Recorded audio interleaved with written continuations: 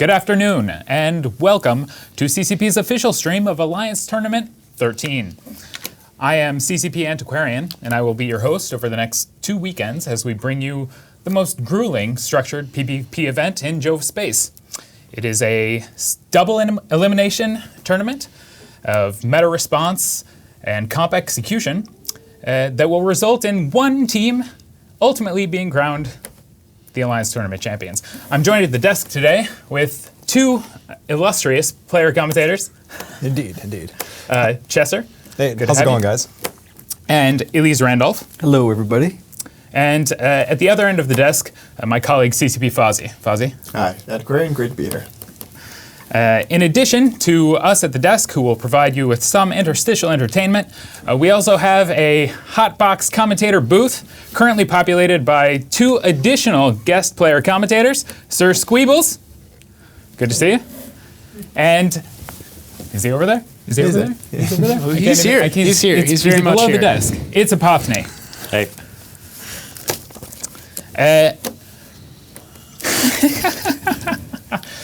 Before we get kicked off today, we do want to say a special thanks to the ISD, who broadcast the first weekend of the tournament. They put in a lot of volunteer hours, and they brought an excellent stream. And there were a number of secondhand streamers who also provided commentary.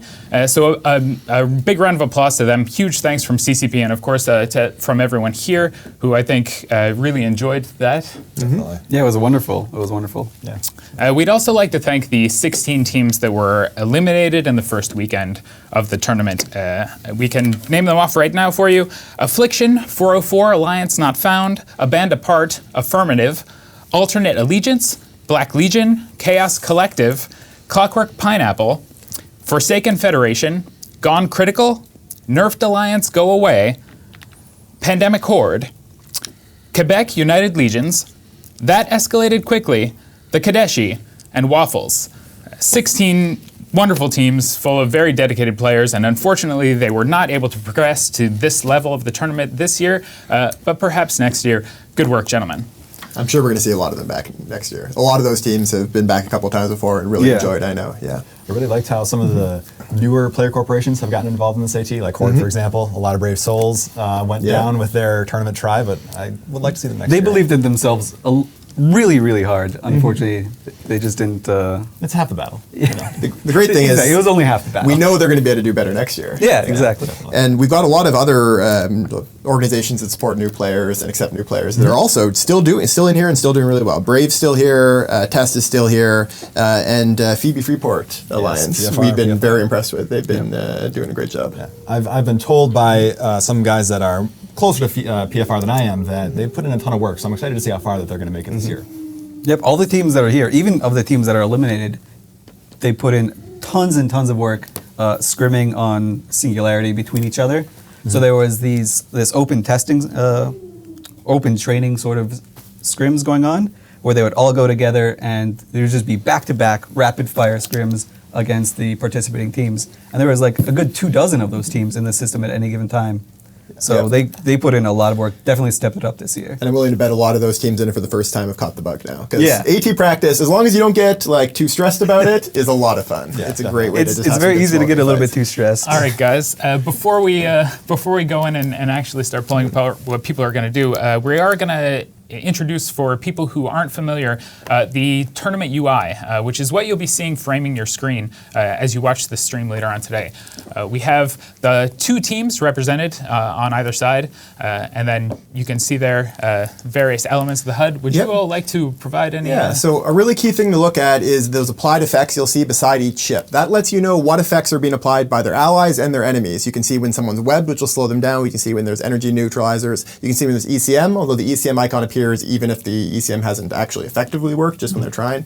And then these bars at the top here will let you know the kind of team that these teams have put together. So whether they're more strong in defense or attack or control. Electronic warfare will fall under control. Attack is just the damage you can do, and defense combines your hit points and your ability to repair those hit points. Yep, and it should be noted that as the screen shows, the blue bar for the defense is just EHP, And the purple part of the bar, Yeah. it represents the active. So you can tell some teams that have a very large blue bar may just be all about hit point buffers, and they're just going to try to grind out their opponent before they die. Yeah. And then some are going to be based around lots of active reps like Tinker Teens. Yeah, exactly. So if you see a big purple bar, things are gonna almost die and then get saved. It's gonna be riveting. All right. So much love for like the EHP in defense. My favorite bar is the green bar and the red bar for sure. Like just seeing how much damage they can actually apply to a ship. It's really interesting, especially with these really bomber heavy comps we've been seeing, how much damage they can actually get on target. And of course the green bar, scrams, webs, it's gonna be, again, going back to the bomber heavy comps we're seeing. Oh, sorry, Antiquarian. It looks like the teams have already taken the field. They're ready to go for the first match of the day. We're going to be seeing the Space Monkeys Alliance versus Out of Sight for our first round. We have ship bans here. For the Space Monkeys Alliance, the Scorpion and the Cerberus have been banned. And for Out of Sight, the Blackbird and the Armageddon. And we will now go to the booth and begin the match. Hello everyone and welcome to day 3 of Alliance Tournament 13. We got a great match to start you off here today. SMA versus Out of Sight. Squeebles, why don't you tell us a bit about the Out of Sight team? So Out of Sight is fielding an undermanned setup. Only 10 pilots on field. They have a Balgorn, 2 Fleet Typhoons, a Damnation, an Oneros, 2 Inyos, 2 Hawks, and a Heron. So surprisingly no bombers on their side. From SMA, we have 2 Fleet Foons, an Eos, another regular Foon, an Eos, double Fury Fire, single Manticore, double Malediction, and the match is on the way. We've got teams burning around. We've got that Malediction just orbiting his own team from SMA. No real action going on yet. Interestingly, though, Space Walter White in the Malediction is painted, as is the Purifier of Dragon Star Chaser. So, Out of Sight trying to get these Hawks and these Inyos onto the bomber wing, take them down. Both Maledictions painted, so just paint for everybody on the Space Monkey side. You do see a significant amount of missiles now coming across. I'm not sure why it took that long. There's one Purifier already taking damage, so Dragon Star Chaser, but he is catching reps from the Oneros. Volley through his shield. We do have the Oneros going through, so we'll have to see how hard these bombers are tanked. A 10 MAB bomber is going to be able to tank really, really well these missiles. If they're painted, obviously less so, but it does look like Dragon is tanking so far. No damage yet on the Out of Sight team. Yeah, so Dragon Star Chaser is getting shield reps from somewhere, and I feel like maybe shield bots. That's what I'm trying to find out right now, but that's either a mistake or just a really interesting artistic choice, I would say. Yeah, it looks like that Purifier is not long for this world, but at the same time we've got the Heron of the Out of Sight team starting to finally take some damage, while the Balgorn lives in pretty much full armor at the moment. Yeah, he does have armor rep bots on him, which you can see right there. I don't see where the shield reps are coming from, though. So maybe somebody accidentally put a shield rep bot in their hangar. Nobody's ever made a mistake like that in the AT, though, so very unlikely. On the other hand, loser 18Q in the Balgorn is starting to take some appreciable damage. Obviously, the bomber wing is getting focused on the Space Monkey side, and it's holding, but only just. I mean, that's so much damage. If they can get that down, their Foons and their Balgorn are so safe. But until that point, it's really scary. And I mean, both sides are managing to hold reps on their frigs. Having said that, Elismus in the Hound is going down his structure. At the same time, Heron takes damage, and Heron suddenly rolled back full rep, and the Hound is the first ship down, followed swiftly by the Heron. Yeah, the Heron pilot is really happy to not have been first blood, but he is out. That's a little bit of E-War potential taken away from the Out of Sight team. Obviously, a lot of mid slots on the Heron. This Oneros pilot of T3H Warrior doing a really good job. One of the reasons a lot of these teams with bombers have been opting for a Guardian is because they have more reps to put out, and they can support these bomber wings a little bit better. So with only a few reps and obviously sweaty palms, this guy's doing a really good job keeping those bombers up. Yeah. However, they might be alive, but they're not making other things dead.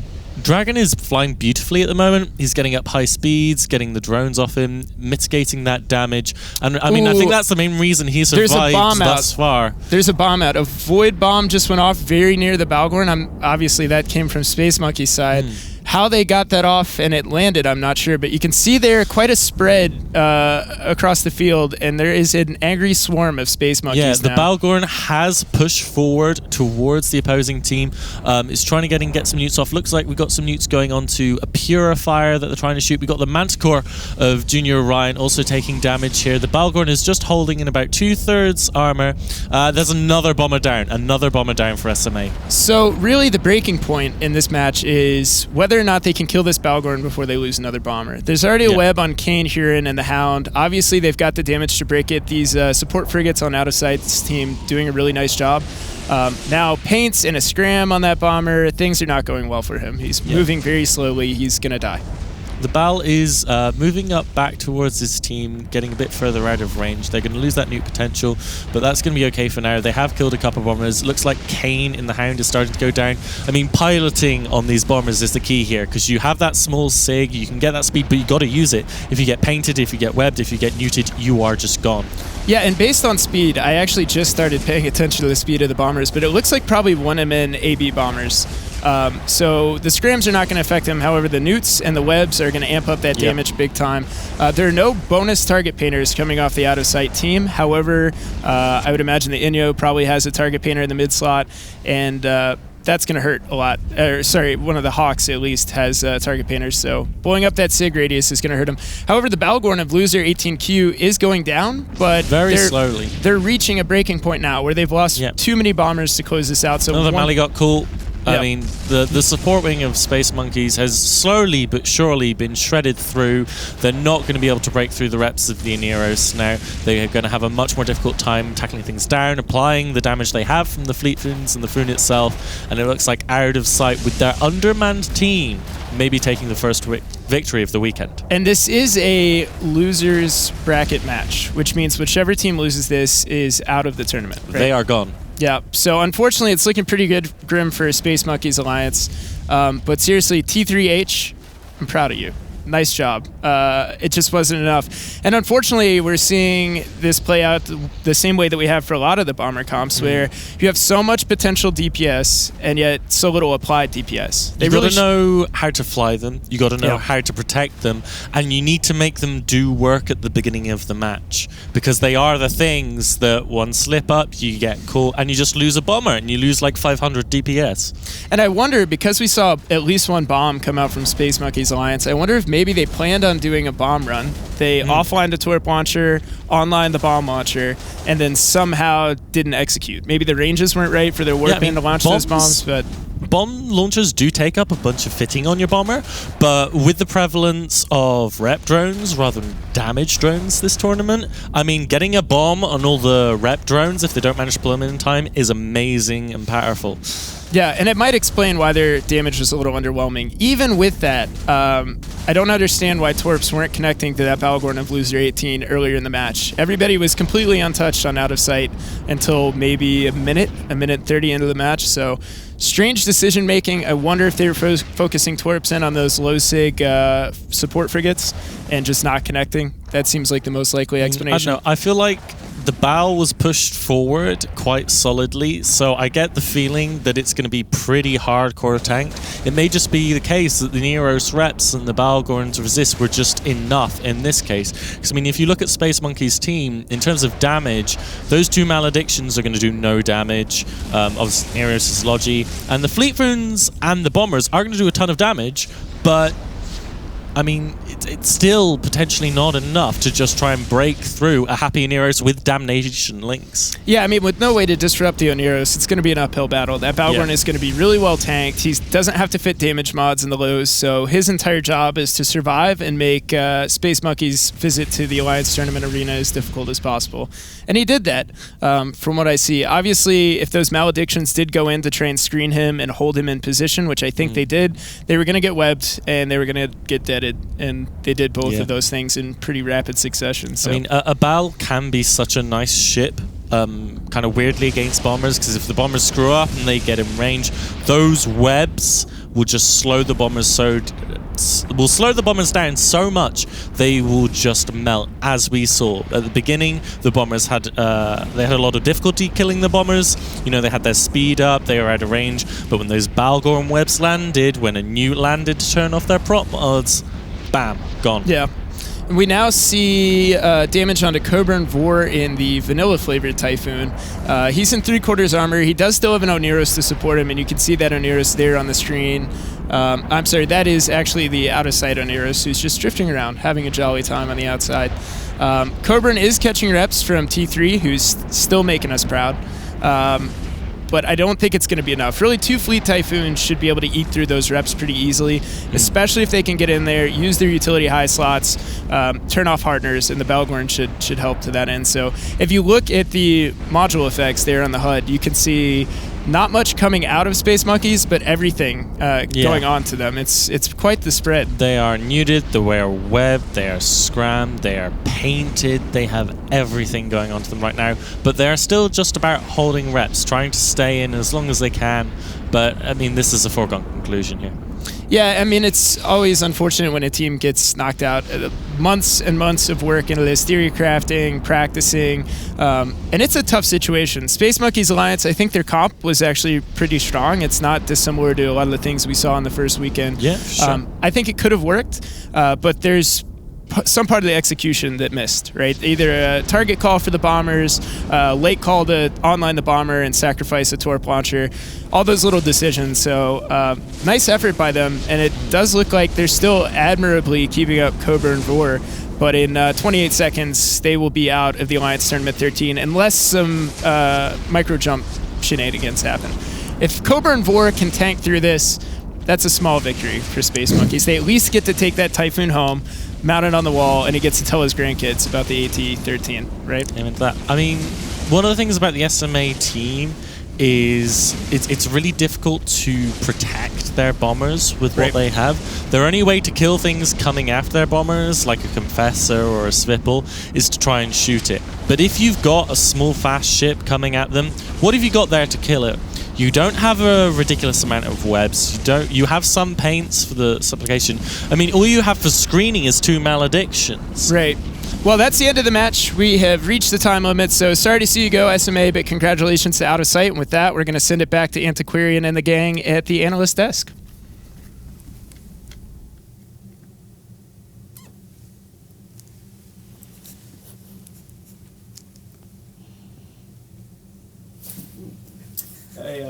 We're still here. We are, in fact, still here. I gave them a very hardcore thumbs up. Thank you, Squeebles Appreciate it, and Apothy for that great commentary. That's Space Monkeys Alliance out of the tournament. Yeah, I predicted Space Monkeys would win that. As did I. Space Monkeys, I just got a XE out right here. We all kind of drew a blank there.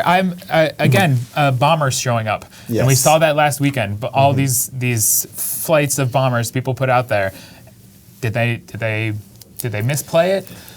So I think a lot of it had to do with they sort of came up against kind of what they wanted to see. Space Monkeys did. They saw a bunch of battleship hulls, which makes you feel good when you're a bomber pilot because you can apply all of your damage to the target. And they saw a few assault frigates, but nothing too bad, right? So assault frigates can't really murder bombers with the amount that Out of Sight had. They didn't have enough to worry about them. But the Space Monkeys team didn't have enough lockdown. Right, so they couldn't ever apply all of their damage, even though they had the right targets they wanted to go for.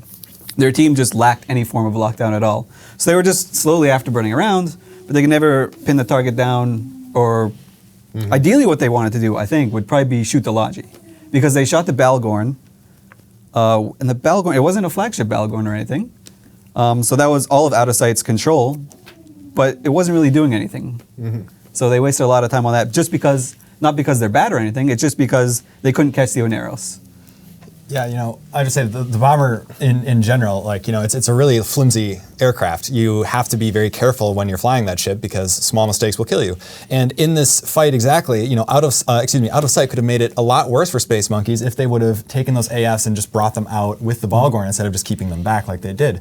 I think that it was an interesting choice by Space Monkeys to have essentially, if you looked at their control bar, almost nothing. And some without painters would be any great. ability for bonus target painters or webs, or the ability to have ships to get in there and get them, like as XIII or the Maledictions or the Typhoons even running in there to commit, the bombers, as Elise was saying, are going to spend a lot of time shooting and not applying a lot of damage at all, which is unfortunate. I also think it's a weird choice when you are, multiple minutes into the match and you're not breaking the Balgorn, that you wouldn't try and switch out to something else. It could have been nerves, could have been whatever, but those types of decisions right there are what's going to kill you in the long run. And out of sight came away with this. Like even if you can't catch the logic, because you're not going to be able to apply torp damage to it without painters and webs. But even if you can't do that, maybe try switching to a Typhoon. See if the tank is weaker. Exactly. I mean, we've been seeing a lot of bomber teams, and we're starting to see, I think, a wider variety of how people are using bombers in the way some of the better teams are using it more effectively, and the less experienced teams maybe having a bit more trouble with it. It'll be great to see. PL run from the first Yeah, weekend. the PL Shadow Cartel both did great bombing runs last weekend, and just using, even without the bombing runs, both of those two setups actually probably didn't even need the bombing runs. Yeah, they were going to exactly. win anyways just from the DPS, because they had the painters, they were applying the torp DPS. And with bombers at 3 points this year, I think everyone knew that bombers are going to be really good, but the big question is who's going to be able to use them the most effectively. Yep, it's really deceptive, because there's so much DPS coming for so few points. You're like, oh, I want to put these on all of my teams, but you definitely have to build a team around the bombers. They can't just be, in previous years, we just had like assault frigates just thrown in for good measure because they're pretty tanky, they did a lot of utility, but you could have assault frigates on basically any team. You can't do the same with bombers. Definitely, you see a lot of teams that they come up with like a core battleship group, and then they're like, "Oh, let's just sprinkle some bombers in there; it'll be fine." And that's not a really good way to make a cake. You need to have the foundation and everything else. But I mean, I definitely agree. I enjoy bombers. I enjoy watching them fly, just because I've wrote stuff about them. But they're really high fidelity ships in really good pilots' hands, and it comes through when big alliances can pull from a large depth of a player base and have really good frigate pilots that will literally life and death. When to overheat an afterburner, where to be. It saves you. You know. And flying a bomber in the tournament is very different than flying a bomber definitely. in normal combat. Most definitely. Because usually normal bomber combat requires moving in these squads, and you're primarily bombing and maybe dropping on targets with torps, with black ops. But here it's a lot. It's more actually like flying a faction frigate, for instance, or a interceptor on the normal EVE gameplay. Definitely. Now, what's the likelihood that we see bombers again in the next match, which is scary wormhole people versus Kapelle? I wouldn't be surprised. I think we're probably going to see bombers in at least some bombers in at least 3/4 of the remaining matches. I'd expect we see Rote bring more newts again, because they just always do. They do. They love their Balgorns. Yeah, Balgorns, Geddons, whatever. Yes, they do. Scary in their previous matches have fielded like double hyenas, so they definitely know how to take advantage of that bonus target painter. So I'm excited to see. It's interesting that you mentioned the Balgorn. The bans are in. Scary Wormhole people have banned the Balgorn and have banned the Maulus. Kapelle has banned the Tengu and the Loki. Interesting. Yeah. The So Loki ban. That tells you a lot, actually, about a team when you ban Tengu and Loki. It means they don't want to face a Tinker setup, which is these setups that can use a Tech 3 cruiser as the repping ship, and then focus a bunch of remote cap into it, so all the other ships pour energy into the logistics ship to allow him to keep everyone alive. They generally have to stay very close to each other, but they're very defensive, very hard to kill. And interestingly enough, Rote have their flagship as a Balgorn. Yep. And so when you have a flagship as your Balgorn, one of the perks of it is you can just circumvent the ban. Now, do you think they go ahead and risk bringing it this early? I think they have to, right? Like this is, if they lose, they're out. And Rote, they have a pretty good tournament pedigree. They like to do well. This is a good time to do it. If you know your opponent doesn't want to face a Balgorn, unless, of course, Scary Wormhole people has been like working another level into the Wheels Within Wheels and is trying to ban out the Balgorn. That never actually works. Like I've tried to do that and I end up just missing a ban. So Yeah, no, it's definitely interesting to see. Let's formalize it then. Who do you have for this match? I think Rote's going to take this. Yeah. I also have Rote down. I think they'll do it. Yeah, Rote, don't let me down. I'm all for you. All right. I can't break the Goocher, as it were. I'm going to go with Kapelle as well, and that's going to be all of us here on their side. Although we do hope that the Scary Wormhole people do their best. Cheers. I just don't have any money on you on Eve Bet, so you're not allowed to. Oh, I'm not. Never said that, actually. Excuse me. So is the match just about ready? I think we've got a bit of time actually left. If you've got so what matches were you guys really looking forward to today? I really want to see Drop the Hammer because last week they had the best match, and it was just amazing to watch. It was like a little no-name team. They were definitely the Cinderella story for me last week. What they ended up doing is they took MJDs on all of their ships except for one, and they just blinked 100 kilometers, and the warp-ins were even perfect. So they just blinked 100 kilometers, murdered Alagi, they just murked the Basilisk straight off, and the other team they were facing had no idea what to do. They were like, oh look, those guys are 100 kilometers away. Let's just plan a little bit. Oh my God, they're on my face. And it was just so fun to see a team like that. And they're coming up against Ministry of Inappropriate Footwork, who are a fantastic team. Yeah, that should be a really good match. Yeah, definitely. My personal favorite is going to be match 68, which is Bastards versus CAStabouts. And the reason why I say that is Bastards' last game in the loser bracket. They brought Scythe fleet issues and a number of very off-meta picks, super fast ships. And within 60 seconds, they had just MWD'd over to the Logi, assassinated it, and then just cleaned up from there. It was just a pleasure to see just something totally different like that. And I can see why too. People's Scythe fleet issues have never been popular in the tournament, but Rapid Lights, they're really fast. You can kill a lot of stuff with them, and they'd be really good against bombers. They've got a ton of mids, a lot of utility, and they do a fair amount of DPS. Tiny sig too. Yeah, exactly, and the medium dude on the top if you want. So, and they can apply all their damage as well. Yeah, they're basically a assault frig that just happens to do more DPS and have more hit points. That's kind of a trend for Amar ships in general. Minmatar ships in general, where it's like you're in a cruiser fleet. Oh well, I'll just bring you used to be able to bring a Hurricane, but now you can bring a Tempest, kind of a Nanopest. Always ship up to their down. We are ready to go for the next match. This is the Scary Wormhole people versus Wout Kapelle, and we'll go to the booth.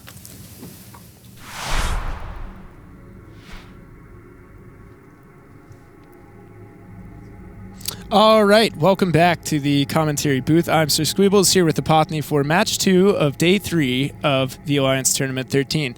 On the field, we have Scary Wormhole people versus Rote Kapelle. Two very different setups. Go ahead and break the comp down for us. Okay, so from TDS and Scary Wormhole people, we have double Fleet Phone, Eus, Aeneas, double Confessor, double Svipple, Heretic, 2 Purifiers, and a Malediction. So here we've got some DPS, Logi links, you got anti-support in the Svipples and the Confessors that can do a fair bit of mainline DPS as well. They're going to Shrek the bombers of the other team, and then we got the Purifiers, some more DPS, a Heretic, and a Malediction. The match is underway though. Rote Kapelle, on the other hand, 2 Navy Scorpions, 2 Sleipnirs, a Basilisk, 2 Purifiers, 2 Manticores, 2 Nemesis, so a lot of bomber DPS, and you can see they're putting it down on the Fleet Typhoon of NAED, Nade 21. Just burning everything in, going Faust for it. Eerst in the Fleet Typhoon, 0 MS. Okay, he just started moving, so he is in the match, everything's going well there. However, his buddy Nade not holding up quite as well. Scary Wormhole people are about to lose a Typhoon Fleet issue if they're not very careful. The Aeneas took some damage early, he might have just put a cycle off wrong, and he needs to catch reps or he's gone. And that is going to be a huge pickup for Rote at the beginning of this match. Yeah, I mean, a lot of movement on the field from the Rote Kapelle side as they sort of gone. Defensively positioned, took down the first Fleet Typhoon, the second should be easy work. However, they landed a web on that Aeneas, so they might go that route. Does look like the paints and the Twerps are going down on the Fleet Typhoon. This is what we said last match. If you bring a ton of bombers, they have to do their work early. Right. And they are doing that. They took out one Fleet Typhoon, they're going for the other. Those are the 2 targets that the bombers are going to help you with most. It doesn't really matter if they die to the T3Ds after those Typhoon fleets are gone, because they have already achieved what they were meant to do here. And interestingly, I mentioned last round that the Guardian is chosen a lot of times to support a bomber wing because it has more reps to put out. You're seeing that happen now with the Basilisk, right? Yeah. So more reps to put out. He's keeping up this this bomber wing really, really nicely. They might lose the Nemesis, but at this point they've taken down 2 Fleet Typhoons, or they will have here momentarily. So really not a bad trade. It One does bomber look like for 2 Fleet the Typhoons. Scorp Navy of Rote is trying to smart bomb off missiles. Well, actually, we've got a bomb here coming off from a Purifier of Scary Wormhole people. It goes off just at the rear end, not doing that much. I think it actually may have been a Void Bomb versus the Basilisk. We'd have to check the replay for that. But it looks like the second Fleet, it's gone. It's down. That's a ton of DPS removed from the Scary Wormhole people really team. is the core of their team. I actually managed to catch that bomb right before it went off. That was an Electron bomb. And the fact that we didn't see any of that damage come out means that obviously not the most effective bombing run. Maybe a celebratory bomb launch from Rote Kapelle. This is really a cleanup job at this point. I mean, again, The support wing for Scary Wormhole people. There's the Nearest now going down. It's been set upon by the Sleipnirs, by everything. It's going down. It just melts so quickly. Rote have gone hard and fast into this match, and they are wrecking face. Yeah, and Sakura Nihil in the Purifier bouncing up and down in shield, so the Bazzi is doing all the work that he can. He is damped, but clearly still in range. His reps are landing just fine. Both bombers gone on the Scary Wormhole people side. Looks pretty grim. I was going to say their support wing is actually pretty nice for killing bombers. If those are beam confessors, if those are artillery swipples, which is kind of the flavor of most of the support wings, they could hypothetically clear bombers really easily. I mean, they are slowly did burning get one through purifier. them. I mean, Rote has lost a couple bombers now, but it's just too late. It's too late for Scary Wormhole people to have an effect on that. It's important to mention the Navy Scorpion is one of the tankiest shield hulls in the game in terms of buffer. They are going to have substantial amounts of EHB. So really, Scary Wormhole people definitely needed those 2 purifiers to stay up, and they needed at least 1 Fleet Typhoon to push through the tank of these Navy Scorpions, even if they had all day to do it. Unfortunately, they don't have all day to do it. I would estimate they have maybe 90 seconds to do it. We've got both Swipples now gone for Scary Wormhole people. Looks like a Confessor is going to go down next, but a Malediction is on the way to being caught as well. That Confessor being webbed and painted in MMORPG LOL. Looks like they're trying to put what damage they can left on the Purifier of Helium, but this is done. This is gone. Rote are going to go through to the next round of the losers bracket. Yeah, and I mean, it's important to mention again, these are elimination matches because we're in the losers bracket. So Scary Wormhole people, once this EOS eventually goes down, they will be out of the Alliance Tournament 13. So nice job, nice attempt, really good execution by Rote Kapelle, but there's a reason the entire analyst desk had their money on Rote Kapelle. Yeah. And it's because a really they are solid old school team. They really know their stuff. We've got a ton of players with a ton of experience. You know, down from Syndicate Space, where we get a ton of tournament teams from Syndicate. I don't know what it is about that region, but we get a ton of teams. I don't know either. I should move there. But Rote Kapelle, great execution. Great execution of what I think is a really well-rounded comp, and a comp that we're going to see again, if not from Rote, from a different team, because this tanky shield core has been paired with bombers, and it's not been terribly successful. And one of the key things here, if you compare it to the last match where we had a very bomber-heavy team, I think the Vigil makes a ton of difference. Yeah, because not only is that a painter, that is a bonus painter, and that does so much for the application of the bombers. And interestingly, almost impossible to underestimate how powerful it is. That hull only 2 points, so it only costs 2 points to field that.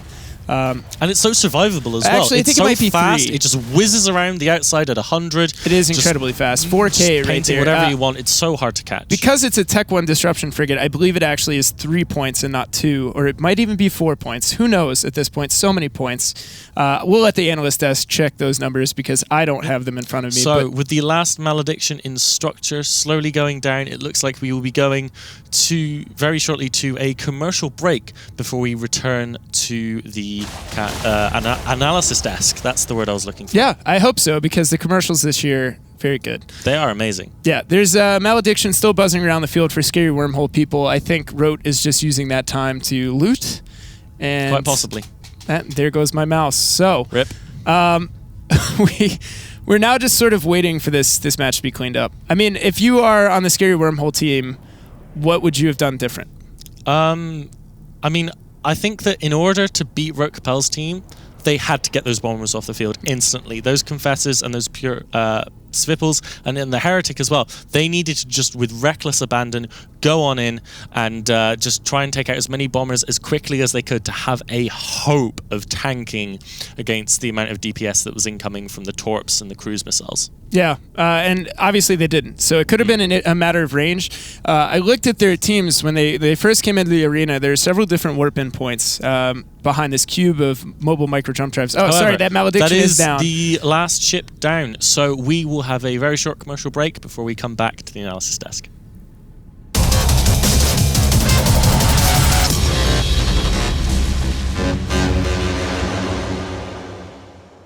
By Jove, mates, we should be in here too, what? I dare say you're right, Rix. Jolly good show. Indeed, we are a pleasant bunch of blokes after all. What? Tally-ho! I bear the part. A reminder to all fleet members that whelping is almost guaranteed to happen at some point on our roams. For this reason, Redemption Road recommends the use of cheap or naked clones while roaming. Thank you for your attention, and don't forget to fly safe. And something I overlooked before, Devil's Warriors actually did bring Navy Dominixes. So, which probably, I think, is why they were in the losers bracket. So.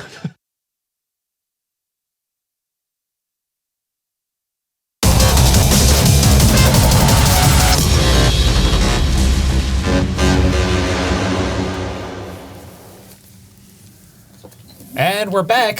Scary wormhole people falling to Rote Kapelle as predicted by the desk, gentlemen. Yeah, Rote Kapelle is traditionally a pretty strong team, at least like solidly mid-tier at the very least. And I think this performance was kind of on par with that. It was solid, yeah. Yeah, and they were kind of unflappable as well. So scary wormhole people banned the Balgorn.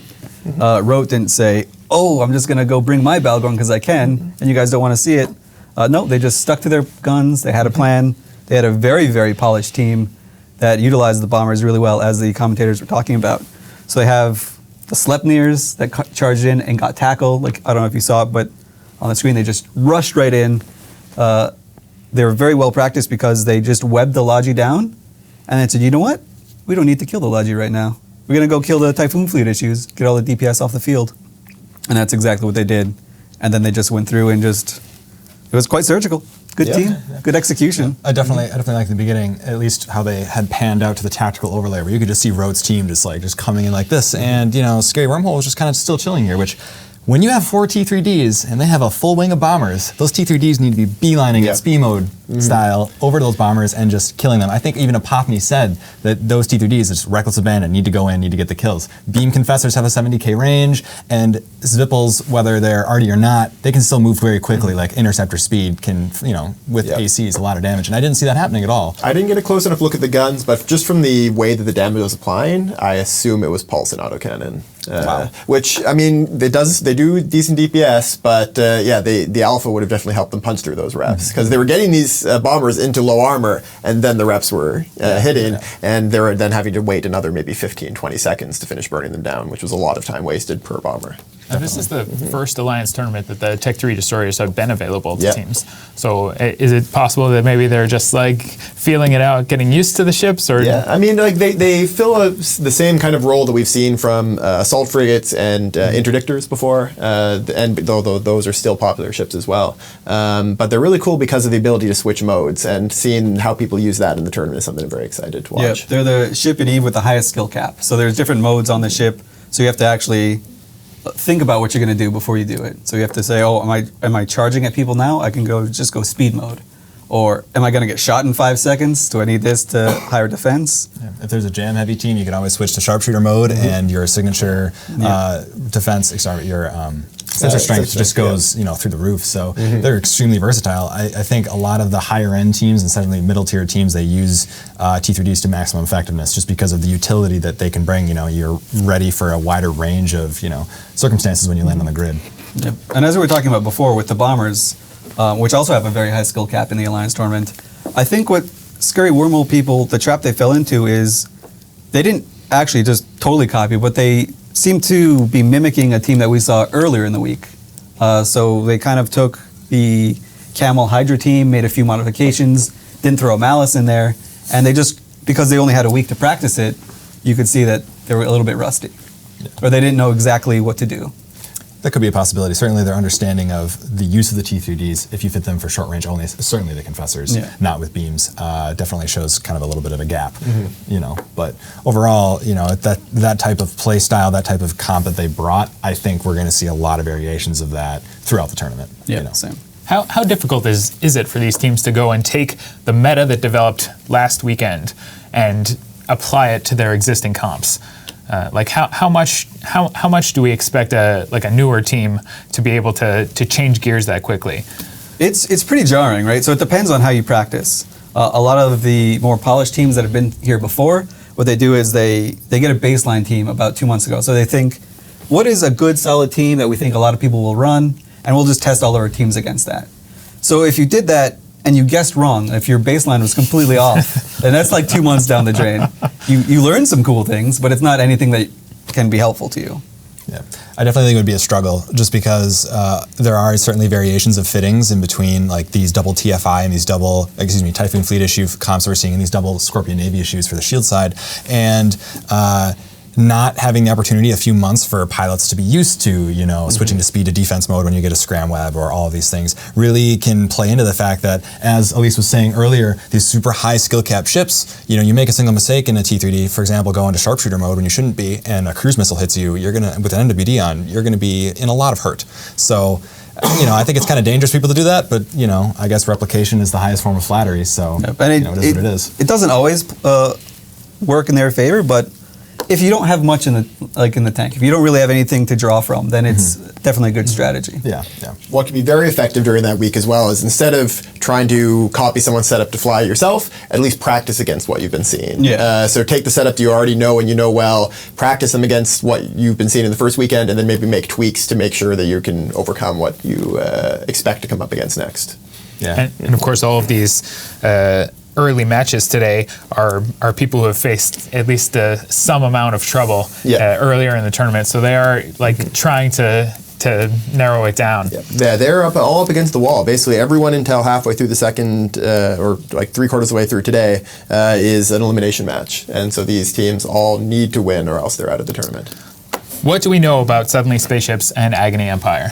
Both teams that have quite a bit of tournament experience, and both teams that like to do kind of small, medium gang stuff, hang out in Syndicate a lot in low sec. I think both teams that have tended to be pretty strong in the tournament, definitely above average. Yep, Agony is one of those teams that you always have to watch, right? So I've had a keen eye on them ever since Alliance Tournament 10, where they played phenomenally.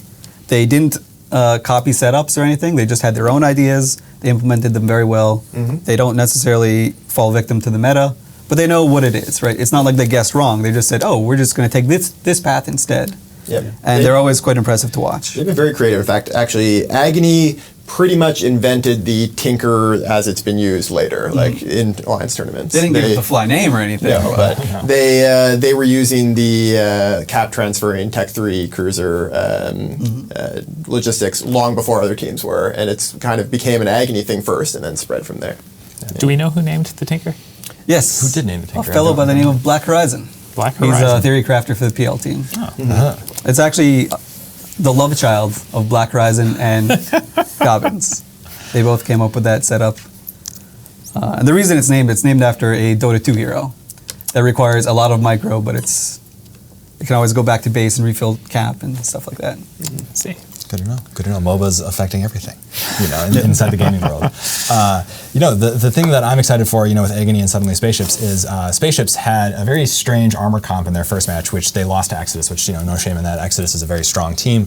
But their second game, which they won, they actually did bring a Shield Tinker, a very double SNI, Scorpion Navy issue, and just crushed their opponent, and did actually really, really well. Agony has an interesting thing with them too, where they've, their last match they brought Onyxes, which I always thought was an interesting choice to spend your points on, just with given limited amount, but, I'm kind of excited to see this match. Yeah, we have the bans for them. Coming in just the now, Suddenly Spaceships banning out the Balgorn and the Loki, and Agony Empire banning the Tengu and the Basilisk. So my guess there is that the Tengu Agony probably banned the Tengu first, and then suddenly was going to ban the Tengu anyways, so they banned the Loki out. Neither of them want to face Shield Tinkers. They both wanted to kill the Tinker. Yeah, I bet Agony went into thinking, we're going to ban the Tengu and the Loki, let's ban the Tengu first, then pass off the other team. Yeah. And then suddenly had already been planning on banning the both. So it was like, oh, sure, half of it's already banned. Ban the Loki as well. Go for it. So, sorry. Who do you pick? Oh no, who do you pick? I'm definitely gonna have to go with Agony on this one. They have a really strong TQ presence, and it's been a long storied history with them as far as tournament play. So I'm definitely think it's a safe bet. I'm also going on the Agony train. I think they're quite strong. Yeah, I think this is gonna be a close one, but I have a huge amount of respect for Agony, and I think they're gonna take it. I just like the name. Suddenly Spaceships for one, and we'll go to the booth live at the match.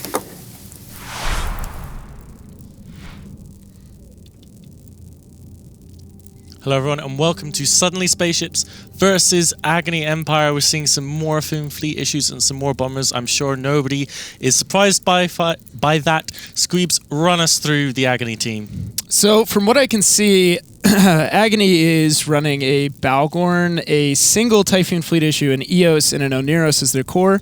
And then they have a really healthy complement of support ships in 2 Svipples, a Confessor, 2 Hounds, and an Ares. They also have a Punisher, just because Punishers are actually pretty fantastic. Yep. So on the other team, suddenly Spaceships, we've got double Fleet Foon, Eos, Oneros, double Svipple, double Blackbird, double Heretic, Hound, Punisher. The match is on the way, and we have the Agony team burning in to get some damage in, but at the same time we have the Svipples going in to get some tackle off with that Confessor. It looks like the damage going on the Oneros. First of Agony is taking a ton of damage, but at the same time the Hound is just trying to get the Oneros to spend all its cap wrapping itself and wrapping the Hound, but it doesn't look like the Hound is starting to go down unless reps can catch soon. There are the reps. Yeah, so the reps are pretty stable. The Oneros is running a local tank, Oli Geist in the Oneros running a local tank. It seems to be holding for now. He doesn't seem to be under that much pressure. However, the Blackbird of Cyprus Dedis is not doing so well. He is receiving reps, but he's only going 50, 60 MS, and he's down. Goodbye. Blackbird down, straight off. There's a lot of jams off. Jams are so useful when they go off, but when you haven't got them, you haven't got them. Blackbird's really, really not tanky ships at all. Again, we've got split damage between the Oneros of Agony and the Agony Hounds. Both Hounds actually taking damage at the moment. Both just about managing to hold reps, maybe trying to confuse the Oneros, but he seems to be doing a pretty decent job so far, keeping everyone up. It looks like the second Blackbird for Suddenly Spaceships will be going down soon. He will, very soon, in fact, as there he goes. The Oneros of Oli Geist, however, on the Agony side is starting to struggle. So it seems fairly one-sided now because Agony obviously still has their full team, but if that Oneros goes down, this is going to be bad news bears. Yeah, we have Agony. A wave of Agony T3Ds flying across the center of the match, through the madness, through the brawl. I wonder where they go. It looks like they are heading for the Svipple, possibly? It seems right. Valerie Igonen in the Svipple, now out of shields, going into armor. He's going to be pretty tanky, given how small of a ship it actually is. Those T3 Desis are amazingly tanky, depending on how they're fit. He is going down, though, so Agony is using their support wing like pros. Again, there's a reason they got chosen that said, so these Spaceships do have 2 of their support ships on the Oneros. I mean, it's just about holding reps, but it is struggling. Svipple goes down, 4 Suddenly Spaceships, another ship down. Agony still haven't lost a ship yet, but that Oneros is getting worryingly low. Yeah, and he has a huge flight of armor rep bots. Hopefully there's a shot of that. You can see those effects coming in right now on your screen. That's a whole lot of armor rep bots. I know Suddenly Spaceships has a whole lot of things going on right now, but if they have any support that are not actively killing Agony support, if they can't make it through those bombers, at least take out those rep bots and open the door for the Agony Oneros to be killed. Structure, it has lived for so long, it has done so much work, and it finally goes down. But I think it might be just too late. It might have lived just too long. Well, Suddenly Spaceships might have lost too much time on it. You say that. However, Agony now has no Logi, so those bombers are going to be easily killed, whereas Suddenly Spaceships does have Logi. So obviously that Oneros now taking huge damage. If they can shoot through this Oneros, and they really should be able to with the Balgorn's cap pressure, awesome. However, if they can't sink that Oneros... It looks like the support wing is shooting the heal bots that are currently looking after the Suddenly Spaceships and Ares, but all those bombers are going low. We got, 2 Hounds down, now an Ares is going to go down as well. This is a great pickup for the Suddenly Spaceship team. They're really turning it around here. So one of the problems that Agony is going to run into is we've seen a lot of comps over the first weekend that involved like a Balgorn and 2 Fleet Typhoons. Took some points, borrowed some points out of the support wing to introduce some heavy battleship DPS. A Balgorn doesn't do damage. It just doesn't. It does cap warfare. It can. It does have a damage bonus. We don't see it used often. I can zoom in to check, but I'd be very surprised if this Balgorn is putting out damage.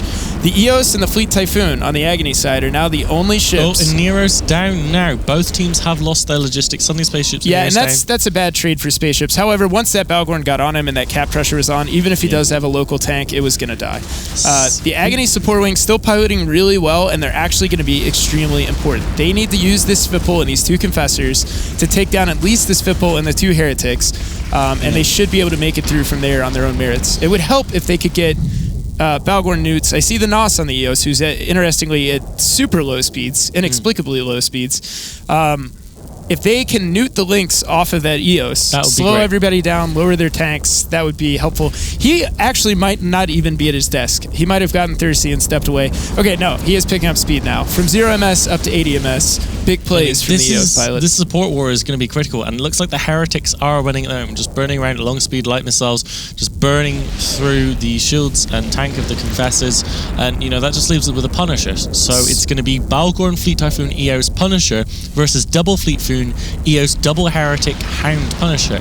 And one of the key things there, even though it's roughly even, having that Hound gives so much extra DPS to the Suddenly Spaceships team. So if you're just burning through the meat, the raw EHP of the other team, double Fleet Foon Hound has a great advantage over Balgorn Fleet Foon on its own. Yep.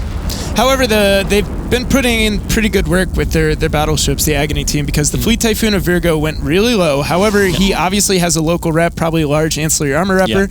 There's a potential for some gimmicks where you online to plate, but no, I see that second round of ancillary boosting. So how they're allowing him to boost through that, I see now. He's going 900 MS, so he's getting away from this Balgorn. He's not opening the door to be cap dry, because he needs that rep to be running. He will go down. Left are local and whatever heal bots they've got left.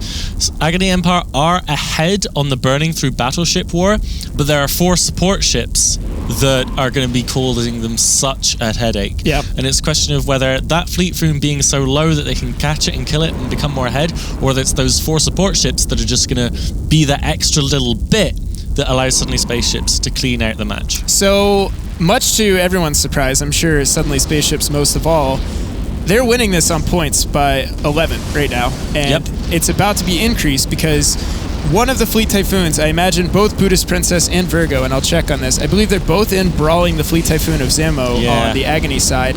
He's not going to make it through this. Zamo is in a lot of trouble right here. He's muted, so no local tank is going to happen. Scrammed, painted, so all that missile damage is going on him right now. He's low speed, he's super high sig, and that is not when you want when you've got 2 Fleet Foons and a bomber bearing down. I would classify that as suboptimal. That would in fact be a suboptimal situation to be in. Yeah, however, they've traded... Oh, look at the structure hit points. I can count all 4 of them. Oh, and there they go. So now they're out. However, you're trading a Fleet Typhoon for a Fleet Typhoon this late in the match where you had such an early advantage. That's not a good trade for Agony. They really needed their Fleet Typhoon to somehow miraculously stay alive longer than it's about like to. A champ. Yeah, unfortunately this cap pressure, so the Fleet Typhoon they killed is actually where the newt was coming from, onto Zamo. So without any more cap pressure, maybe he can get to an MJD and he can move himself out of that position. Yeah. See, now they killed the Hound. They knew that just that extra DPS, they knew they'd be able to pick it off quickly. So if they had the opportunity to catch it, they did, and they got it down. That's going to be a great DPS pickup for them. And Agony are fighting tooth and nail to stay in the match. They are now ahead on points, very importantly. And it's 2 battleships and the CS versus a battleship, a CS, 2 heretics and a Punisher. The Punishers are more easy pickups. You're going to take a bit more DPS off the field. It's going to be easier to break than a Fleet Foon with an AAR. Depends on how hard you newt it, but if you see that there are tons of newts on the Fleet Foon and the EOS, so maybe the EOS's links are turned off. It's possible. I'm going to go ahead and call it Rapid Heavy Fleet Typhoon on the spaceship side. That's the only reason that Zamo on the Agony side survived. I think he just got into reload. Now he's getting shelled again. You can see those missiles coming in. I think he only survived during the reload time. He did well with his mod management because he is still repping, but ultimately Buddhist Princess was sitting there just rubbing his hands together for that 40-second reload, and then he did his work. So right now, a 4-point margin between these two teams. Yeah. Once this heretic of M08 goes down, which he should, and EOS should have an easy time killing him if the Balgorn has webs on, which he does, we're going to be in a tie game.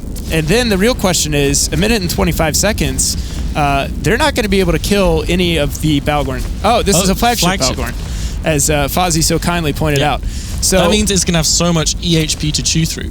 And the thing is now, we're on so low ships, and with a flagship Balgorn and an EOS, they have so much potential local tank. And there are no newts from the Suddenly Spaceship teams left. If that Punisher can stay alive, it's webbed. So actually, no, it's not.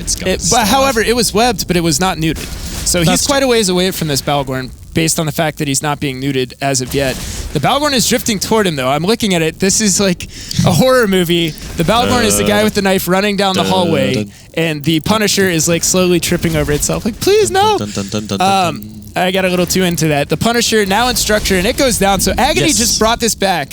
Unless With they boundary 35 violate. seconds left. If they boundary violate, that's the only way they're going to lose this match. Suddenly, Spaceships have under 30 seconds to kill a flagship Balgorn's worth of EHP or kill an Eos, which has an insane local tank. I also said that Balgorn probably didn't have guns. I was wrong. I was super wrong. Look at those guns. Those are there. Buddhist Princess feeling the wrath of the Agony flagship. And again, we're in losers brackets, so even though this is a super close match and I would like to see these teams play more, suddenly Spaceships. An incredible match that like shifted from side to side. These are the matches that you love in the Alliance tournament. Suddenly Spaceships and Agony are not the two best teams in the Alliance tournament. I don't think anyone would disagree. They're not the worst teams by any team, but the fact that they are so close has produced such a wonderful, enjoyable match. And I hope you guys at home have enjoyed that was a good as match. much as we have had. And it is now officially over, as I can tell by the 0 on the timer. So congratulations to Agony. Tough luck for Suddenly Spaceships. And with that, we'll send it back to the desk.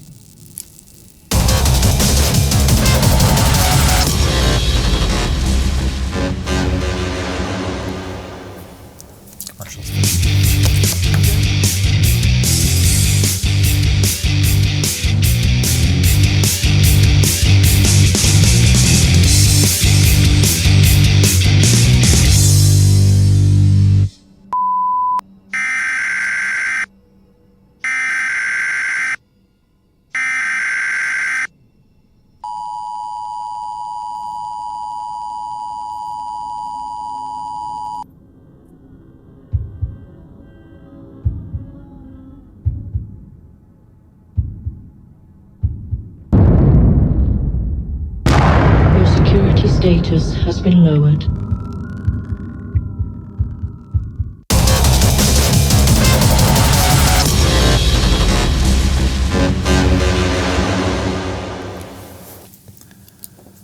This is CCP Antiquarian, live from Reykjavik, Iceland, and suddenly Spaceships has lost.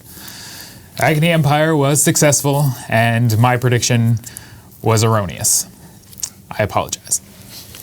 Desk, what did you think about that? Really, really good match. That was a very fun one to watch. Very close all the way through. Really good use of the flagship by Agony. We're not going to know what the fit is yet. Maybe they'll lose it later in the tournament. We'll find out what they got fit. They can change the fits, yeah. But yeah, they had guns on it, which means they probably were taking advantage of being able to fit the faction or officer damage mod, so heat sinks. And it was doing some nice damage. It didn't look like it had a smart bomb, which seems like a wasted opportunity on a flagship Balgorn, because they could have cleared off all those rep drones, but it was enough to take them through. Great job. Yep, it was really well done, and the teams are so similar to one another, so it all came down to practice, and I think Agony got the upper hand because they had that flagship. If it was just a normal Balgorn, as Squeebles was saying, their DPS is so anemic that they're irrelevant, especially towards the end of the game. But this one definitely was pumping out some damage, so it was able to keep up with the double TFIs of the Suddenly Spaceships team.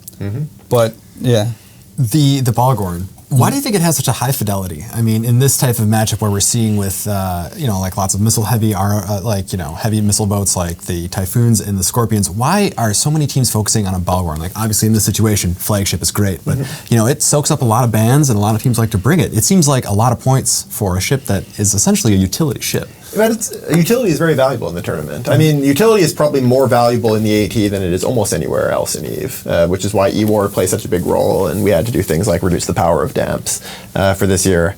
It's just a classic tournament ship, I think, at this point, because it has the kind of multiple aspects of utility. Sure, you can get the long-range newts on Agedon, but the Balgorn has the strong newts and has the long-range webs. Yeah, so the neat thing about the Balgorn is because it scales so well with money, right? Definitely. So you can get like a Gotan's web on it or a Toby web, and suddenly you can go to the center arena and almost point everywhere. Yeah. You get 70-kilometer webs. That's insane. That's better than a Hugin. For anyone that's just tuning in and isn't familiar with the rules around flagships, basically we allow each team to choose one battleship. It has to be a Tech 1 or a faction battleship. And on that ship, they're allowed to put modules that are normally not allowed in the tournament. Normally, you're only allowed to fit Tech 2 modules, polarized guns, and then Tech 1 and meta stuff. None of the really expensive, powerful faction or officer mods. And on the flagship, you're allowed to just fit the most expensive stuff, really, really crazy powerful stuff. But if you lose your flagship, then you can't bring it again. It's gone. Not only have you lost all that money, but you've lost the use of that flagship for the rest of the tournament. Now, we did see that happen on a number of matches in the first weekend where people decided to go all out and lost their flagship, and then, of course, then had to proceed through the rest of the losers bracket. Do we expect to see people be hesitant about bringing their flagships? I mean, I asked that question before, but you've got to wonder, like, do you go ahead and stick with a comp that you've built up, or do you change gears so that you have it later on when you're facing maybe a more intense opponent? I think if you're in the losers bracket, if you see somewhere where the flagship is going to help you win, then you got to go for it. The only time you wouldn't use it is if you don't think that it fits into what your strategy for that match is. Yeah, I definitely think that us three would agree that without that flagship Algorn, Agony would have been in some serious trouble in that match. Definitely. So. Yep. I thought suddenly Spaceships made better tactical calls during the match. Like they went after the Logi first. Doing that, they cleared off all of the bomber DPS right after that, which was a huge thing. Unfortunately for them, Agony was able to hold on to the suddenly spaceship Oneros. So, just because of the long webs and the... Yeah, definitely. I think Oli Geist, the Oneros pilot for Agony, had just the playmaker, because he stayed alive for a really long time in a really unfortunate situation. Forever. You know what? His support wing was doing just fine that entire time. I just to say, like, props MVP right there. It was like some really good play. As you did hear Apothe mention it, even specifically, he just held on too long. Suddenly doesn't have a chance. And I mean, the match went for quite a while afterwards, but that might have just been just too much. If he died one reload of rapid heavy launchers earlier, then that probably would have swung the match. Yeah, definitely. And it's not something we talk about very much, but the rapid heavy launchers on the TFIs, or the Typhoon fleet issues, are really not the best at killing rep drones, right? Because they have a really, really long reload cycle, so you want to apply all of those missiles to the guy you want to kill. You don't want to just kill pesky drones. So Agony had, I don't know, it looked like 15, 20 rep bots out there, like heavy rep bots. The Oneros was not running them at all, so he was just getting full use of those bots.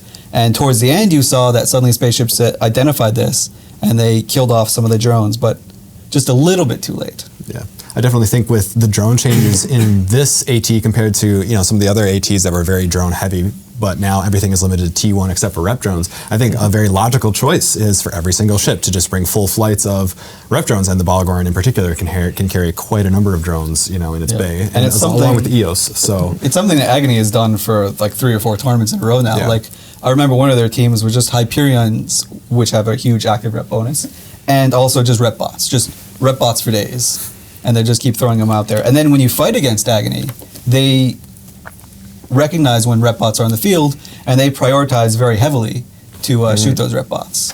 Yeah.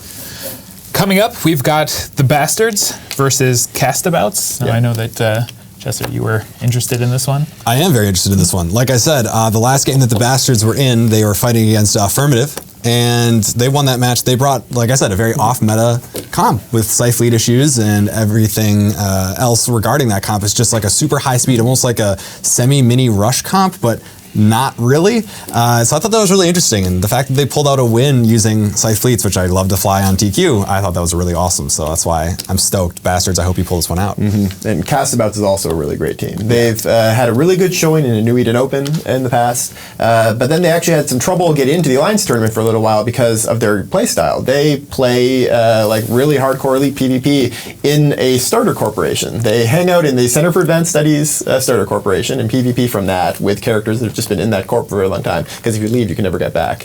And that is their niche, and they're great at it, and they will bring new players along and teach them, as well as just kind of surprising people, because you never expect to get murdered by a veteran in the Center for Advanced Studies, right? You see, he's going to be just a throwaway alt. Nope. But that meant that they couldn't enter those characters in the Alliance tournament. So what they've actually done is created a new alliance and built it up over the last year and a bit, and now they're able to enter the AT as well. Now, we're having a little bit of a technical difficulty here with the bans, but I've got them in. It looks like the Bastards have banned the Cerberus and the Armageddon, and the CAStabouts have banned the Tengu and the Basilisk. Interesting. Yeah. Tengu soaking up another ban. Yeah, so basically what it means is the Bastards, they're banning out like light missile teams, so maybe they're going to be bringing a lot of bombers, or maybe they're just going to be kiting a lot, and they want to outrange their opponents. We haven't actually seen a lot of Tengu bans that don't go along with the Loki ban. Yeah, That's so been a pretty uncommon. it's kind of neat, ban. right? So if you ban the Tengu, the Tinker, you can replace it with a Loki. But if you assume CAStabouts are going to take a Tinker, or they really want to, then you just ban the Tengu, and then you can skew all of your damage toward the Loki and have a bigger advantage. Kinetic damage, be able to burn through it. That just has a weaker tank than the Tengu. It could mean that they are also trying to fake. They may be trying to suggest that they're bringing a Tinker. That's the first thing that came to mind for me when you see Tengu and Basilisk. Oh, maybe they're trying to bring a Loki Tinker, but they very well may be counting on that. Yeah. So there's mind games for days that they can try. Or maybe they just click something the wrong way. Like, you never know. Mind games and Eve. I can't. It's really, No, it's really bizarre. I mean, the Alliance tournament's so weird from normal DQ. So. Well, with that, let's have a really quick call of who you expect to win. I think the Bastards are going to take this. I'm also going Bastards. Yeah, I have to agree. Bastards for me as well. I have learned my lesson. I will go with Bastards. Meaning I agree with you lot. And we'll go to the booth. All right, welcome back to the booth. We now have the Bastards versus CAStabouts, as you heard. Pretty interesting setup already coming out from the Bastards side, so I think Chester will be pretty happy with this. They're fielding 2 Sleipnirs, 2 Cyclones, a Scimitar, 2 Scythe Fleet Issues, and some support that I don't yet have targeted. Double Flycatcher, Korax, double Merlin rounds out the Bastards team. Then from Cass, we get double Golem, double Typhoon Fleet with a Claymore for links, then double Tristan, double Kestrel, double Breacher for some logistics reps. We're seeing the Logifrigs very rarely in this tournament, but I do like the teams they come on. They're very interesting. They're not inherently bad. They're just a bit more out there. The match has started, and we have the entire Bastards team burning in their take on what you might be able to call a Mimitar Rush almost, this year's Mimitar Rush style setup. It's and not we have too the far Tristan off, of Cass taking a lot of damage. So there's actually no Logifrigs on the field. They have Breachers and Tristans and Kestrels. Very light support wing, obviously cheap because they put so many points in the double Golem, double Fleet Typhoon. And thankfully Tristan for down them, for Cass now. one Tristan already down for CAStabouts. The Simi burnt through almost immediately. Is trying to rep now, but it's in low armor. It's going into structure. The Simi is such an important ship. Yeah, and he's good. It's barely holding on. But even if he holds with that ASB, which he's not, he's getting chunked into structure. He gone. All right, so he's down. So one interesting thing to mention, though, is that the Cyclones have their own active tanking bonus, as do the Sleipnirs. Oh, yeah. So they're going to have pretty beefy tanks in and of themselves. What they have to do is they have to mitigate damage coming in from CAStabouts. They're going straight for the Claymore, which is a questionable call. I'm not sure why. Getting links off takes down their speed, takes down their tank potential. But yeah, I wouldn't necessarily call it next, but it's a perfectly valid choice. Claymore does go down very, very easily, kind of surprisingly that it didn't last a little bit longer. But there we go, Kestrel going down, and Bastards are just burning through the ships here. They got so much damage. They're catching these small ships, taking them down, and that's going to leave Cass with only 4 ships once the last Breacher and Kestrel are down. Looks like a Flycatcher has been caught and is going down on the Bastard side. They still got another one to go now. It is painted. There it goes, pops down. I am interested to see what they try to shoot next, whether they continue with the small support or whether we go into the big stuff now. It does look like Yellow Man and the Golem is taking a bunch of damage, but no, they're painting the Flycatcher. Yeah, so they do have a web on the Fleet Typhoon of Vlad as well. I mean, there's not a lot of good choices if you're the Bastards team. You've got to pick off that support. CAStabouts had to expect that. They didn't put a whole lot of points there. All very light tanks. So the fact that they lost those frigates early, the majority of those frigates, not a big deal.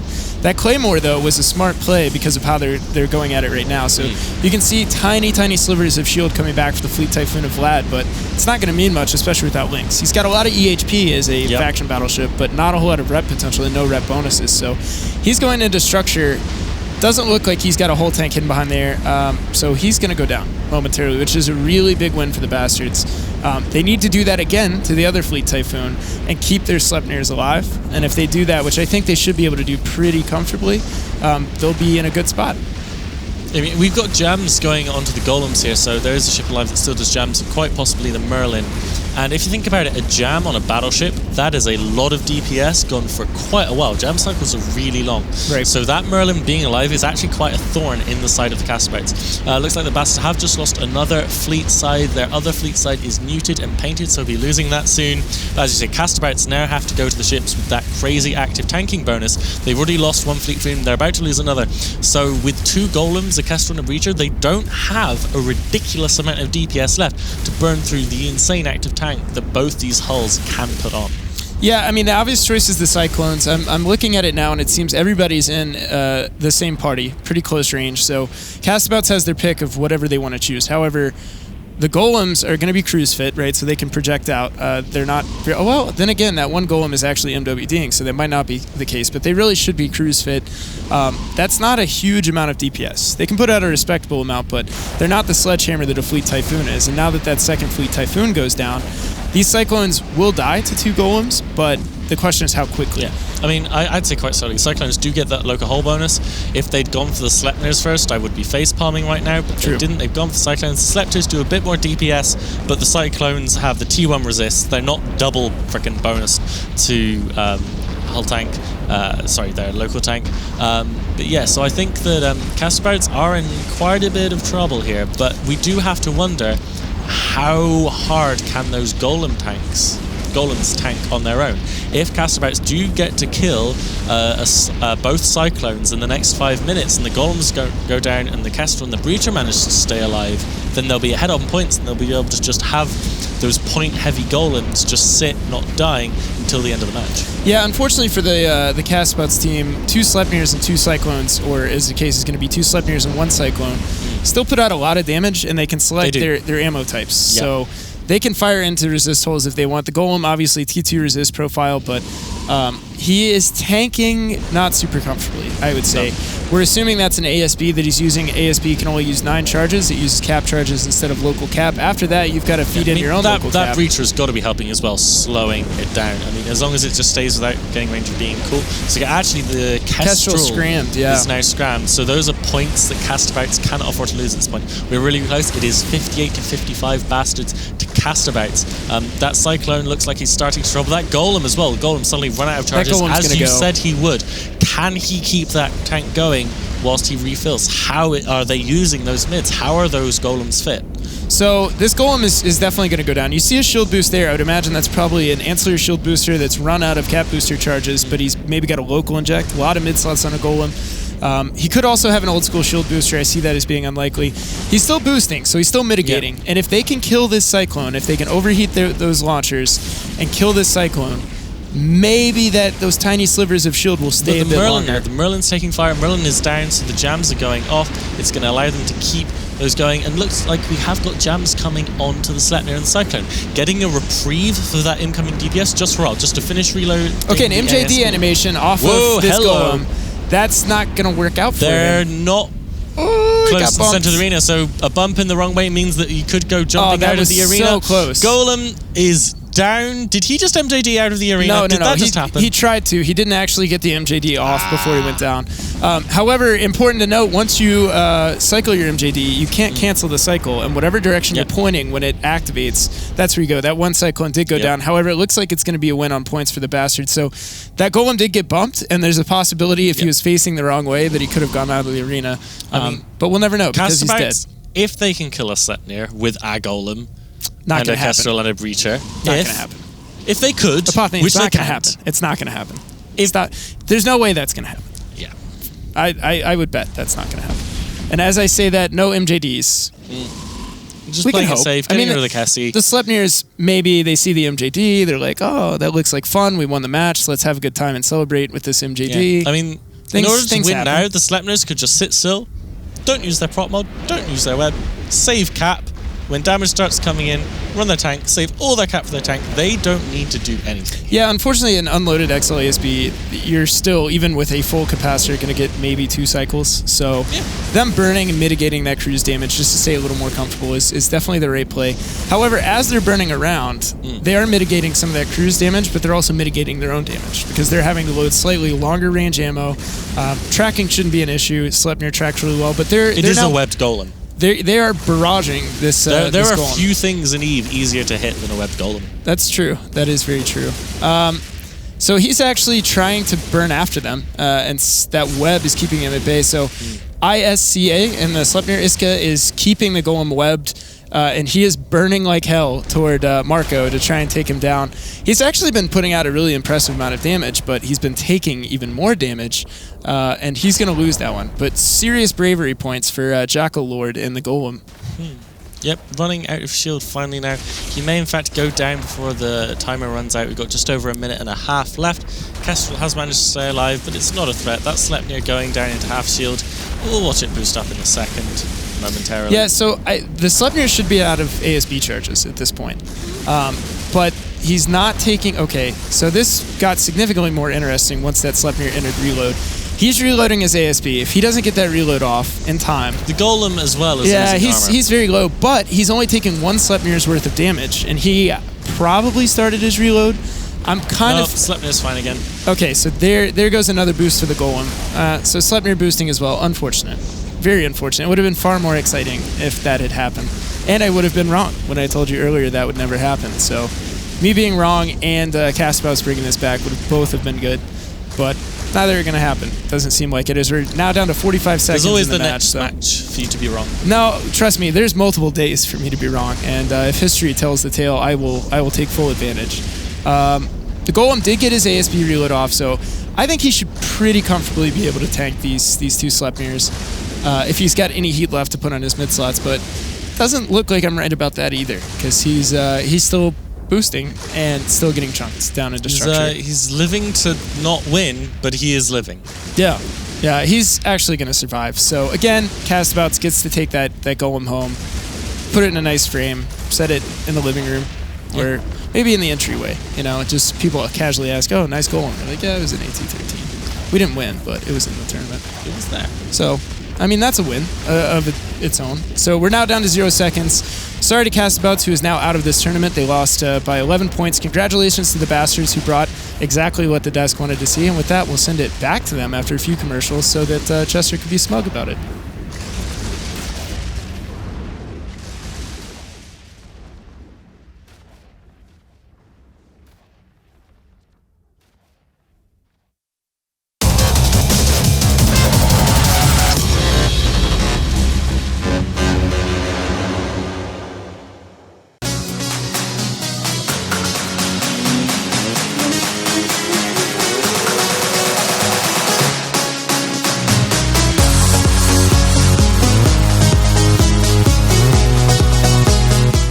There's something really cool when you realize that you're catching snippets of different conversations happening on all the different tables, that everyone's talking about internet spaceships. Internet spaceships, EVE Online, awesome. It's like, yes, my people. Yes, my people, I'm here.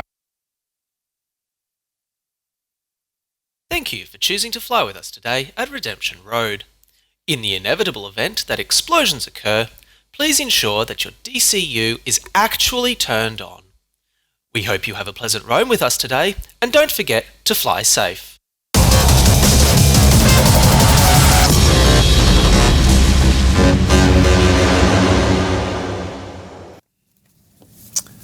And we're back. CAStabouts going home. Yeah, unfortunately, it would have been great to see more of them, but very strong performance from the bastards. Yeah, I think most of us predicted, I think all of us predicted they were going to win, and they did take it, yeah. It's always sad to see a team that makes good use of micro jump drives not winning the whole match. But I really did like that. It's like a champagne at the end, Yeah. Now, that fleet comp, what did you think about that? I mean, it obviously left itself very vulnerable by splitting itself all the way across the map like that, because he didn't have, unlike what we saw out of Drop the Hammer, where virtually the entire team was micro jump driving, they only had 4 of their ships doing it.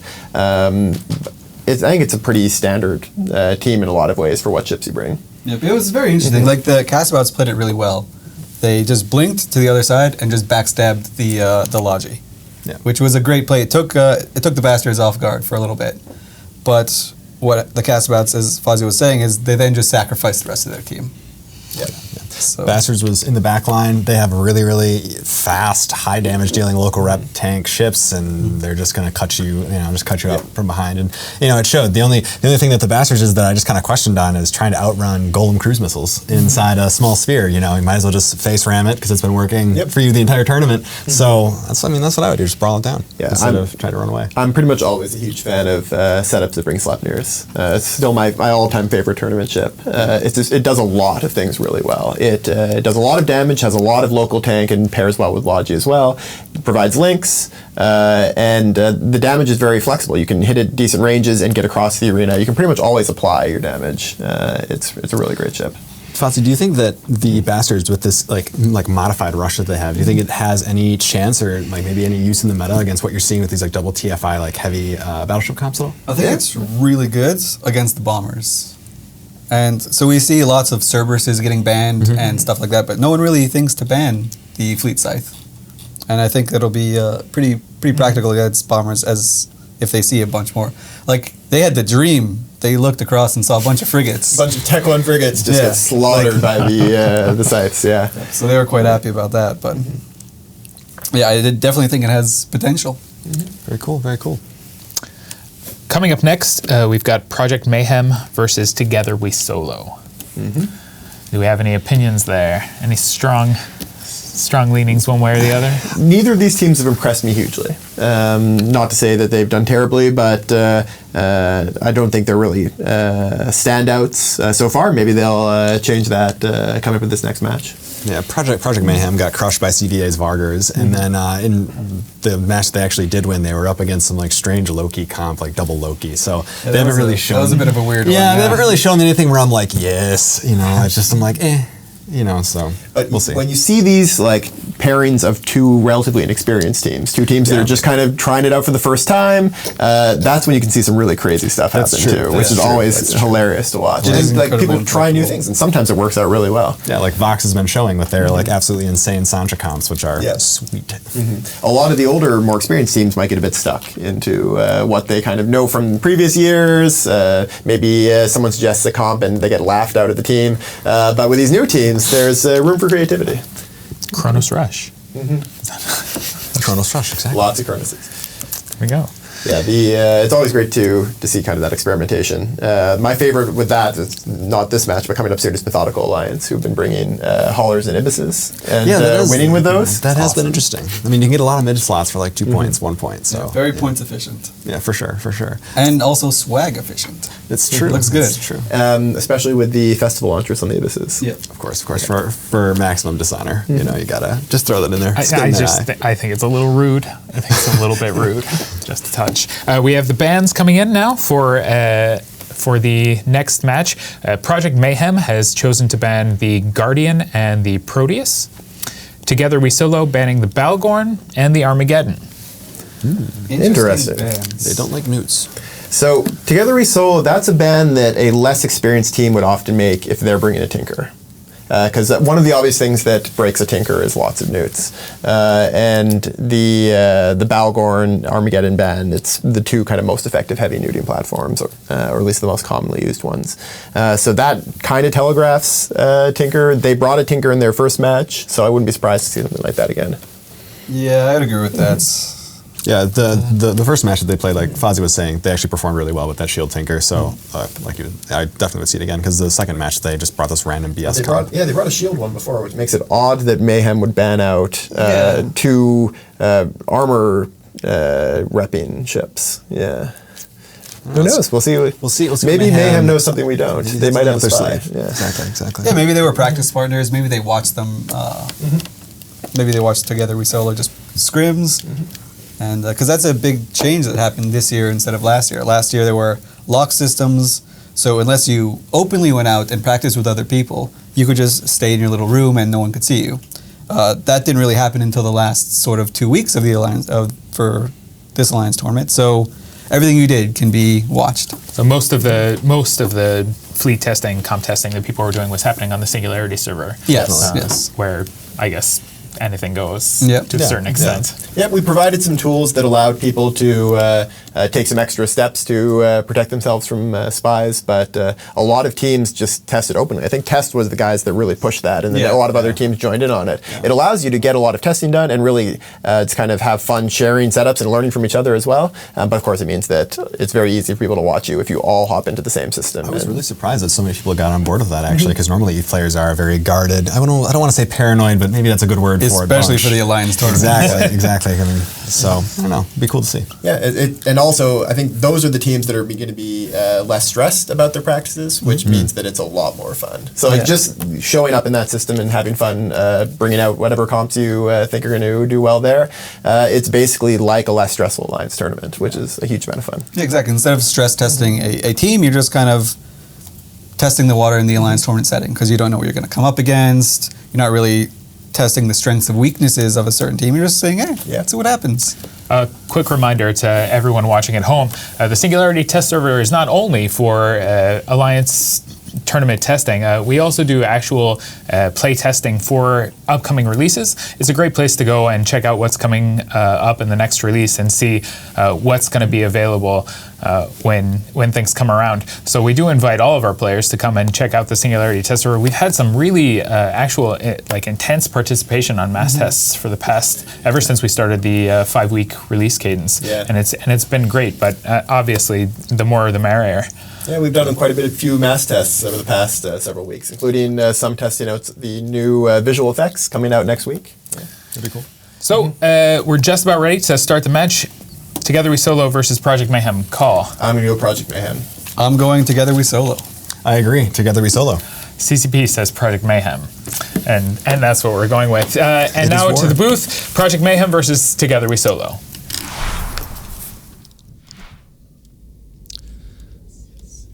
My nerds, welcome back to Alliance Tournament 13, Day 3 with Project Mayhem versus Together We Solo. We have a crazy match incoming with Project Mayhem bringing in a crazy Galente Blaster Slaughterfest of a team with double Megathron Navy, double Brutix Navy, double Brutix, 2 Celestis, 2 Purifiers, and 2 Ibis Squeebles. Tell me about the Together We Solo team. So Together We Solo, Balgorn, Eos, 2 Typhoons, Oneros, 2 Blackbirds, 2 Purifiers. And I just want to say it's beautiful to see teams come together and one team bring the Nereus and the other team bring the Ibis for the classic AT-13 Ibis and Nereus party. The match has started and the Typhoon is already going down. The Typhoon Together We Solo is going down. It's very, very quickly and it is gone. Okay. Also to note, the Balgorn is a flagship. Nice. I was going to say, don't get too excited because that's hull tanked, but it totally was not hull tanked. It was not hull tanked. Not at all. So I didn't see the Oneros on the first run through despite the fact that I said the word. And again, we talk about bomber comps and why bomber comps are good.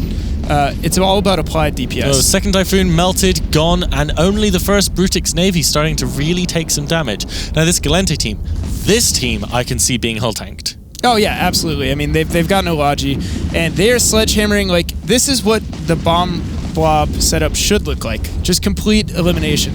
Now, it is kind of funny that the Balgorn there for a second A was going 0 MS, but a Balgorn is a good ship to have against this Galente rush. They're going to have cap boosters, but if you can focus your newts and shut down just 2 or 3 of those hulls from pouring a damage. This Balgorn already dying so quickly. There is so much damage from this Galente team. They're all using T1 damage drones, the Galente one, so it's tons and tons of thermal damage. Right. Most damage drones you can get in the AT, and you know that hybrid blaster. I would expect they probably even have Void loaded if that's allowed.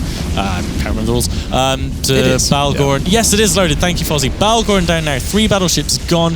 Huge lead here from the Project Mayhem team. So they're zooming in on the Brutix that's full of Balgorn loot. So right now, if you're Together We Solo, just kill that Brutix Navy issue to make sure that the loot from your flagship Balgorn is also on the lost board of the people that you're fighting. Yes. But they're not making too much headway with that. And if this Brutix is smart, they've already lost so much DPS. I mean, the only real DPS they've got left is 2 Purifiers, maybe damage drones from the Eos. Probably was rep drones focused. Yeah, and I mean, they really, for how many points they had, which is 100, like everyone else, they did not bring a whole lot of damage. I mean, they brought 2 Typhoons, so no faction Typhoons even. It's kind of confusing. I didn't see how their points balance out at the beginning, but the fact they have an Arius, I'm sure they did use all 100, but sort of a weird distribution, and it doesn't look great. And that Oniro is deleted. See, in terms of team archetypes, just balls to the wall Galente blasters is absolutely my favorite. Yep. It's just raw, get in their face, do as much damage as possible, brawl it out. It's a proper slugfest, and it was seemingly the perfect team to bring against what Together We Solo brought.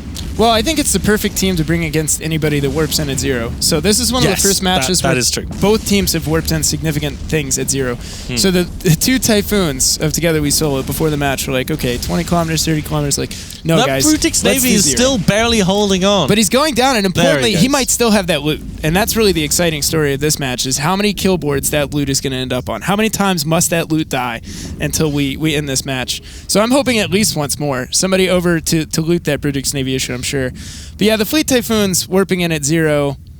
I mean, solidarity points for both doing it. Not going to end in winning, unfortunately. Yeah, I mean, if you look at the Fleet Typhoons, if they're Torp fit, I can understand going at 0. And they very well may be. I mean, that might be the case. But why would you Torp fit them? Well, so there's some potential for Torps, depending on how you want to play it. I don't think they're strong. I agree. Like, if you're doing an up-close brawling, high-damage team, then... Like, I don't feel like Typhoons are the main ship you want to go with. I tend to agree. But they went in at 0. There's a reason you don't go in at 0, even if it's advantageous to you. Most of the time, you want to give yourself some wiggle room. So this Project Mayhem team, they went in at 0 because they want to be there. They want to be as close as possible. Well, it bit Together We Solo in the ass as they brought those 2 Typhoons in. So Project Mayhem, I mean, this is a risky setup in some respects, because if you get kited, there's no way they banned out the kite with just 2 bans, right? It's impossible. So if you get kited, you're going to have some serious trouble. You've got the 2 Celestises to put damn pressure out there, force things into your blasters, but yeah, they rolled the dice and they won pretty big. They did. Impressive win from them. The last area is going down, and I cannot wait to hear what CCP Fozzie has to say about this match, because I know of everyone involved in it, he is the man that loves hull tanking the most. So with that, we will have some commercials, and from Potty and Squeebs, it is back to the desk.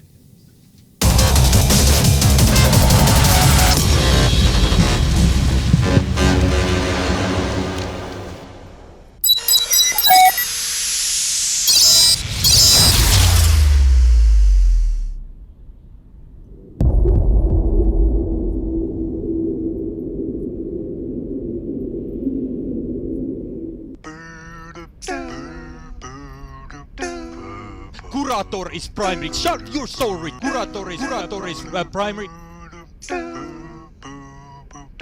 Curator is primary.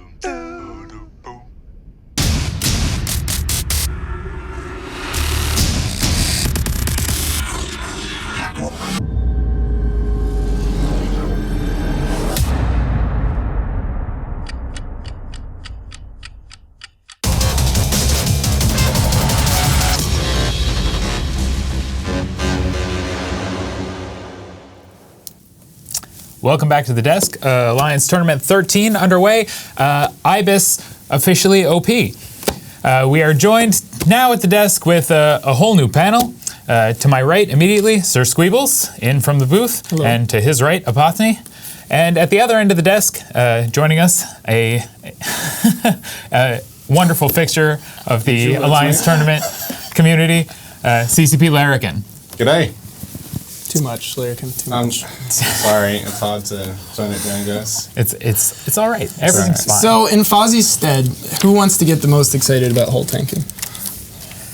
You, clearly. I mean, we just saw your performance over there, so... So I can see Fozzie wildly gesturing from the commentating booth. Hull tanking is the best. Somebody who wins the Alliance Tournament will have at some point fielded something hull tanked.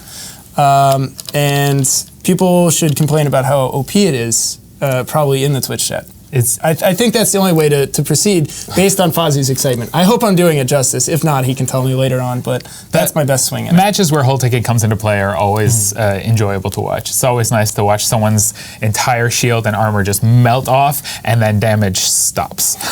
Yeah, it's a massive troll, really. It's throws the team off their game. On an interesting and actually useful note, there have been some teams that have paired shield tanking with hull tanking in the first weekend. So I don't remember the success rate of it. I imagine it's not too high because that's a whole lot of fitting resources to put into tanking and not control and damage.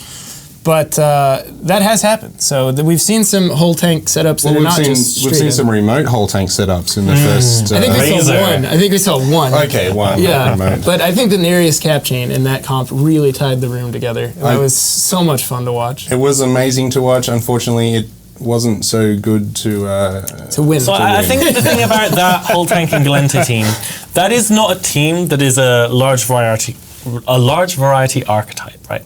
So you have that team in your pocket, you pull it out when you think the opposing guys are going to bring a team that's very weak to it, but it's not something like a Tinker or one of the really kind of standard scenes that you have lots of variations on with lots of support and you go really deep. It's a team you have, you throw it out, it wins you a game, but it doesn't win you the tournament. So we're going to need to see mastery from Project Mayhem, not only in just bringing oddball teams that can win them games, but if they want to go really far in this tournament, they need to show that they can play the meta really well. Well, and I might be mistaken, I don't think I am, but Project Mayhem is mainly made of members from Devil's Warrior Alliance, which I'm not sure if that still exists in its old form, but I saw some names on that field who I have shouted horrible things at on TeamSpeak as they killed me in LoSec for several years. So they're really talented and they're really familiar with larger hull, especially armor setups.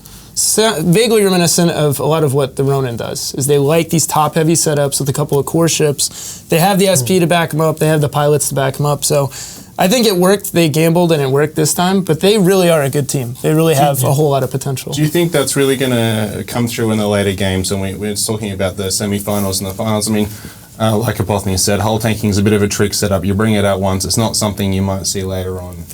The case or not the case? Well, you can see it, but it'll be brought out as a prize, as a flash. If you've spied on anything and you know you're bringing being a certain setup, you bring it out of your pocket. But it's not like on your main tool belt. Yeah, exactly. And sort of what I tried to allude to is there's too many things that would not do well against the setup that Project Mayhem just ran. I always call them Devil's Warriors. They can ban out the Cerberus. They can ban out the I almost said Caracal, the Orthrus. Sorry, they can ban out all these ships that are kind of core to a Kaidi shield team, but they can't ban enough of them. There's always going to be something that can get further away from you and can keep kiting you out. Hull tank and the hull tank rigs now don't slow you down, which is hugely helpful. But still, if you're banking on a Brutix Navy issue, catching a shield cruiser, probably unlikely. I don't see that when you happening. ban Cerb Orth, you're saying to the other guys that we saw in the first weekend, if I'm banning Cerberus Orthrus, you can expect bombers from me. Right. Or, and alternatively, okay, if you're expecting bombers from me, should I bring a team that's good against bombers? Are they faking me out now with that ban, now that we've seen the first weekend? So I think that on top of setup versus setup meta, you've got to consider what were the teams thinking when they saw the bans. Okay, they're banning this, which means that these teams would be weakened, but is that a fake ban? Is that a ban that they want me to think a certain thing about? Because you can ignore bans. Just, okay, I ignore whatever they ban. I'm just going to bring a good setup that I know works well. Or you can look at the bans and try and think about it, try and think what they're going to try and bring. Right, to confirm for anyone who isn't familiar with the rule, the way that the bans work is sequential. So the first team will ban one ship, and then the opposing team will ban one ship, and then the second ban comes through the exact same way. And that's where this mind game comes into play, where you're trying to manipulate the choices of the other team and force them into maybe a fleet archetype that they're less comfortable with. Yeah, and it is tricky. I mean, there's so many ship types. I mean, especially if you add the Nereus and the Ibis in there. Now we're really reaching deep. But so many ship types, you can't ban out every comp. So part of it is advertising, and part of it is definitely strategy. We see the Shield Tinker banned out. You ban the Tengu, you ban the Loki. Shield Tinker effectively dealt with. They could pull out the Theory Crafting Shoehorn and still do a Basilisk Tinker or something, but those or are... a Tana Tinker. Right, true, very true. For certain teams, that is an option, but those if you are... have the ships. Right, well, I mean, a ship, what's 75 billion is... How much do you want it? I mean, actually, they're significantly more. I believe they're over 100 billion very comfortably. So I think this year with bans, now that we've gone down to the 2-hole rule, obviously bans can be more difficult, but at the same time, in having 2 hulls per team, say you used to have a Dominic's team with 3 Dominicses, there are a few ships in the game that can do the Dominic's team in the same way. So it means if a Dominic's got banned, you would have to completely throw away your Dominic setup and bring something else. There are very few ships that could just straight up replace the Dominics. This year, because you've only got 2 hulls per team, you need a team that is a lot more about synergy between lots of different ships and how they all work together. And you're actually more likely to find ships that can relate. So say you've got a team with, you've got part of it is double vigilant, say for example. You can place that with the Deimos. You're just looking for fast, lots of DPS. You're not looking for the very, very specifics of what that ship can do. You don't have entire setups. Very rarely you don't have. Very rarely you'll have setups designed around a very specific hull that can only do a very specific things. Teams are having to become more general in what they're doing and more general in their style rather than it's a this hull team, it's a this style team this year. Now, do you think that's playing into the idea? I remember us discussing this earlier where the fleets that had fewer pilots, like less than the maximum number, you were commenting that you were expecting them to do very poorly. Is that related to that? I think that the teams with fewer pilots, typically are Tinkers. I mean, this year because of the way damps have been changed, so you don't have scripts anymore, that means we've moved towards where ECM is good. But in a low number team, a single jam is catastrophic. If you've got a 12-man team, one guy's jammed. Okay. If you've got a 6-man Tinker team, a jam goes off on anyone, that could be an energy transfer going towards the Tengu or whatever T3 you're using, and suddenly everything falls apart. Well, jams are so much more scary in small man teams. And it's twofold, so he's right. Not only are you, if you have an 8-man team, not only is 1/8 of your team now jammed every time a cycle hits, but if the other team has 16 jams, if you bring the full 12, most people are going to get 1 jam, some people will get doubled up. But if you only have 8 people, everyone gets 2. So we're putting the ECM down harder, and it matters more. Yeah. I would also say a lot of that But wouldn't that argue against some of the smaller teams that we're actually seeing? Yeah, and that's the point. Is that generally speaking, undermanned teams, so not fielding 12 pilots, is a mistake. It's a necessity in something like a Tinker, where each ship has to be T2 resist profile. It has to be powerful, and you want to put all those points into just a few ships. Beyond that, though, every ship that you don't field under the 12, you're losing a set of eyes, you're losing a brain that could be contributing, or, in my alliance, it might be a good thing, depends on who you have. I'm talking about Demon. But those are all bad things, because even one guy in a Punisher, you have two points left over. Do you want to upgrade your BC to a faction BC, or do you just want to put another guy on field? A lot of times it's better to have that other guy. That's another guy that can screen a Vindicator. That's a guy who can get tackle on a Logi. That's a guy who can put a couple of Merlin ECM mods on a Golem and maybe land that jam that gets you something. Yeah. The ability of pilots to micromanage is obviously very high among the good teams, but as a general rule, you don't want to overburden people by saying, okay, you 8 are really good, so we're going to have you do a 12-man job. Bring those extra 4, and I mean, use your points wisely.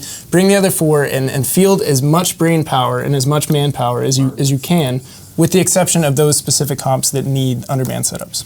Now, speaking of what's being brought, the next match in front of us here is Verge of Collapse and M.I.F. Yes. MIF. And we have the bans in for that. Verge of Collapse has banned the Balgorn and the Widow.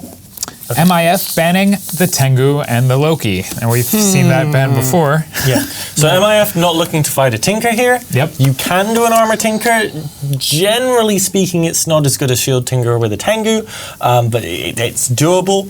And Verge of Collapse are kind of an interesting team in that they just came out of nowhere and won 80-10 straight up. Like, they hadn't competed before in it, under that name at the very least, and they just came in and they won. And then since then, they've done well, but they haven't done, hey, we won the last tournament well. So I'm really interested to see how Verge of Collapse, I mean, they're already in the losers bracket, so I'm really interested to see, where Verge of Collapse is standing this year, whether it's the 80-10, we won the whole thing Verge of Collapse, or whether it's a, nah, we're good, but we're not that good Verge of Collapse. Could you do the rest of this broadcast in that voice? What voice? The tentative high pitch. That's the one. Yeah, well, maybe. Verge of Collapse could take it. So interestingly, just to add on to this, I don't know that we'll see it, but again, you all were talking at the desk. Well, you were talking at the desk earlier about flagships. Do you save them and really leverage them when you need them, or do you throw them into these matches? But I'm with the rest of the analysts that you do need them now. I mean, now is the play. And Verge of Collapse has a Barghest as their flagship, which I think is really interesting. The only team. That there's actually a couple more. I think there's at least one in Afterlife. I did screw that up. My bad. One get lost. One did get lost. That was either Easily Excited or somebody. Yeah.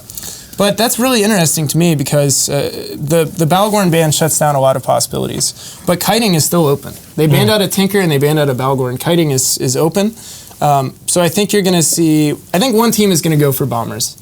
And I would be very, very surprised if Verge of Collapse doesn't say, look, we've already got this Barghest. We should probably use this Barghest. And I hope they do. I really want to see the Barghest teams. We're seeing so many Fleet Foons and not the Barghests. Yeah, and I wonder why that is, and we might find out once this match starts. We may just well. But there are several teams that have used Barghest as a DPS core and been effective. Yeah. So whether a flagship is the right way to play it, whether they just want to circumvent the ban, or they really find something in that Barghest that other teams haven't, we'll see. But I hope to see a Barghest. I think that'd be fantastic. I'm a fan of the ship myself. Yeah. Just purely from an aesthetic standpoint, the like smooth underside, the flattle ship profile. It's the flattle. It's a just piece like of work. Frisbees. I do like Frisbees. They're quite nice. Thank you. I'm glad you support me. I do, 100%. It would be nice to see one on the field. It would be nice to see some variation actually in what kind of battleships are actually being brought. We saw a lot of variation first weekend, I think. Yeah, a lot. There was some tendencies. There were a lot of Fleet Typhoons then, not quite as many, I think. We saw Navy Ravens, we saw obviously the Navy Scorp, which is going to be really good this year. Actually, speaking, as we had the discussion on flagships, the teams that have brought Scorpion Navy have been, if I go down my list here, Camel Empire and Warlords of the Deep, which is effectively old Hydra group. And typically speaking, they're quite good at the Alliance tournament, and nobody else has chosen the same flagship as them. Hold that thought. We are pretty much ready to go for the match. Quickly now, Verge versus M.I.F. Verge. I'm going to go Verge, and we are going to go to the booth now live. The match is about to get underway. Welcome back, everyone. This is CAStabouts, joined by Elise Randolph for the next match, Verge of Collapse versus M.I.F. And we do, in fact, have two flagships on this field. Verge of Collapse has brought their flagship Barghest, and M.I.F. has brought their flagship Geddon. Why don't you tell us a little bit about one of these teams, Elise? All right, so let's look at M.I.F. The flagship Geddon is sitting in the center of the arena. His entire team is between 30 and 50 away from him. But he's like, you know what? I'm going to go right in. So the M.I.F. have, again, 2 Fleet Typhoons, Eos, Oneros for the Logi, 4 Bombers, 2 Griffins, and a Vigil.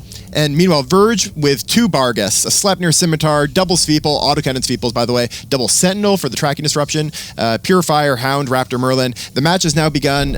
Rangus is the flagship for Verge of Collapse of the 2 Barghests, and all of these battleships, the Fleet Typhoons, the Barghests, are all using rapid heavy. So we're going to see a huge burst of damage and then pauses in between as they reload. Yeah, so you're definitely going to want to keep an eye on the Logi pilots for both teams, because especially for the M.I.F. team, he is going to be taking a barrage of rapid heavies. Yep, and we're seeing already a Hound off the field. Just instantly. That was not a boundary violation. He just died.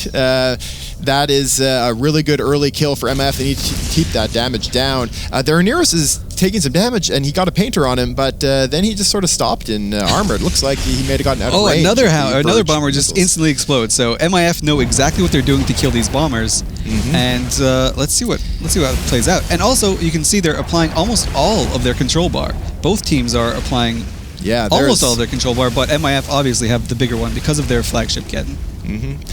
Those Geddon newts stretch very far. Geddons already have a range bonus to heavy newts, or all newts, but the flagship allows them to fit officer or faction newts in there, which are really, really great. As we see that Purifier really being held up well. Excellent work by Svarag there of the M.I.F. Neros, keeping his Purifier alive in structure. Meanwhile, another frig off the field for Verge of Collapse. They lose their Merlin. So I'm surprised at how good or how well M.I.F. is keeping their small ships alive, because they have armor reps. Armor reps hit at the end of the cycle. Verge of Collapse have shield reps, which hit at the beginning, and Verge are the one that's losing their support wing. Yeah. It's worth noting, we've talked about these Tech 3 destroyers before, and most of our experts, I think, tend to suggest longer range, kind of high alpha fits, like artillery on the Sweeples. These are autocannon Sweeples, which isn't really helping because it means you're signaling the damage a little bit earlier as that damage starts applying. The non-flagship Barghest now taking some damage, but the Painter then drops off him again and they switch back to the Scimitar. It looks like M.I.F. is kind of testing some targets, but they got that Scimitar now painted, and he is boosting, but dropping pretty fast. I think he's going to die pretty quickly if he can't get up range. Yeah, his reload cycle is not going to sync up well with the reload cycle. There's the first bomber down for M.I.F. That's what Verge needs. They need to get some of this damage off the field. That Scimitar was going very fast. He did get far enough away. It looks like the damage has dropped off. These Rapid Heavies, they do a lot of damage. They apply really well, but for battleship weapons, not great range. Yeah, and also when you have to reload them, it takes forever. Like when you're flying that ship, you're like, oh my god, when can I fire again? Meanwhile, Verge is losing, well, not quite losing, but he's in low shield. They're one of their Barghest, which is most of the damage on this team that's left. I mean, the Sentinels don't put out any damage. Yep. This is the non-flagship Barghest, so he's the one that's going to be doing less damage. But yeah, he is taking a lot of hits. He's got shield maintenance bots Griffin on just him. pops. Yep, that Griffin, dropping quickly. It might have gotten one of the Sweeples on top of him. And those might be causing a lot of the problems if there's the DPS just isn't applying for Verge of Collapse. You can Barghest see in armor. He's going to go down so quickly now. He's into structure now. We're going to be seeing a huge chunk of the damage for Verge of Collapse knocked off the field. Well, the reps are landing on him though. Is it going to be enough? Because he's bleeding structure. I don't think it's going to be enough. He's got like 5 rep drones on him. This isn't like he's got rep drones, but it's not enough. He is gone. And meanwhile, Verge traded that for 2 Griffins. Yeah, that's a good trade. Meanwhile, Verge is trying to take down the Armageddon. So they've got damage on the Geddon now. He's taking some armor damage. He doesn't have reps on him yet, but of course it's not a huge rush right now. And he is sitting right on top of that Sleipnir and nuding him, which actually is a really good choice because the Sleipnir he's got a new cycle on the Scimitar. Yeah, and the Scimitar is, oh my goodness. Dropping fast. Oh wow, yeah, that's into structure. That's a big play for M.I.F. there. There he goes. Wow, strong. I had Verge of Collapse predicted for this as well. Same. And M.I.F. off to a really great start. Yeah, that Geddon is taking damage, but he's just, like, he has enough hit points that he can handle it. And his Logi's unharassed. Yeah, so. the Sleipnir now dropping down. Does he not have, he does have an ASP, but he does have his first boost. He is going down so fast. Definitely rookie move there. I think what happened was the Geddon has been on that Sleipnir for most of the match. Yep, so his hardeners are off. Yep. His links are off. The links are huge in a match like this because he's probably providing the skirmish links that are helping keep the Barghests from getting tackled, that are helping these peoples get on top of their targets, and turning off those links. Sleipnirs don't have really great cap when they're under nuke pressure. It's really tough to keep the links up. All right, so Verge just managed to kill 2 bombers quite quickly, just out of nowhere. Either that or the bombers decided to... Nope, those are actual kills. Those bombers didn't boundary violate. Yeah. Only good men can boundary violate. And now we've got another Purifier going down. So this is an example of these Sweeples doing a good job. They're getting right on top. That's them both on top of the bomber, actually, as well as the Sentinel and the Raptor there. Where was this bomber massacre power like 3 minutes ago? Like if they had this 3 minutes ago, their Barghest would still be alive and they would be in the driver's seat. Instead, like this Armageddon still actually not getting reps, but just kind of casually sitting there with the rep drones keeping him alive. And just because it's a flagship, his tank doesn't get any better with the flagship status. He might have a rep. You can fit a up to 2 high meta reps. You can't fit any hardeners on it that are higher than Tech 2, so you don't get a flagship benefit. They're sweating a little bit, so they're now just going to rep the Geddon. One of the Sweeples down. That is a big loss for the Verge of Collapse guys. They really needed to keep those guys alive.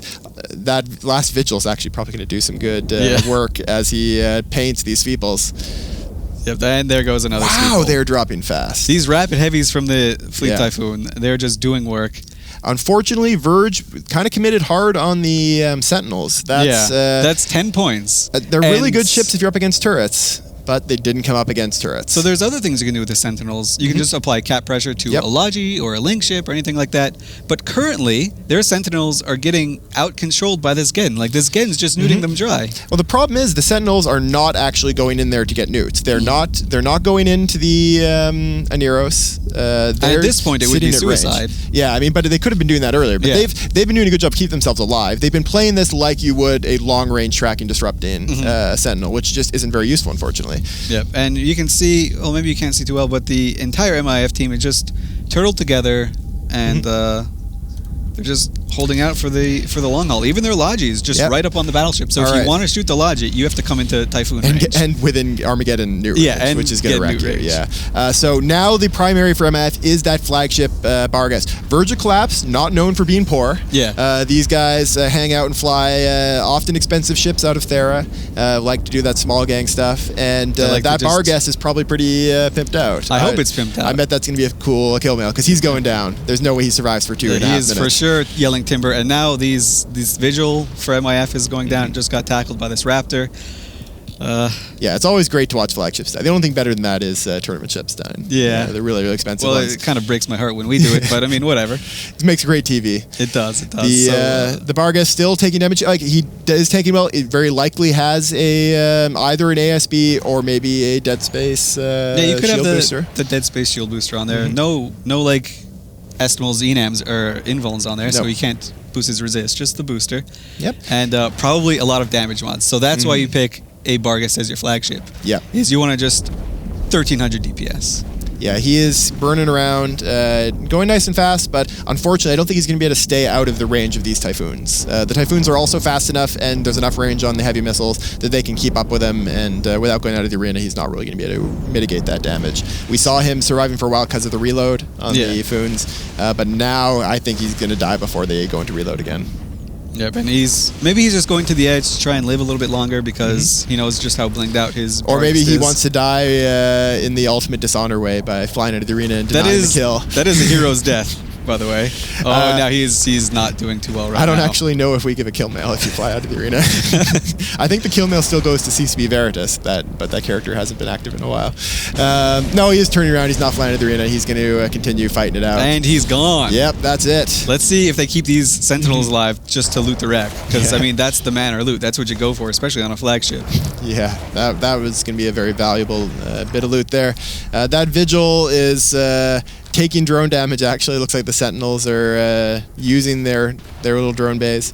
But it's just obviously the last throws of this team. And that's going to be Verge of Collapse, eliminated from the 13th Alliance tournament. A former champion. Yeah. Yeah, these guys have been solid in quite a few years. And I mean, this wasn't a bad setup at all. And I don't think it was really badly flown either. They obviously had trouble keeping the Simi alive, but that's going to be very hard always against a flagship Yedin. Yeah. So, man, the Simi pilot for the Verge of Collapse team did really well until just that Geddon got in range. Yep. And the Geddon has a huge engagement envelope, so he doesn't even have to be good. He can just like point in the direction, and eventually he'll get there. But it'll be really interesting to see the fittings on these Sentinels, whether they were actually just kind of completely set up. Oh, that Raptor's flying out of the arena. He's about to explode, I think. He's right on the edge. He's got 5 seconds to do it. Can you do it, buddy? Oh, no, he's turning. He wants to live. All right, keep that valuable Raptor alive. Maybe he's just trying to warp to the wreck and loot it real quick before the match ends. That is the match. Then that is Verge of Collapse eliminated from this tournament, but M.I.F will continue through the losers bracket. Every single match for them from now on is a do or die match. But good job to them. Yep, fantastic. Then I will send you back to the guys in the studio.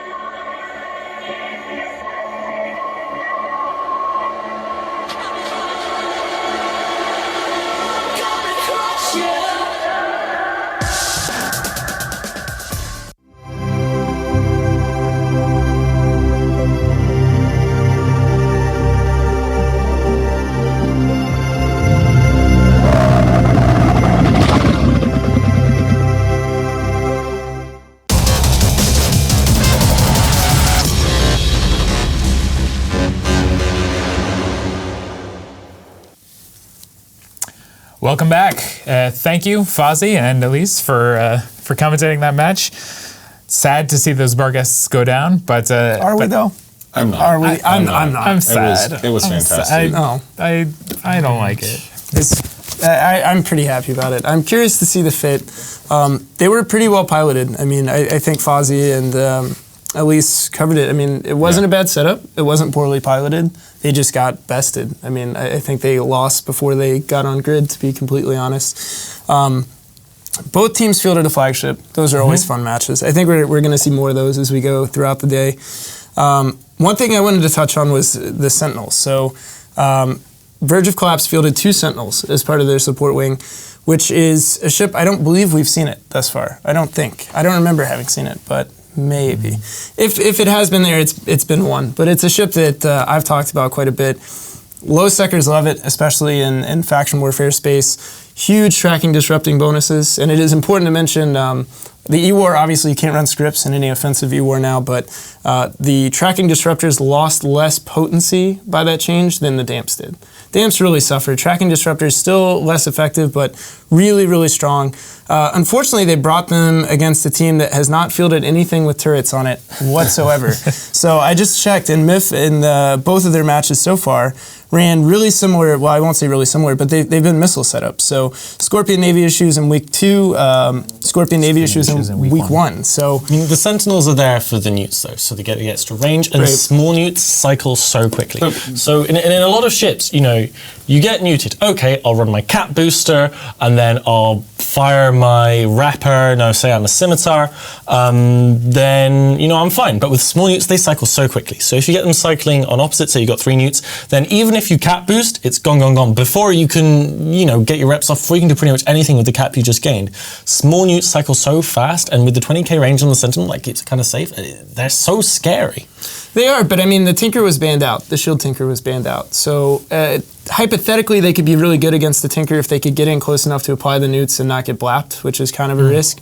But that's still a lot of points. I mean, maybe 1 to keep the Logi capped out, but 2. Claire, can you look? I just don't think it's a good bet. I actually think it's a horrible bet. And I was wondering if this is some sort of massive meta play there. Like, we saw that Shield Tinker banned out, and we saw the Balgon and the Widow banned out. Like, was that somehow aimed at a Tinker as well? And I thought, we'll double think this. I just don't see it as a good bet at all. I'm right with you. I don't either. And another thing to consider is the prevalence of all these bombers. Yeah. Is that if you're investing in a support wing and you're not going super top heavy, bring something that can kill bombers. And Sentinels are not. Yeah, I mean, they can put out a flight of light drones and they can nuke the bomber, but in order for them to close that gap, it's points you can't make full use of. Yeah. You can't leverage everything off that Sentinel in 9 out of the 10 setups. Having said that, if Tengu Loki are gone, so you're not seeing a Tinker, Tinkers are just fed cap constantly. Right. So having those small newts, I would say, is probably less effective than against. If you've got no Tinker, you've got a T2 Logi, almost guaranteed. Right. We've seen very few teams that don't bring a T2 Logi if they're not a Tinker. And that's where the small newt cycles really come in, because those are the ones that they aren't necessarily have to cap. They're basically running on a cap booster. Right. And that's what it is. I think the Sentinel is going to be crazy good against T2 Logis. But you could also do the same thing with the command ship that has small newts. So what actually happened in the match? Getting command ship onto a T2 Logi is going to be much harder. But if you split out the points, I mean, I believe it's 6 points apiece for those Sentinels. And on command ships, you want to use those utility highs for links as well. You do, but I mean, you'll see command ships, especially the EOS and the Claymore throughout the tournament, they could put newts on. They use a tackler to slow down the Logi, and then if they want to leave him alive and put their damage elsewhere, they'll park a command ship, or they'll park any cruiser with a few newts on top of that Logi to keep him capped out. So I agree with you that it would be really good at that. Would I bring 2? Absolutely not. Would I bring 1?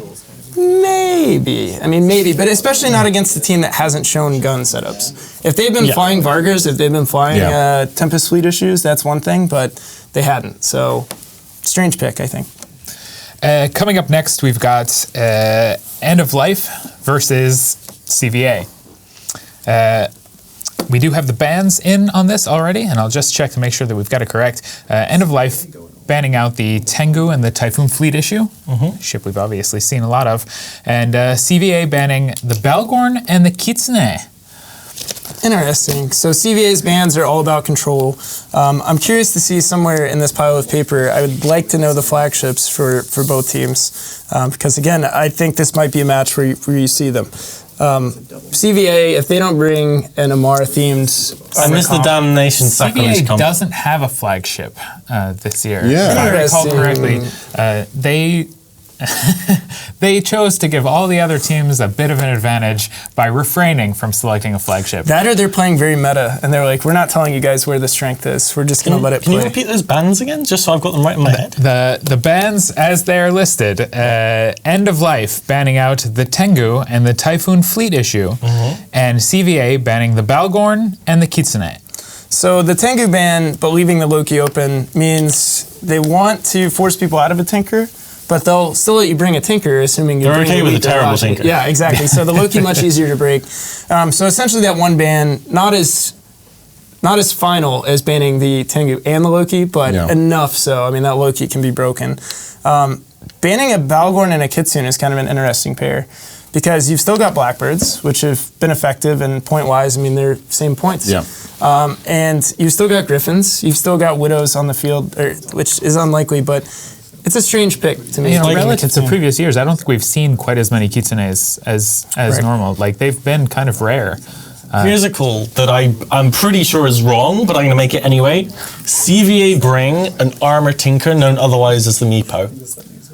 And do they win? No, they don't. Yeah. Yeah, sure. I think regardless, I would favor CVA in this match versus End of Life, but I'm just going to make a call, and I'm going to stick with it. I'm probably wrong, but CVA are bringing an Armor Tinker. CVA, End of Life has a flagship Vindicator, worth mentioning. That's going to be here. That's going to be here, 100%.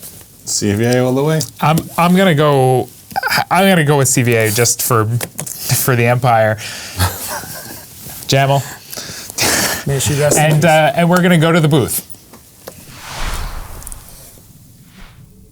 All right, and we're back with CVA versus End of Life, and they're basically, the commentators are completely wrong. Yeah, it's kind of the opposite. Yeah. What we've got from CVA is a very mobile Mimitar Rush team with lots of Assault Frigs and Sveeples, and with 2 autocannon Macarials at the top end.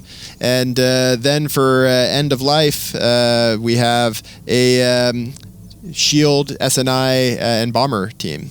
So lots and lots and lots of damage from that, including 2 Ham Claymores. Yep, so keep an eye on this end-of-life scimitar, because I think that's what CVA is going to run at really fast. Yeah, and CVA needs to kill bombers. They need to kill them fast. So that's going to be up to the Sveeple pilots, the Enyo and Wolves with the support of that Hyena. There we go. We got Painter on a Purifier already, but the Macarial is the primary for End of Life. These are armor tank Macarial, so the shield isn't a big deal that he's losing here. They're probably going to hold up pretty well. Already a Purifier down. All right, so CVA knows what they're doing with these bombers. Yeah, these are autocannon Wolves and Sveeples, so they're going to kind of deal the damage at a high rate, but in little chunks instead of all at once. That Macarial dropping quite fast. If they don't kill some bombers fast, he's going to go off. And he is scrammed, webbed. Yep. He's not going anywhere. He can't MJD to safety at all. He's going to go down, and they're going to...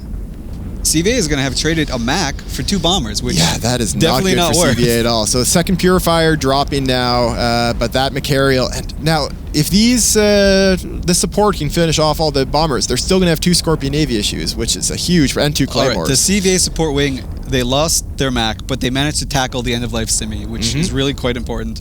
So now it's a matter... The Painter... If that switches over from the Hound to the Scimitar, we'll see that they've decided to switch to it. They don't have that much DPS. Their CVA doesn't have that much DPS left, though. Their Mac can't get on top of the Simi. He's too far away. This Scimitar is afterburning, so even though he's scrammed, he's still zooming away. Nope, they're still trying to hit bombers. So they've got him scrammed, but they're not trying to switch damage yet. They're staying on the bombers, but that Macarial is going into deep armor. He's already at about half armor, so another bomber down. But it's not going to be enough. This trade was even worse. Yeah, End of Life is going to have this Macarial down not too long. He's at about 1/3 armor. He does have a whole bunch of rep drones around him. Might be a good opportunity for a bomb to clear those off. But I don't know if End of Life has them fit or if they are going to try to use them at all. Either way, though, that Macarial into deep armor now. I'm surprised at how fast this Mac is melting, given how many bombers are gone. But these Navy Scorpions are just... These are rapid heavy Navy Scorpions, which you've been seeing a lot of. So they do a lot of damage in these bursts and then have to go on their long reload. And Machariel into deep structure and gone. There he is. So that is pretty much all the DPS off the field for CVA. You can see that attack bar is not huge anymore. Yeah, that attack bar is definitely not happy. None of the bars are happy for CVA.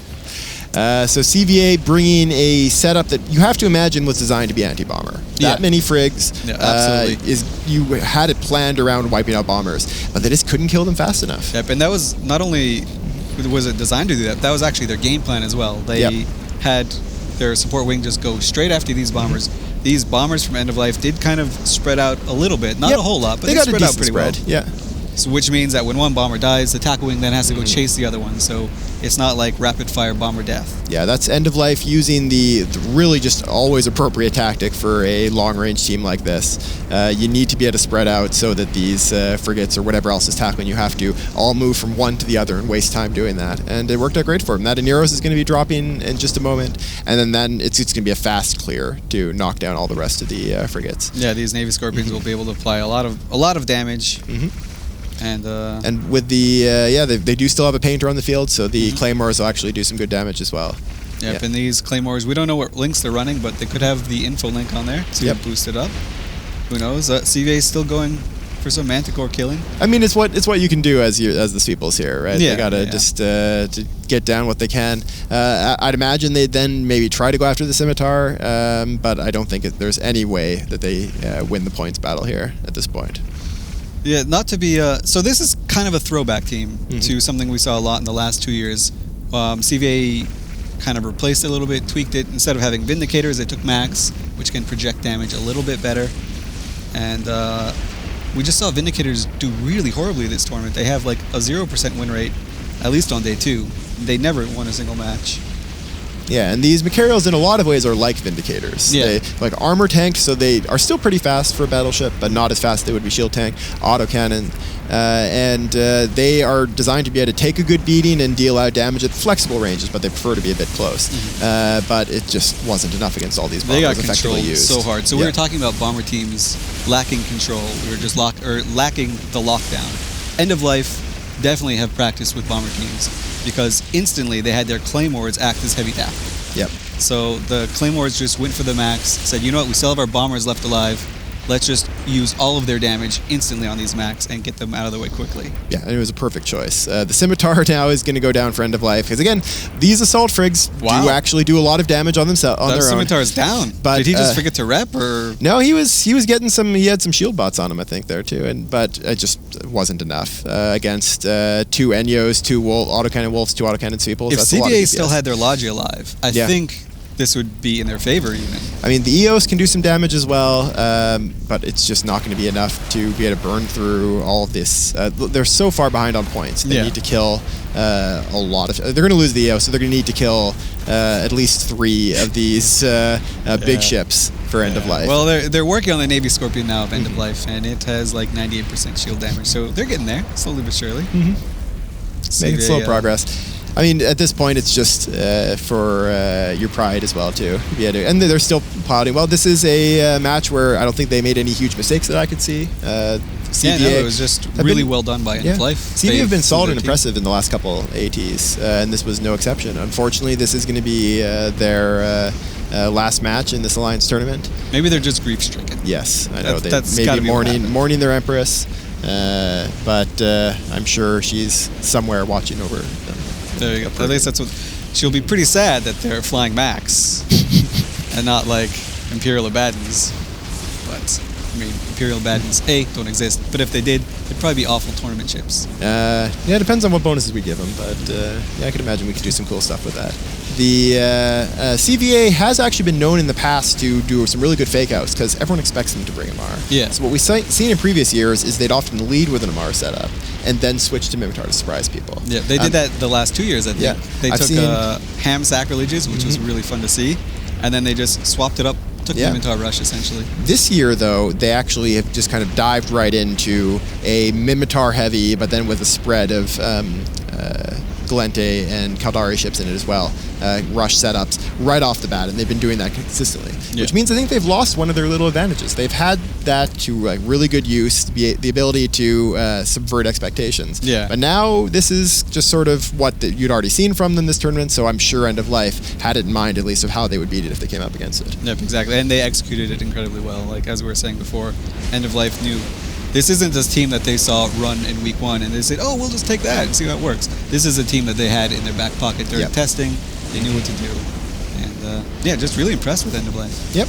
I think this is a team that we're going to see a lot of teams using, something similar to this. It could be Fleet Typhoons instead of Navy Scorpions. It could be Sleipnirs instead of Claymores. But the rest of it just is like 4 heavy core ships supplanted by bombers and some lockdown. Yep.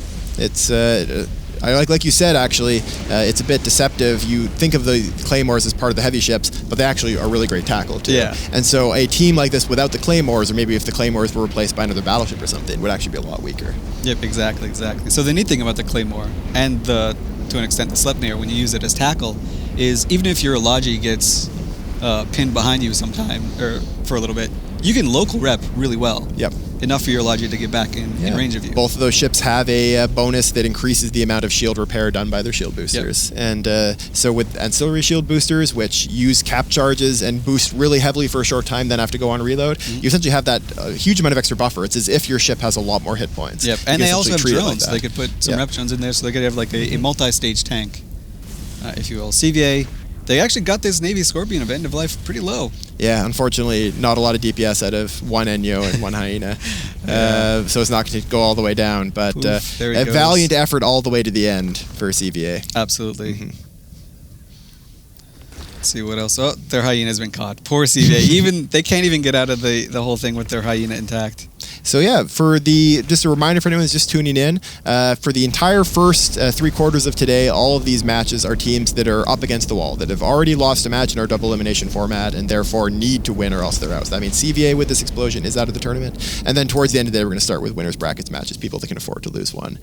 So great job to End of Life. They've managed to continue on and knock CVA out of the tournament. Yeah. And we'll pass it back to the guys in the studio.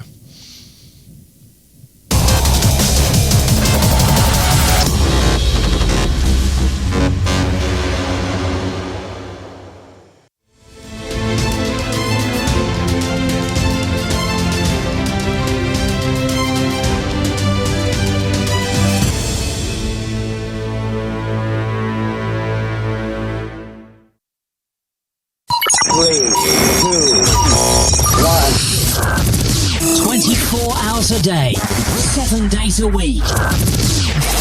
This is EVE Radio, where we play music for the masses.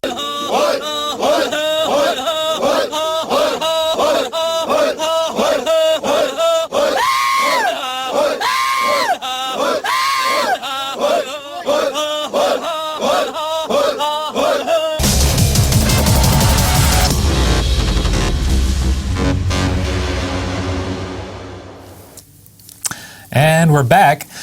A second crushing blow to the Amarr Empire as CVA falls, is out of the tournament, and End of Life moves forward. Gentlemen, what did you think about that?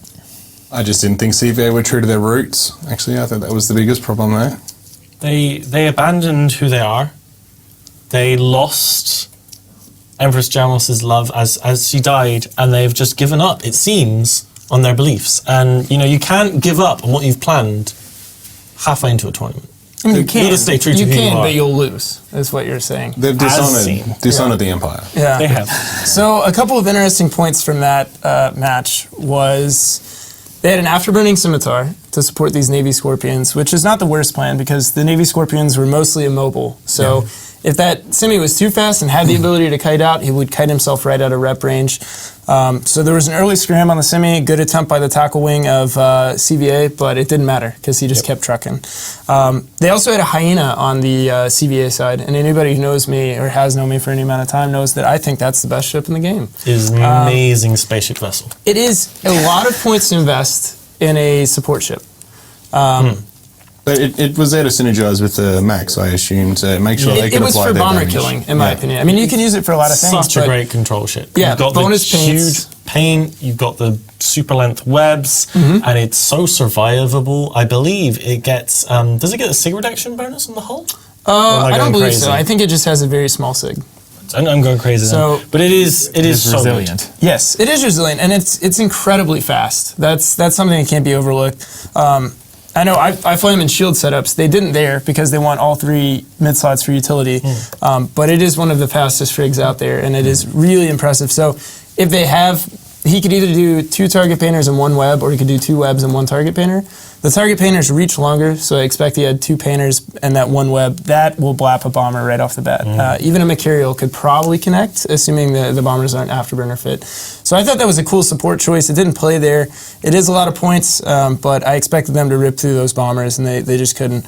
And they also had to support that a super high DPS frig wing. So they had the Indians, they had the Wolves, they had the Spitbulls, and really they had everything they needed to win that match. They just couldn't get the bombers down fast. It took forever for some reason. One of the things we've been really seeing this year is in previous Alliance tournaments, at least as long as I've been in the game, which isn't that long, you kind of have the big core ships at the top of the setup, and you have the support wing. The support wing fights the support wing, and whichever one's left then helps the big ships kill the other big ships. And that's what can happen in a lot of matches. In this Alliance tournament, as we were saying earlier, with the big amount of bombers, the bombers need to do their work early. So you have a support wing of bombers that need to go and kill the big ships, and then you have the bombers pretty much usually dying, and then you have the big ships from one team versus the support ships from the other team, and that's what you've got left. And the big ships are going to beat the small ships because they've just got so much tank more than anything else, and that's what we saw there with the SNIs just living to win. There's so many points that allowed them to just end on points while still living. So I think that's a really interesting switch up, and as I said, we did see bombers doing good work at the beginning.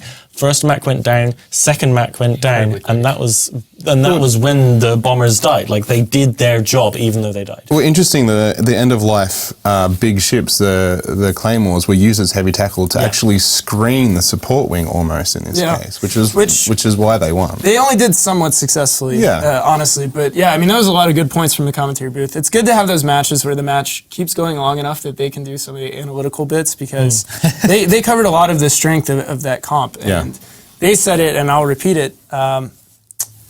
That's the setup we're going to see again. Not necessarily from that team, but 2 Scorpion Navy issues at the top. That's going to be frequent, I think. Navy Scorpions are so good. They are really strong, but I think also pairing them with those 2 command ships is really smart. It's not something that, I think Fozzie mentioned. It's a lot of points. It's a lot of points, and they're not super high DPS hulls, nor do they have E-War, generally speaking. But they can local tank really well. They can serve as your heavy tackle. They're sort of reliable heavy missile damage throughout the match. So that's a cool setup, and I think that was a really smart pick from them. Really nice, well-rounded setup. I liked it. Right on. Coming up next, in the next fight, the Dream Fleet will go against the Methodical Alliance, and we have bans for that already in.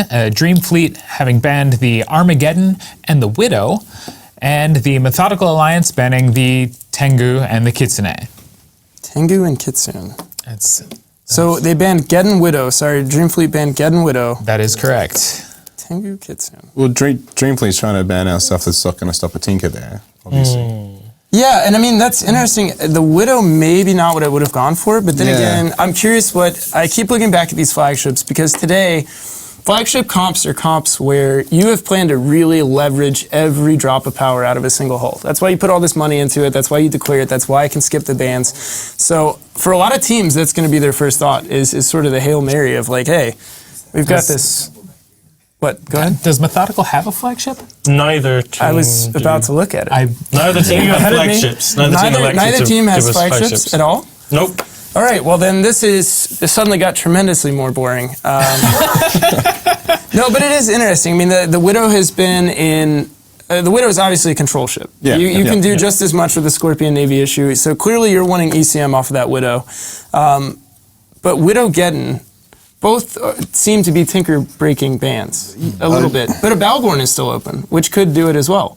Because you can just drive your Balgorn right in, have a leisurely stroll through, and everybody has no cap. So that's an interesting pair of bans.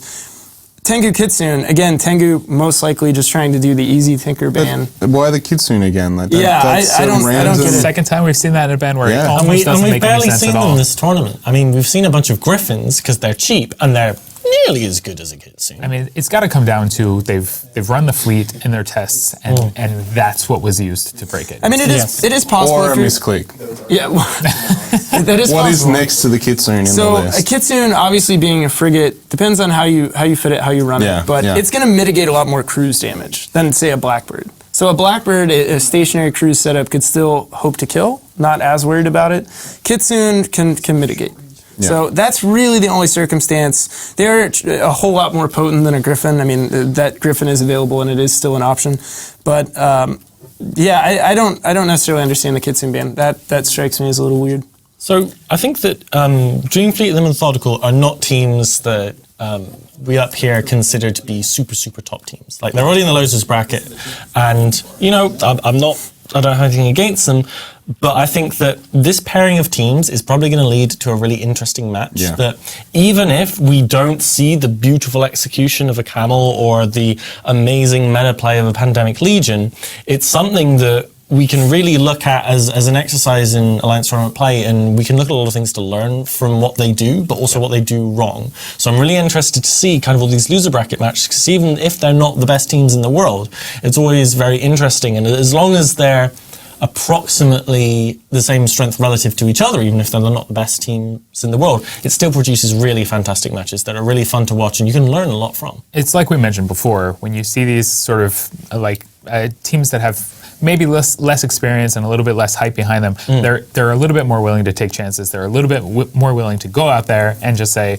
let's try this and see if it works. Yeah. Let's see if we can break the meta in a way that hasn't been broken before. Let's see what we can field. Well, to that end- Methodical did that. Yeah, Methodical, that's what I was going to say. One of Methodical's matches, unfortunately, I don't have it written down, but they fielded something unusual, right? It's like 2 haulers, 2 Ibis against... Right, okay, so they did... That's min-maxing mid-slots right there. Right, yeah, so they sponged up all their points into ships that looked crazy, but actually had the potential to be useful. Obviously, they weren't that useful because they're here, but the fact that neither team has flagships is weird. Hey, my team is up like 2 matches from now, so, you know... Who do you pick? In this one? Yeah. Well, okay. Not Dreamfleet. Not Dreamfleet. Yeah. Pathy? I'm going with Methodical. Methodical? Dreamfleet. Dreamfleet. I'm gonna go with Methodical. Wow. Wait for Larkin to prove us all wrong. And we'll go to the booth. Dreamfleet versus the Methodical Alliance. Some alliances min-max DPS, some alliances min-max tank. Methodical Alliance min-max is awesome in all of their setups. They've once again brought Nereus, once again brought the festival launcher Ibis of Doom, and the rest of their team is also spectacular. It's double Balgorn, they've got Vindicator, they've got Nightmares. This is a ridiculously awesome team. They just brought 5 faction battleships, 2 haulers, and a rookie ship. Meanwhile, the Dream Fleet brought a little bit more standard, but also kind of bizarre, double Typhoon fleet issue, double Typhoon Prophecy for Lynx, Executor for their Logi, 2 Tau Wars, kill stuff, Griffin and a Crewer. All right, so the match has now begun. These are short-range guns on, and we got micro-jumps. Micro-jumps from the entire Methodical Alliance team. They're at perfect range for it because they both came in at 50 at slightly odd angles. They're going to land right on top of their opponents. Except for the haulers. The haulers came in, it should be noted, a little bit closer. The blink has been successful. That is a spectacular one because they are now within newt range of that Logi, I think. Yep, so now these Methodical Alliance faction battleship corps of 5 are just going to start charging at the backside. All right, the Dream Fleet guys are running away. We'll see if they can get enough distance. Well, almost all of them are running away. They can't all run. There's one guy that's still looks like a Typhoon got caught at the back there.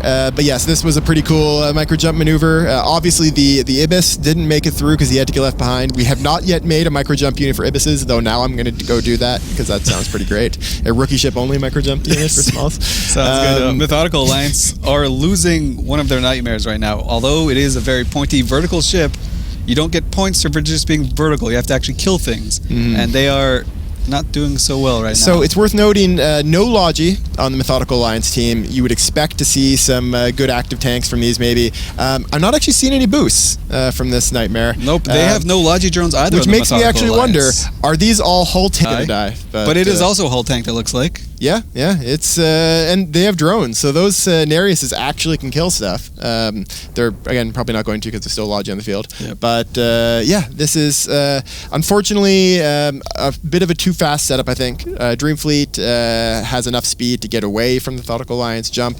They didn't quite get the same advantage that we saw from Drop the Hammer when they were able to land right on top of the Logi. Yep. The Logi saw it and burned away and got out of range before they were able to get the newts for the Battleborn on him. The one thing that should be noted is the Dreamfleet team has a lot of sustain. Even though they have only a Tech 1 Logi, they all of their Foons and Fleet Foons all have rep bots, heavy, medium rep bots all over the field. So I'm pretty sure Dreamfleet are not going to lose a single ship here. This is definitely not what Methodical wanted to come up against. No, but it is still it's still pretty impressive that they haven't even lost that Nightmare yet. That Nightmare has a lot of hit points. Yeah, well, the Dreamfleet team, their Fleet Typhoons are probably on reload right now. So we got another 20 seconds of nothing happening. And since they definitely don't have damage drones, just all rep drones. Yeah, but these missiles are flying now. They're not on reload. But he's just going down very slowly. There he goes already. Yeah. But unfortunately, again, just don't have the speed. This is one of those matches where a ship that has only been in a small number of matches but won all of them in the Nightmare. Yeah. And a ship that has only been in a small number of matches but lost all of them in the Vindicator. They needed something to break. It looks like the Vindicator is going to win this round, though. And by win, I mean it's going to still have a 0% win rate. Yes. So it is probably not going to be able to take it. They do have a web now on that Foon, so that first Foon may end up actually going down. They still have a lot of DPS on the field. Yeah, the Methodical Alliance, although they have a pretty high control bar, considering they only have 5 core ships. 2 Balgorns will do that. Yeah. They can still apply a lot of damage, even though they only have 4 ships left. Yep. These are, by the way, the gun Balgorn setup, so they've got like half gun, half newt, so they do deal damage as well as having their newting and webbing. And you can see they're putting all of their new pressure on the primary to try and turn off any hardeners that might be on. Yep. And it's kind of working. I mean, Dreamfleet's going to lose a Typhoon because of this, because the Executor cannot tank through all of this. Yep. I was talking about how much sustain they had. There's probably 20 armor bots swarming this Typhoon of Dreamfleet, but it's just barely keeping up with the damage, just slowly slipping further and further. So again, these hull tanks on the Methodical Alliance are actually, we're seeing a micro jump now from the Typhoon. So the Dreamfleet Typhoon is going to try to micro jump out in low structure and see if he can survive, but no. Once again, I was talking about this earlier. Everyone micro jumps in structure. Do it earlier. Yeah, they want the Reddit points. It would feel so awesome if you get out with like 1 hit point left. But no, do it earlier and then you actually will live. Yeah, so the thing, when you MJD, your SIG blooms as well. So you just become an even bigger target for these Balgorns and Vindicator.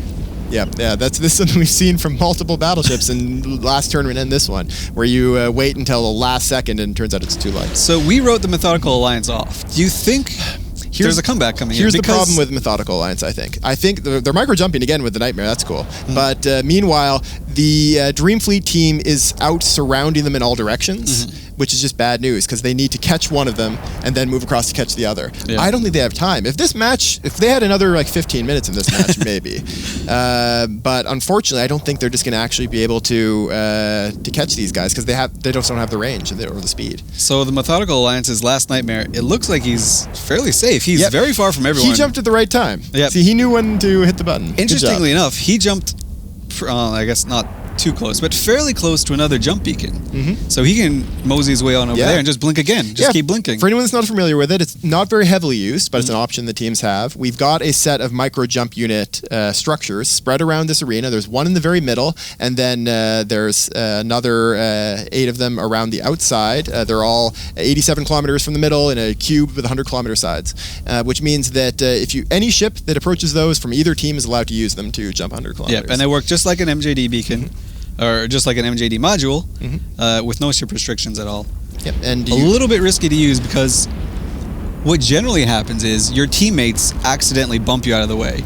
And so instead of trying to rely on the opponent having to bump you out, you're actually having your teammates screw you over. The one in the middle is pretty safe to use. Yeah. You can't go out of bounds that way. Well, you can if you're really fast, but otherwise you're fine. But the ones on the edge, yes, very risky for that reason. So the Nightmare actually looks like they sent the Talwars and the Cruer after this last Nightmare of Artemis there. So he is going to go down eventually.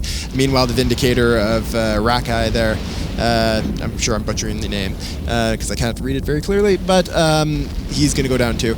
This is, again, a really awesome performance from Methodical to be entertaining, but just, unfortunately, not quite fast enough. Yeah, if they had ships that are just a little bit faster, or if they come up against a little bit more sluggish of a team. Yep. This would actually do pretty well against one of those Scorpion Navy issue teams. Like, Yeah. if they'd landed within Balgorn range of Scorpion Navy issues and they weren't That able would to be escape, that would have been a pretty good job, yeah. Yeah. So ideally, what the Methodical Alliance wanted to do is they wanted to blink behind and catch Dreamfleet off guard, as Yep. we saw a few teams do it, most notably Drop the Hammer. So they wanted to get behind Dreamfleet and then kill their logistics. Unfortunately, the Dreamfleet logic pilot was paying attention, so he saw that he knew this could happen. He expected it, and he just moved out of the way. So when they blinked behind him, he was already 50, 60 kilometers away, and these aren't, as the analyst desk mentioned, these are not flagship Balgorns. Yeah, this is a setup that would fit really well with flagships, too. Like, you could put a flagship Balgorn, flagship Vindicator, even a flagship Nightmare. Yeah. And that would make the setup that much cooler. It would. It would also lose you more money. But, yeah. But I mean, 70-kilometer webs. I mean, they would have caught the logic that time.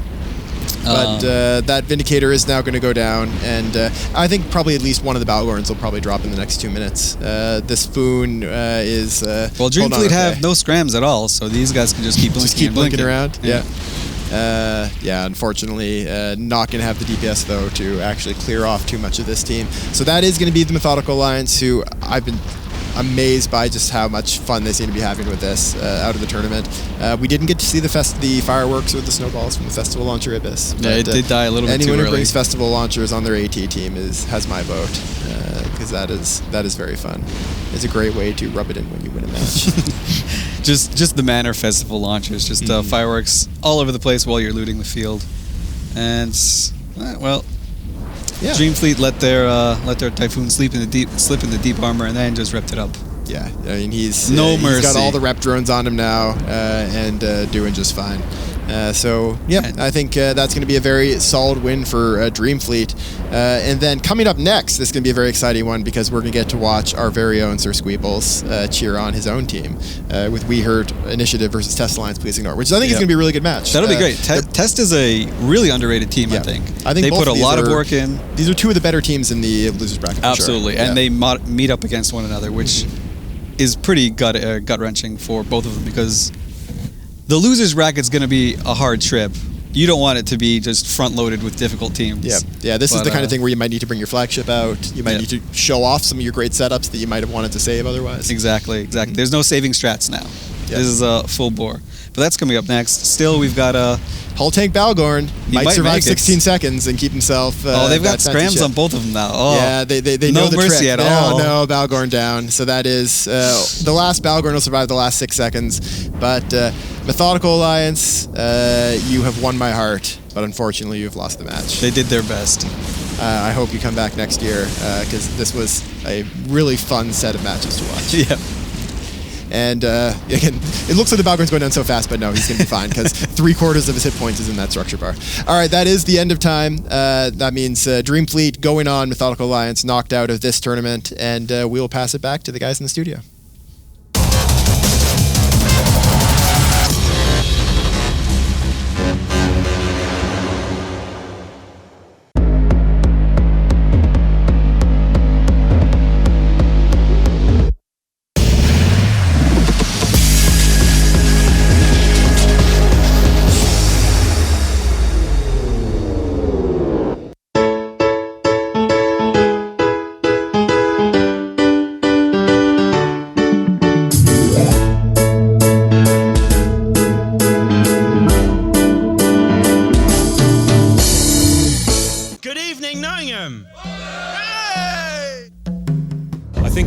Probably the best organised event I've seen. It's been absolutely amazing. For a player-led event, this is absolutely fantastic.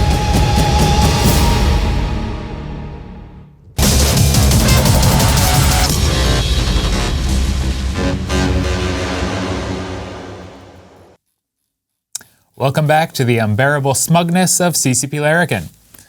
Hi boys, just And we see the Methodical Alliance eliminated in a very sad moment, fumbling the hammer. Really, I wanted to see that drop work. They're Fumbling the hammer. Took me a minute. I got it. Thanks. My mind is elsewhere.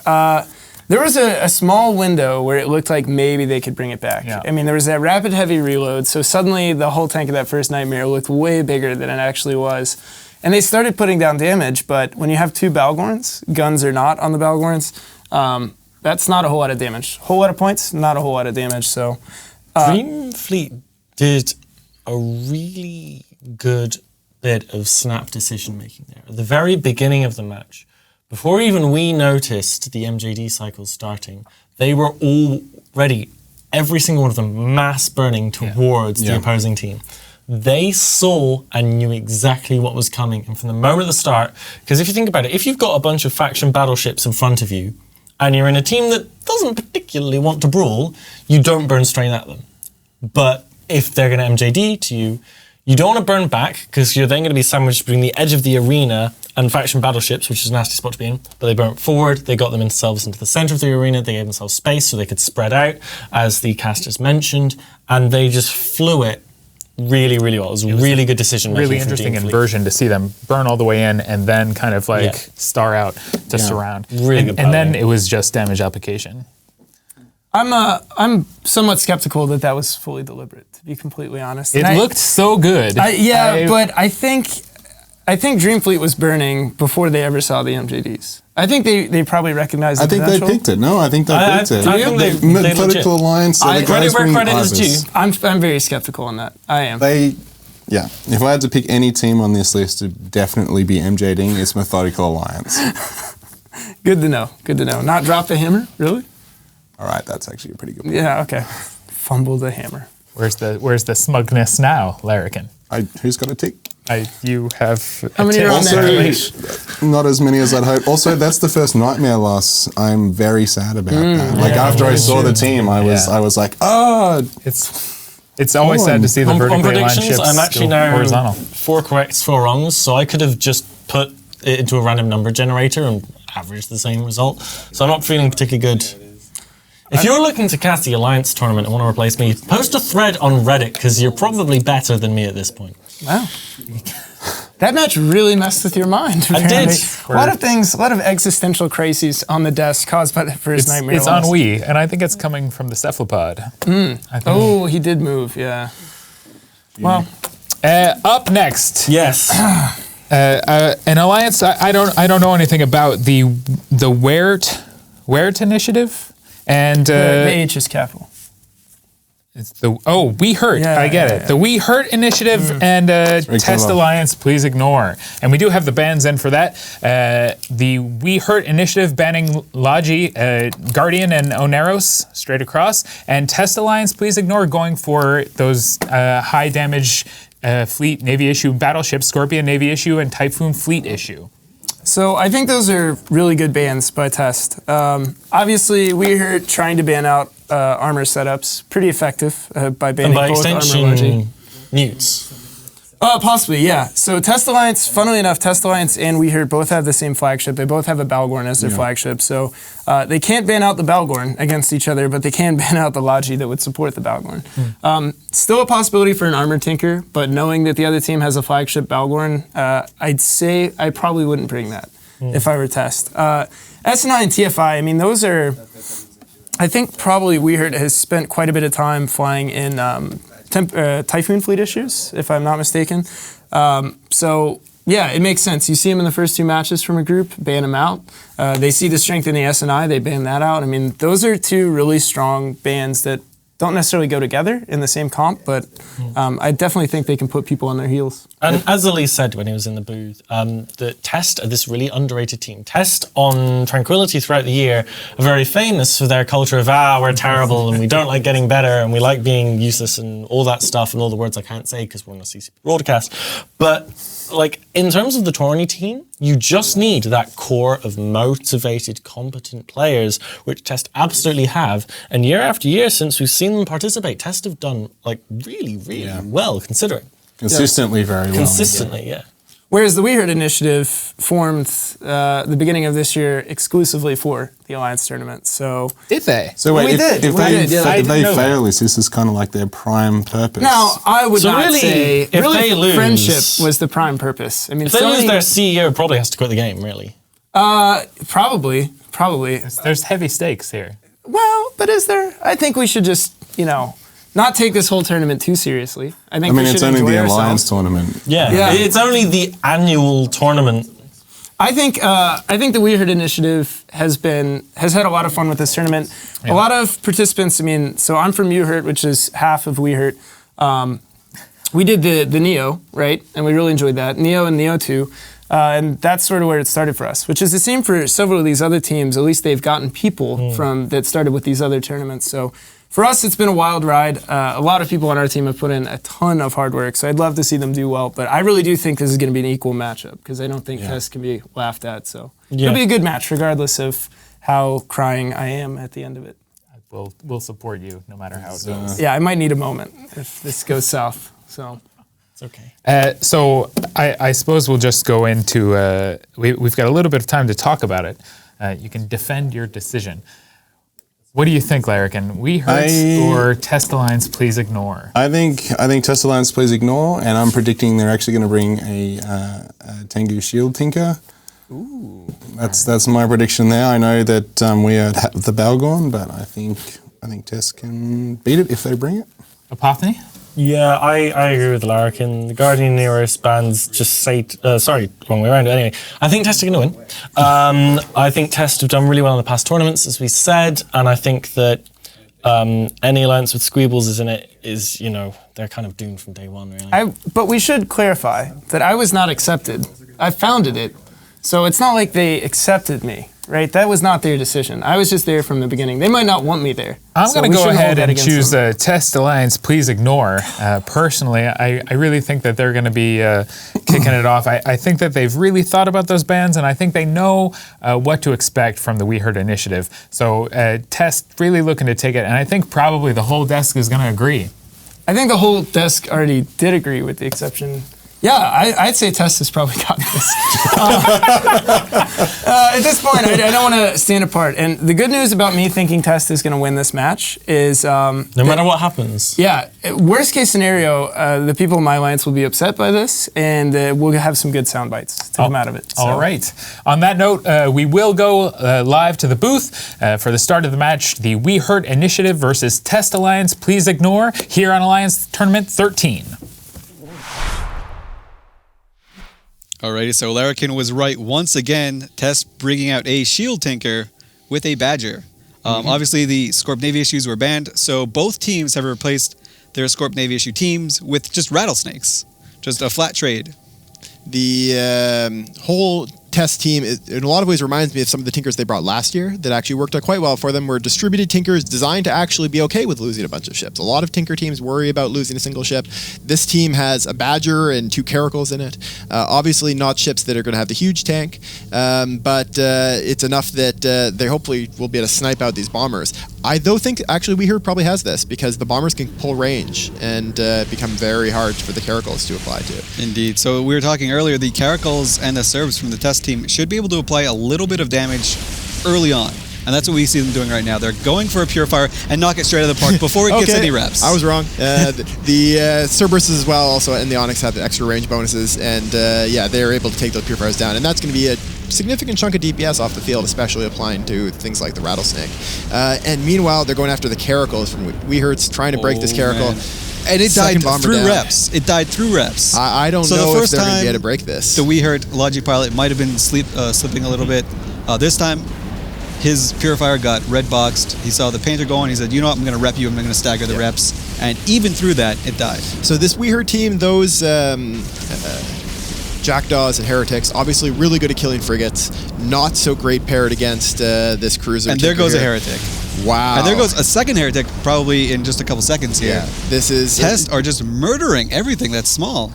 These rapid light launchers on the Cerberuses and the Onyx and the Caracals are, of course, very high DPS for a short period of time, then they have to go on reload. But that's good enough, because you're bursting through a ship, you maybe get 2 ships down, then go on a reload, and meanwhile, the Tengu's keeping you all alive. Yep, and meanwhile, while we were just talking about that, WeHurt lost a Hawk, one of the tankier, especially to kinetic damage, assault frigates in the game, and just died. Right off the field. WeHurt is going after the Tengu. This is, I think, a bit of a desperation play. You might try to go after the Caracal. I think was a good choice for first primary, but at this point, you just need to hope that you can break that Tengu. So they do have newts on it, so that's going to help a bit, but it's going to be a challenge. The Tengu is taking some solid damage. This WeHurt team still does have quite a lot of DPS on it, but of course, Tengus with a huge tank. Now we saw a very good bump. We're seeing the rattlesnakes from WeHurt going look try at to the speed bump of that Tengu. It went way up. Sumatra is probably getting a little bit scared. Enough, but it was close. That was very close to being enough to get him out of cap range from his own rattlesnake, which would really hurt him if he loses that. Yeah. And the rattlesnakes from the WeHurt side are getting jammed, presumably by this test badger, which has 6 mid slots, 2 points. They haven't even considered shooting it, right? Yeah, maybe worth trying at some point. It's actually worth saying. So we've sounded like WeHurt was done here from the beginning. It's like, oh, they lost a couple ships and they're not killing anything. But actually, it's going to take a long time for Test to be able to burn through things like the Claymore and the rattlesnakes, and the Jackdaws are staying at range of sniper roads, so they're not too vulnerable. So actually, WeHurt has some time to pull this back. They can get some bumps off. They don't have that many good bumping ships is the problem. They've got the Claymore. Their rattlesnakes are, from the WeHurt side, are MWD fit. So if they can get enough speed, which it looks like they're trying to do right now, but they just whiffed this one bump. They just that bump didn't work, but they can try and make another pass at it. At this point, the Tengu not really breaking. Maybe continue the bump is a good idea. Try to shoot the Badger in the meantime, perhaps. Another Heretic now going down. This is... and there it goes. Yeah, this is a very good start for Test Alliance. I like this setup in general, the more distributed Tinkers where you don't need to worry too much about losing a single ship for your higher DPS. This many rapid light missiles on a Tinker, that's a lot of damage. There's another good bump we just saw. It scatters the whole Test team a little bit. They got that. Meanwhile, away. They killed the WeHurt Scimitar. The WeHurt Scimitar came in the range just a little bit. He potentially could have stayed out a little bit longer, but he wanted to get some reps in on stuff. And this test team just murked that Scimitar straight off. The interesting part about this test team is it's a Tinker that's actually designed to kill what's very strong in the meta this year. Yeah. So very well thought out. This means that they have practiced this before, because a Tinker, although it looks very easy to fly, it's actually very difficult to fly. It's really deceptively boring.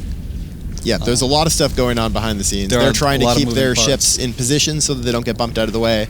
The Tengu needs to manage heat. They needs to manage his repper, his remote reps, all the cap coming in. But yeah, this is a very strong performance so far. This first Rattlesnake taking a lot of damage for WeHurt.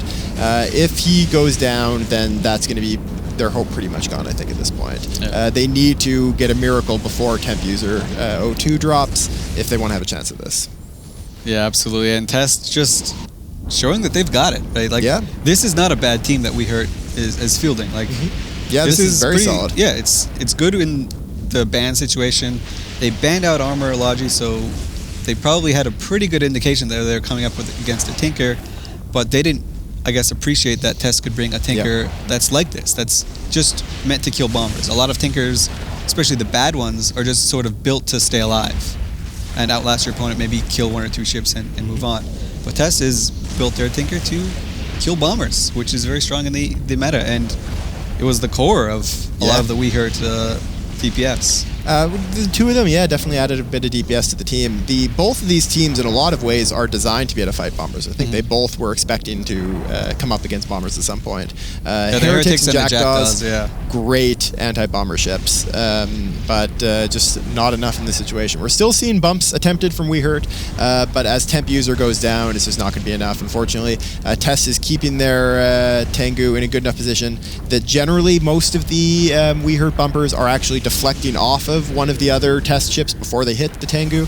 They're actually basically blocking him as you would in like American football, like actually just keeping their guys in the way to take some of the kinetic energy from these bumping ships coming in. The D line is strong, as we see another bump being attempted, but he's gonna, unfortunately, it looks like Sardcade's going to bounce off of Sumatra's Rattlesnake. Yep. So it's gonna be some Rattlesnake on Rattlesnake action.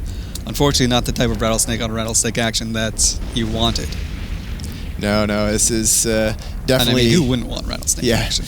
definitely not what they were hoping to get into. Like, these rattlesnakes for WeHurt are a cruise missile fit compared to the rapid heavy missile fit on the test one that is designed to go along with the rapid lights on the rest of their ships. So this is a team that would be able to sit back and snipe at bomber teams, at kiting teams, at like these Tempest or these Typhoon fleet issue teams, but unfortunately just not really a great match against this Tinker. And I wouldn't be surprised if we see Tess doing some more cool stuff with this team as they go. This is, again, the kind of archetype that they used to great effect last year. And they're really the only team that has been pushing it. Yep. PL fielded with just one Tinker. A few teams fielded some really bad Tinkers, but this is a different kind, especially with a hauler. And as a Jack Dad just dies from the WeHurt That side. was, Zhao has decided to get this match over with a bit faster and flew himself right out of the arena. I expect we're about to see the rest of the WeHurt guys there's doing more the same. going on the side. The Stiletto is also kind of running towards the edge. He's just sitting right there. I think they're just they want to get this match over with and get back to maybe doing some streaming, doing some PvPing. But that is going to be the end of WeHurt's run in this Alliance tournament. In fact, we just saw Jackdaw MJD out of the arena just to try and set the record, and there goes the Stiletto. And that's all of them down. WeHurt eliminated from this tournament. Test Alliance, please ignore. Once again, showing themselves that to be a very solid team, nothing to be trifled with. Exactly, and sorry, Squeebles, but I guess you're going to be half right. And now we'll send it back to a somewhat sad Sir Squeebles and the rest of the studio.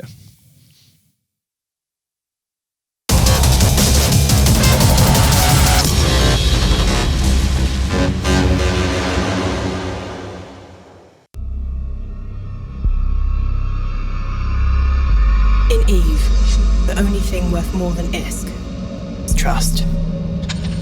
In Amsterdam, E.V.E. is real.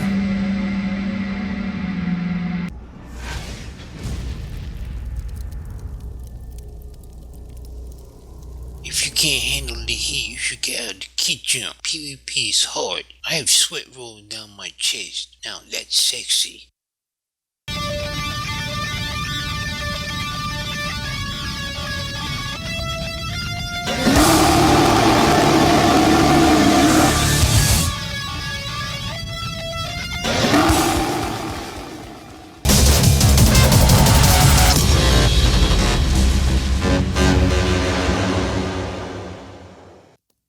Welcome back to the desk here at Alliance Tournament 13.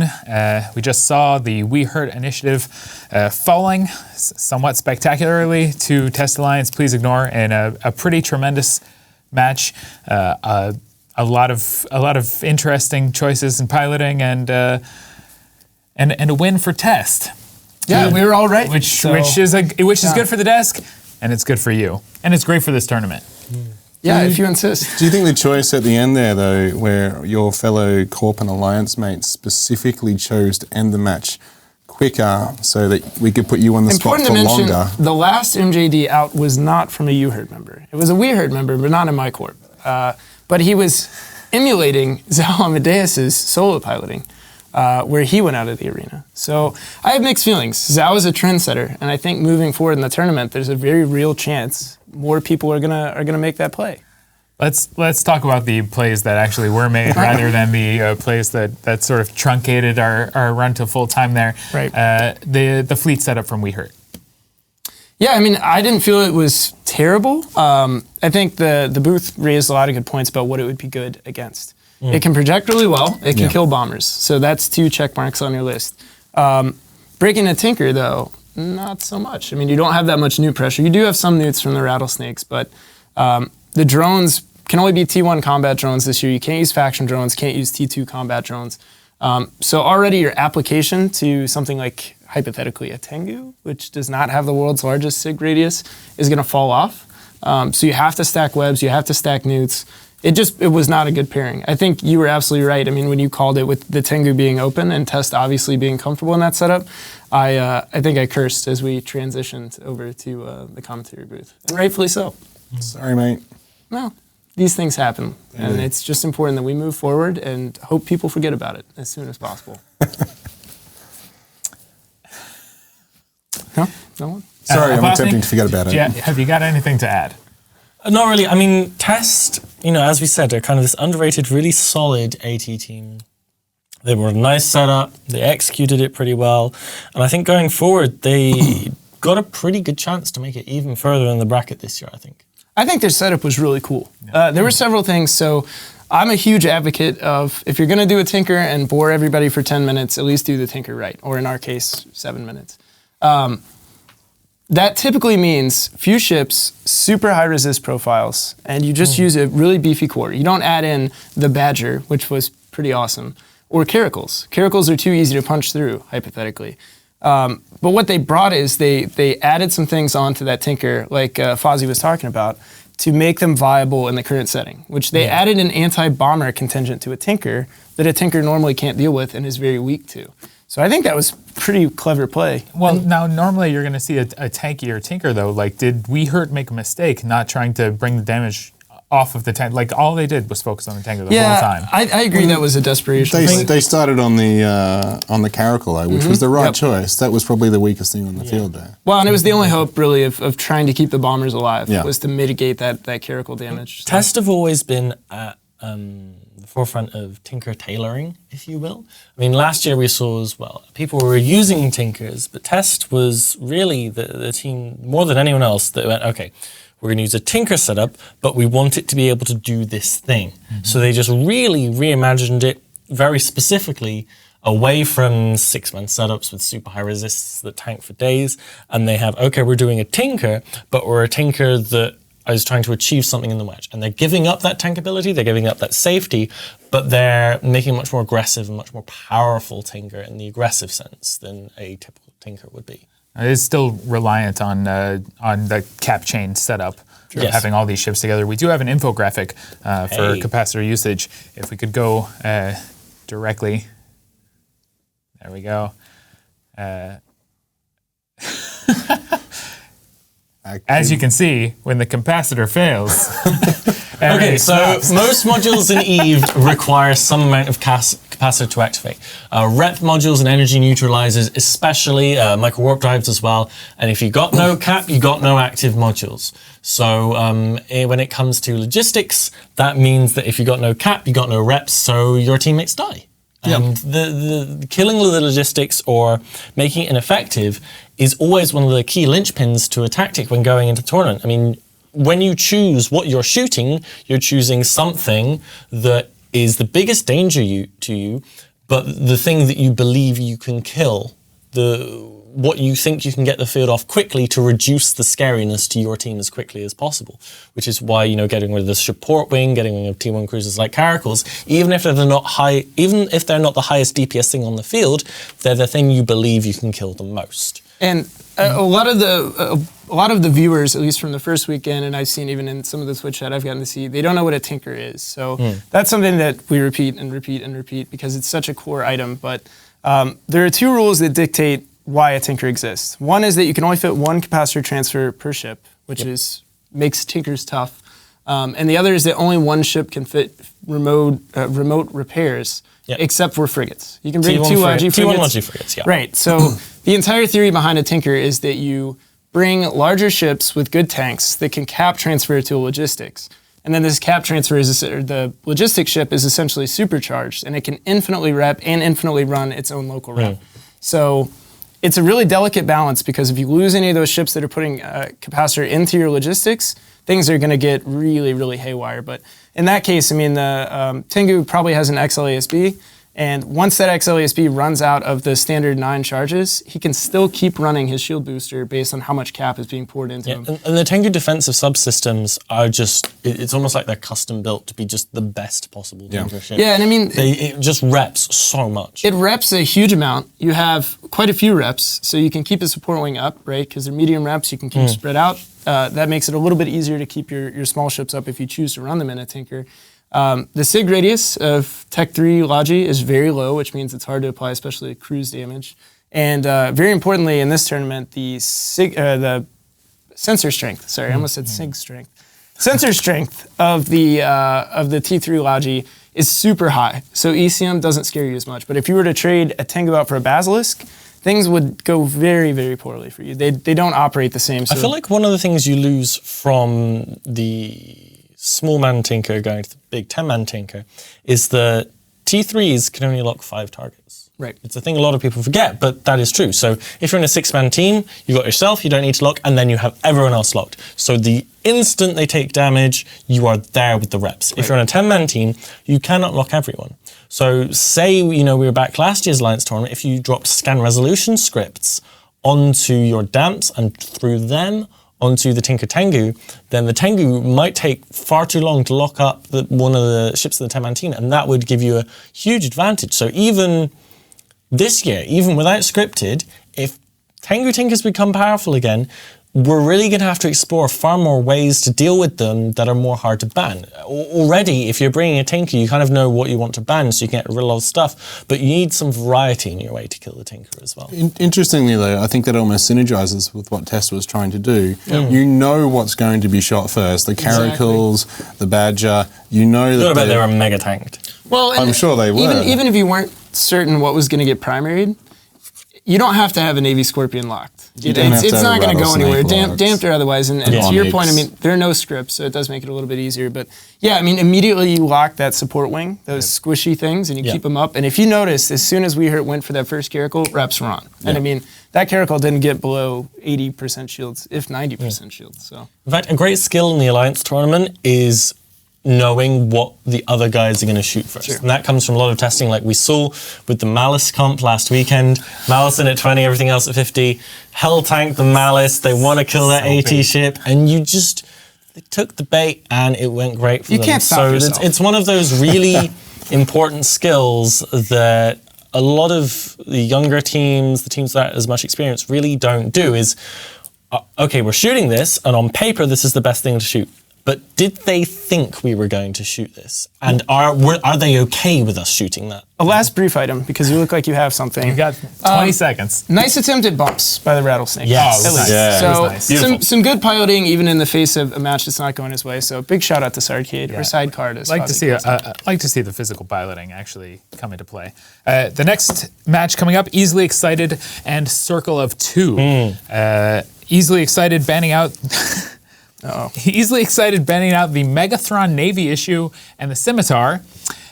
Circle of Two banning out the Basilisk and the Anaris.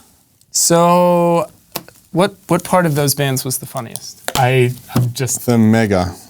What's happening the Mega is actually quite good, right? The whole tanked Mega. It can whole tank, but importantly, it's essentially a Vindicator with a utility high slot. It's got no webs. It's got an extra low slot, but you don't really need the webs if you've got more than one, right? So it's got almost as much damage. It's got an extra low slot for more tank, especially a whole tank. And you can fit a large smart bomb to blow up their rep bots if you want to, or you can fit a heavy nuke on there. So I don't think I would not dare chuckle at a team that banned, but if you want to, that's fine. You go ahead and laugh. It was a colorful choice. Yeah, and it is a Two are another of these clusterperium teams that really clusterperium. Okay, all right, I'll go with it.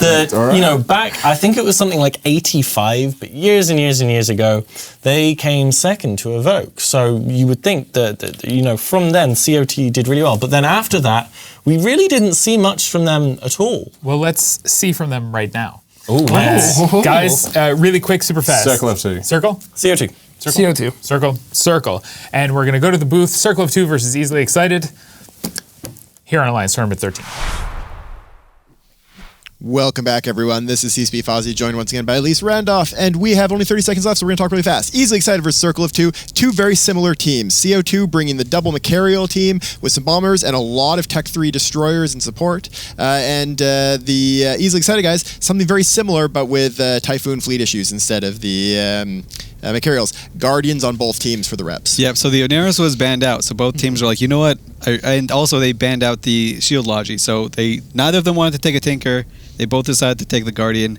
The Guardian is very different than the Oneris in that it's much easier to catch, but it's also much more durable. Yep. So let's see what these guys both go after. They landed 50 kilometers from each other at max range. So they're 100 km apart. So we're going to see the frigate wings just do battle in the center of the arena. There's going to be initial range advantage to the Typhoon fleet issues of Easily Excited because they are cruise fit Typhoon fleet issues, a little bit less common this year, versus autocannon Macarials. So the Macarials are going to have to get in a bit closer. And already the support wings are engaging with each other. like we've talked about before, these Tech 3 destroyers, very high skill cap. There's a lot of skill required with them, especially now when you've got another similarly sized wing up against you trying to kill you as you're trying to do your work. Yep. So interestingly enough, as you assumed would happen, the easily excited Fleet Typhoons are just waiting for CO2 to charge into them. And in mirror matches like this, because this is essentially a mirror match with just very slightly different ships, the team that rushes in first ends up losing. A very large percentage of the time, yeah. So easily excited are focusing on a purifier and also have tackled the CO2 Guardian.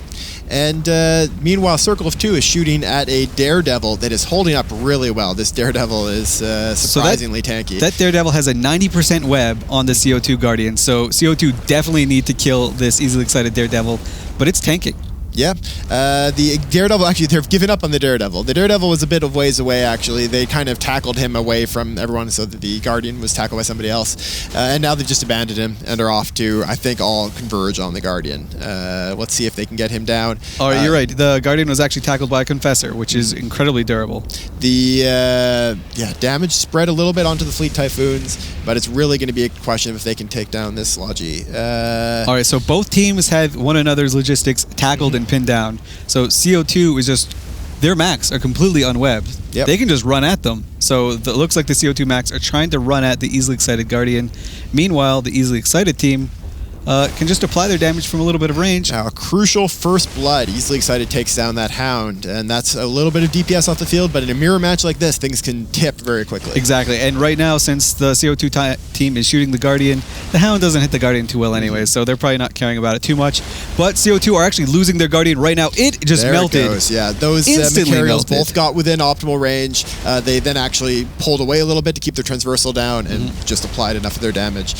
Guardian off the field, big start for easily excited. They're going to lose a Hound, it looks like, but that's not a big deal because these purifiers are going to drop so fast. The easily excited Hound has maybe 2% structure now, and he's perfectly safe. Great job by Demister there of easily excited and the Guardian doing a really good logistics. All right, well, there he goes. Yeah, whatever. It looked good for a while. That extra couple of seconds is really valuable. Keeping that Hound up, it means they got a purifier in that time, basically. Yep. So now easily excited, their job is to have this Sweeple and Confessor with the Daredevil just roaming around, killing all of the CO2 bombers first, obviously, because they do the most damage, and then they're going to be just murder zoning the opposing Sweeples and Confessors. Yes. Actually, sorry, I'd gotten a bit confused about which side the Macaros were on for seconds. The Macaros weren't applying the damage obviously to their own Guardian, but they are now applying damage to the Guardian of easily excited. So easily excited adapted to this tactic, and they have pinned down both mechs. I mean, not with a scram, but just with a pretty hard web. And there is a big wing of these heavy armor maintenance bots. One of the great advantages of these Foons is that they've got the big drone base, and that Guardian is being held up really well. I think it's really they need to kill these maintenance bots, and they haven't been yet. A smart bomb maybe on a Macarial would do a great job of it, or just have the Confessors and Sweeples take him down, but they're all just putting everything they've got into the Guardian. Oh, there you go, I just saw one of them explode. It looks like they are. Yeah, CO2 have actually thrown Warriors. They took T1 damage drones, because that's all they're allowed to take, and they're using the Warriors to try and kill and whittle away some of these of these rep bots. And as that happens, this Guardian is going to slowly go down. Meanwhile, though, Macarial of GigX going to be trading for him. Yeah, GigX, the captain of the CO2 team, he's been there forever. They've had some very, very strong results. They came in second in Alliance Hornet 6. They got the cool Freckies, or 7, Alliance Hornet 7. They got the cool Freckies, and bam, they traded a Mac for Guardian. At this point, that's an awful trade. Yep, and considering that there's also 2 Sweeples going down, this is a really, really strong position for easily excited. Obviously, 2 similar teams, but I have to say I like the Fleet Foons in this case, both because they give you some extra points, so they free up the points you can use elsewhere, but then they also give you the ability to hit all the way across the field. Yeah, the support wing for easily excited is what won them the match. A little bit of mistakes from CO2, but mostly it was easily excited just flying really, really well. And as you said, they had the extra points to spend on their support wing, and you could see it. Yep, that Daredevil that was the whole primary of the entire Circle of Two team but stayed up is an extra pilot. Like the easily excited, this is one thing we've talked about in previous years. I don't think we talked about too much this year. It's really important for most teams, other than in some cases Tinkers. If you want to be competitive, use all of your points and use all of your pilots. Yeah. We allow you to bring in all 12 pilots here. If you aren't using all 12 pilots, you're losing out. It's almost always going to be more valuable to have extra pilots on the field than it's to another have larger person. ships. It's another person that can make a good play. It adds confusion to a lot of things as well, so you can add some chaos. Yep, and just in general, you're getting better value, more slots for the point, more damage for the point at the lower point levels. And we can see, we didn't really mention this, but Easily Excited have a pretty good control bar. They have a Mollis, which we haven't seen much of this year because the damps can't run scripted anymore. But Mollis and they also have some, the Sveeples and Confessors also have ECM on them. So they're pairing up the ECM and the damps. In a support war like this, damping a Guardian is really strong. Yeah. Considering that you're essentially going to be having your destroyers dogfighting with each other. Especially the Guardian because it doesn't get that many mid slots, right? So you can shove one other thing other than the Afterburner or the Micro Warp Drive. Do you get a sensor booster? Do you put ECCM in there?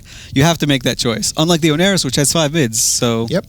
It's a really powerful tactic that we haven't seen as much this year because damps are intentionally a little bit less powerful in the tournament this year. But what is a really common thing to do is you leave the damps off of the logistics, damp something else, and the logistics, what he's going to try to do is stay as far away from the fight as possible while still being able to rep, so he can keep himself alive. And then you throw all your damps onto the and surprise him, and suddenly he can't lock anymore, and you kill 3 things before he can get back in range. Yep, it's a really great tactic, and it's in this case, it probably didn't come into play, but it definitely could have, and that's definitely what the Mollis is there for. For just a few points as is, it works. Yeah. So we're just watching CO2's death rows right now. Sebastian's going down.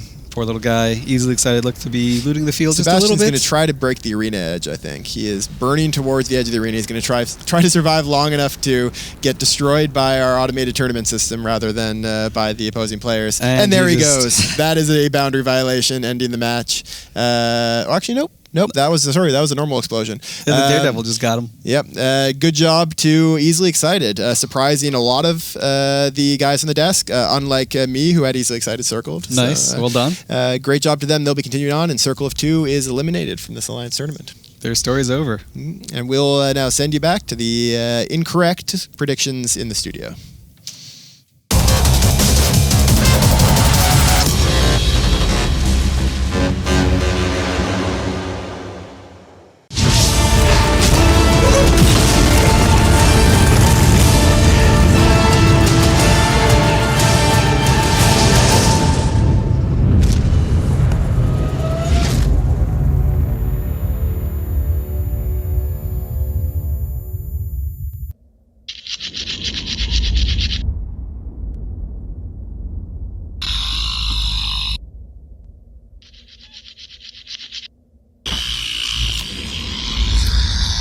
Oh my fucking god.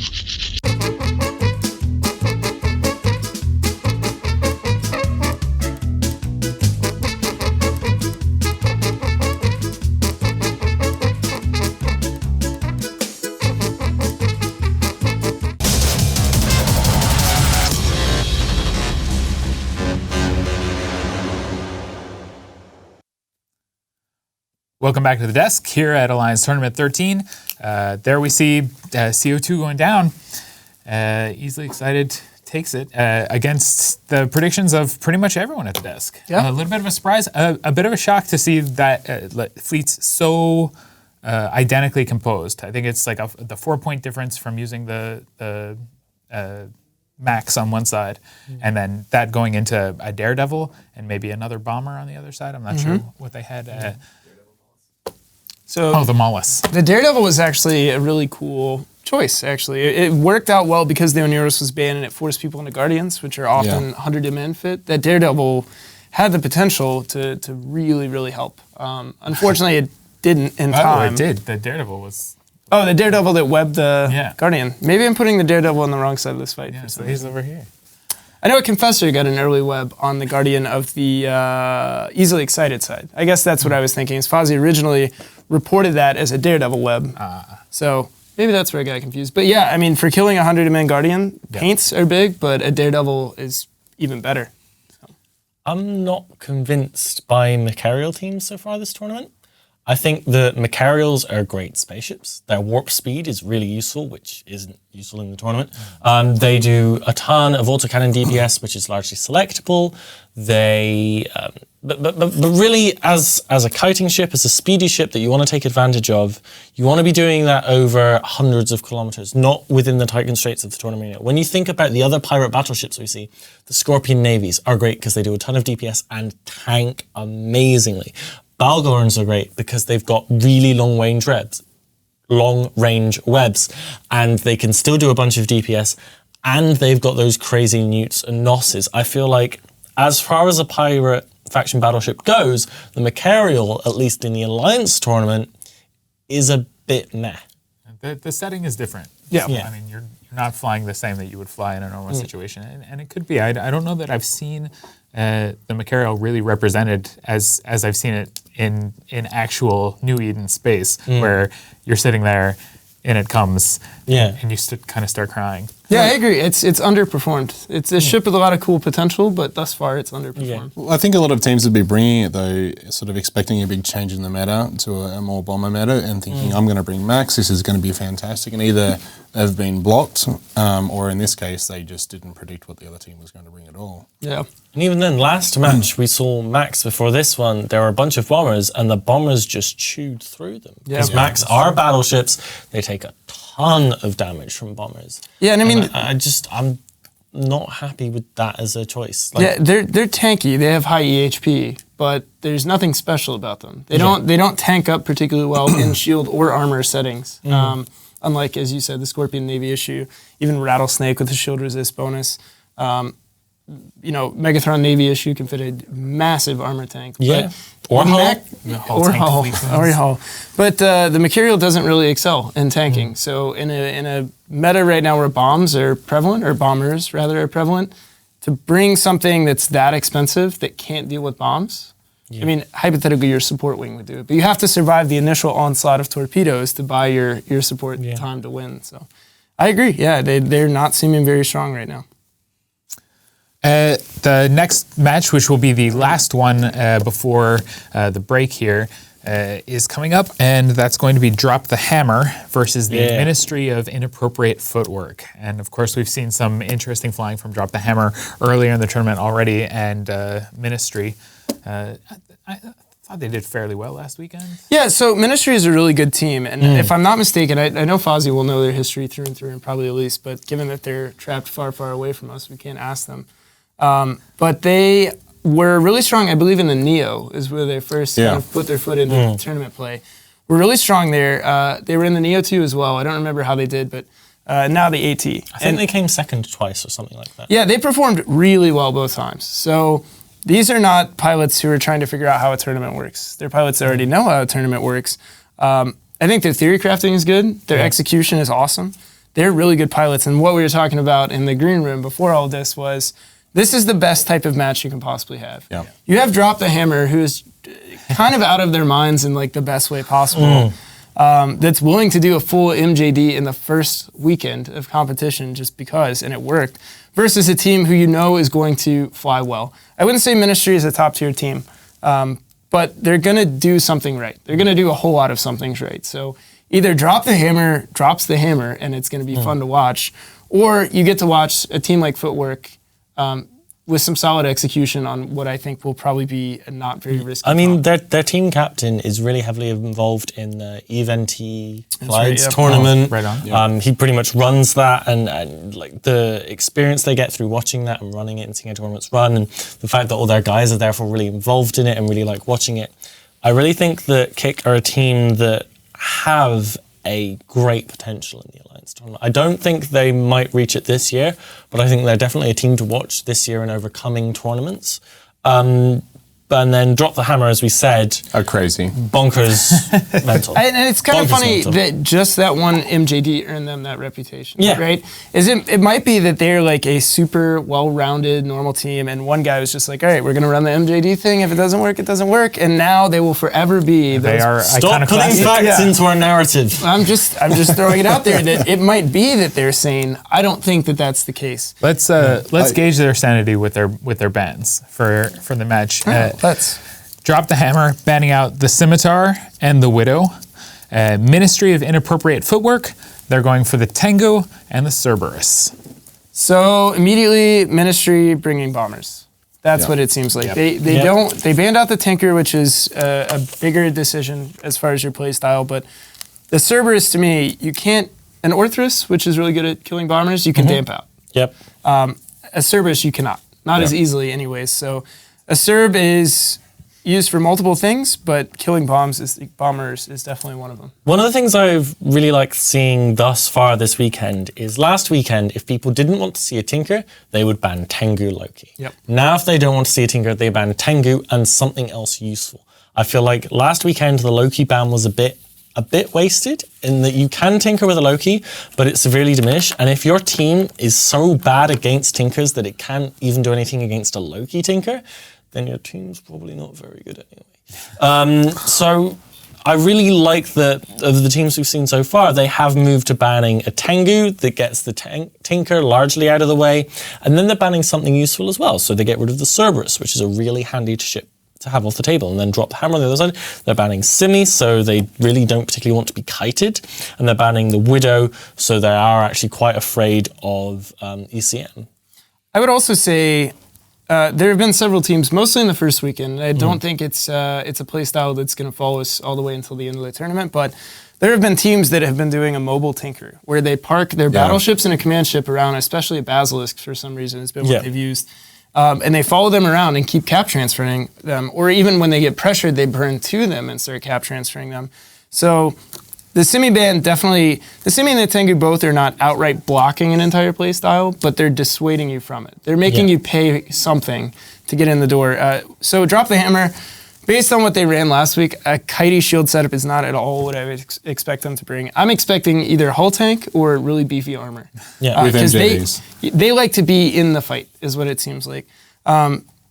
Footwork, on the other hand, I don't know what they're going to bring. The Cerb is still an interesting pick, so maybe they're going to go a top heavy like Navy Scorpion supported by a bunch of bombers. From what I know of Kick, Ministry of Inappropriate Footwork, I feel like they're one of the teams that are really likely to bring like a bang-on meta team that we've seen variants of, and we've seen a lot of, and they're just going to go, okay, we know how to run this, we've got our own take on it, and we're just going to try and execute as beautifully as we can. Yeah, I've never seen them fly something that's like completely off the rails of what anybody else has ever done. They like to... I mean, they might to switch it up. They might. They're not, above that. Yeah, but I would say they're execution focused. Their theory crafting is probably good, but they like taking comps that they know work and then showing people why they work. Is it going to be enough? Are they going to execute on this match? I have to vote for Drop the Hammer for fun, but I think Ministry of Inappropriate Footwork is going to take it. I hope so. They're a great team. Bethany? Yeah, I'm with Kick. I know a bunch of the guys from the stuff I do with EVE-NT. I think they're really good tournament pilots, really good theory crafters, and I think they got this. I think Ministry is going to take this easily. Then Ministry sweeps the desk, and we will go to the booth for the last match before the break of Alliance Tournament 13. Off you go to Fozzie and Elise Randolph. I'm very disappointed. The desk has gone with their heads and not their hearts. Yes, over here we vote with our hearts. Yeah, absolutely. Drop the Hammer all the way. And this is Drop the Hammer at their craziest, I think, and it's great. So we've got from Drop the Hammer, double Slasher, double Brutix Navy Issue, double Typhoon Fleet, flagship Balgorn and Rattlesnake, and they're in perfect micro jump drive position 100 kilometers away from their opponent. Meanwhile, I like Apothony said, a very good but very standard type of setup for Ministry of Inappropriate Footwork, their own take on it, double Fleet Typhoon, Eos and Neros, Double Steeple, Confessor, Blackbird, Vengeance, Double Purifier, Hound. Yep, and they are perfectly 100 kilometers from each other, and we see MJDs spooling up already. Yep, there we go. Already, they're all MJDing, except for actually the Rattlesnake hasn't activated yet, but it just needed to. Oh, there we go. Already landed right in the middle. Remember, this is perfect. Unlike Methodical, this is a flagship Balgorn, so it has insane web range on top of the newts. And he's already got the Ministry of Inappropriate Footwork's Logi. The Oneros is down. Web just dropped off it, though. He is double newted, and those are Balgorn newts. There's the web back on. Okay, so Oneros webbed and newted, and now it's just a matter of time, I think. Let's see if they can finish him off. So they're doing exactly what they're supposed to do. They caught the Logi from Ministry of Inappropriate Footwork. They're throwing all of their damage on it.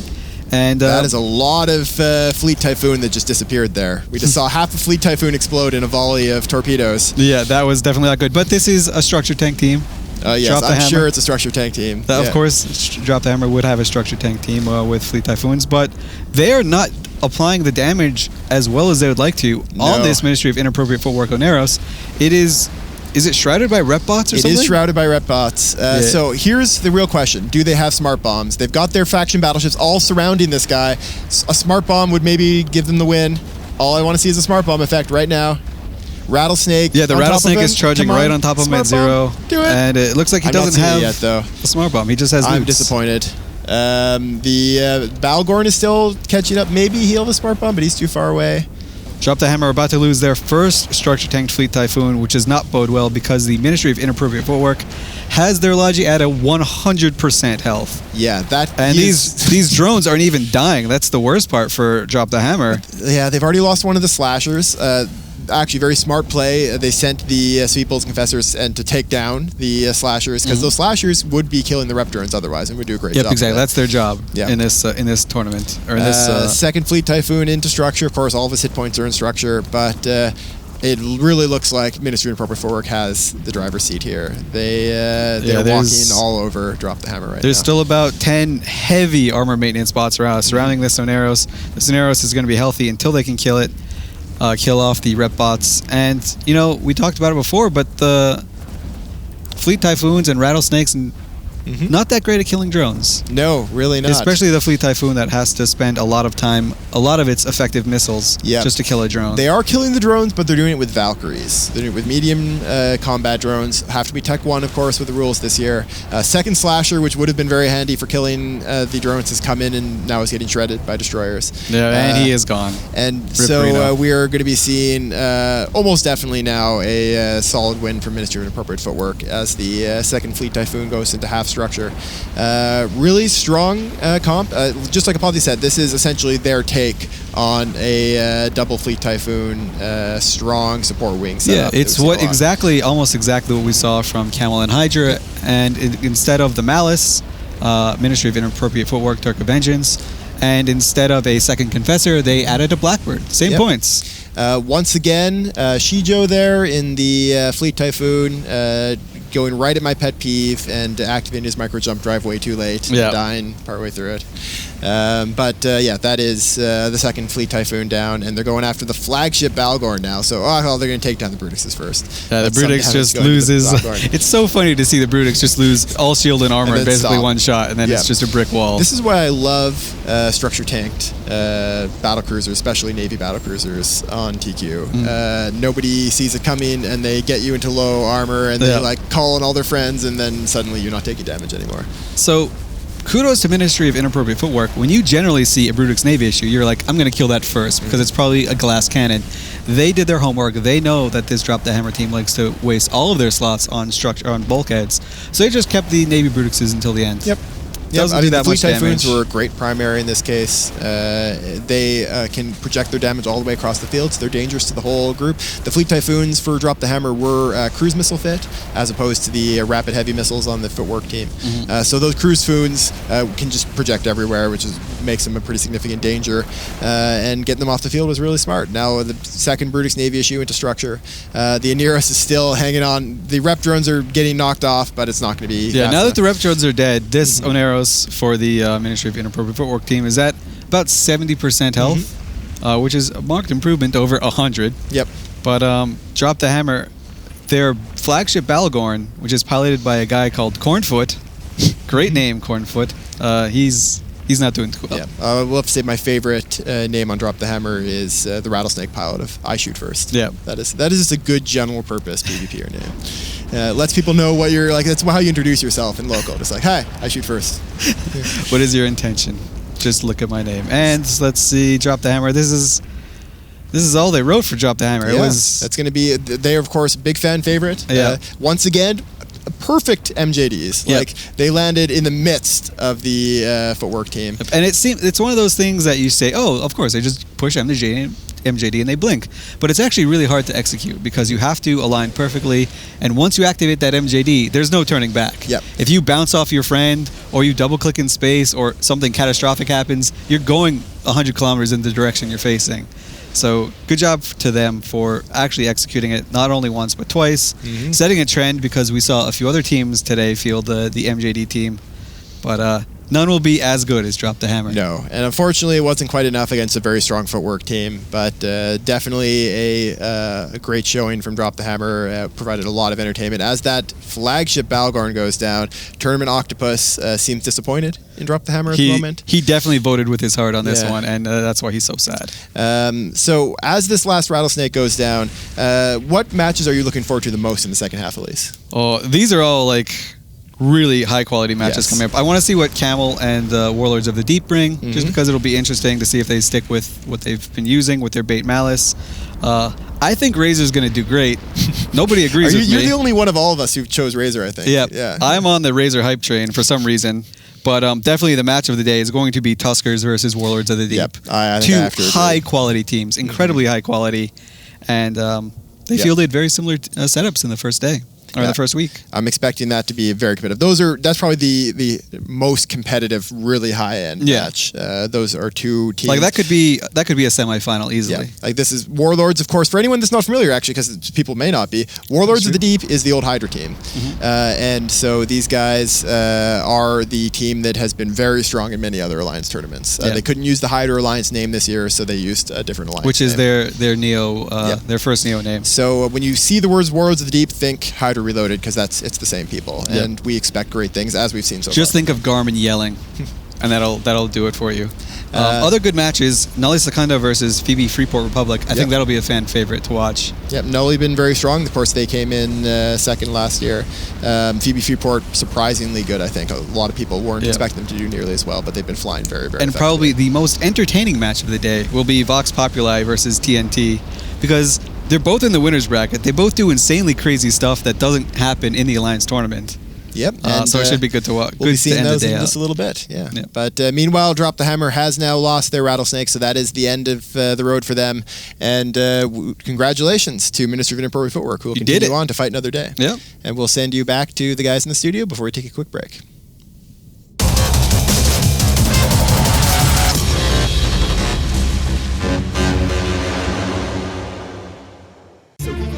Live to fly another day. Because of winning with broadswords and then winning with Dominic system. This was a very interesting match. I'm going to come back and look at this later.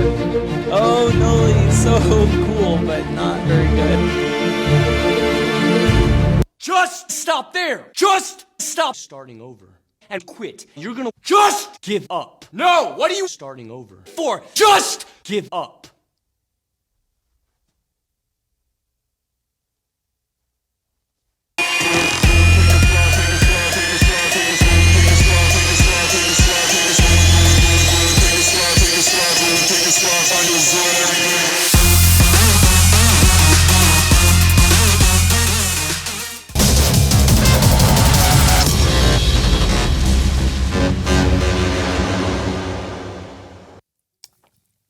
And we're back in the studio. That concludes the first half of today's Alliance Tournament 13 broadcast. We will be back in just under half an hour to begin the second half, where we'll watch the rest of the losers bracket fights and then move on into the upper tier winners bracket, where a lot of those fights that the guys in the booth were mentioning are going to be taking place. I think there's going to be a lot of entertaining stuff coming up.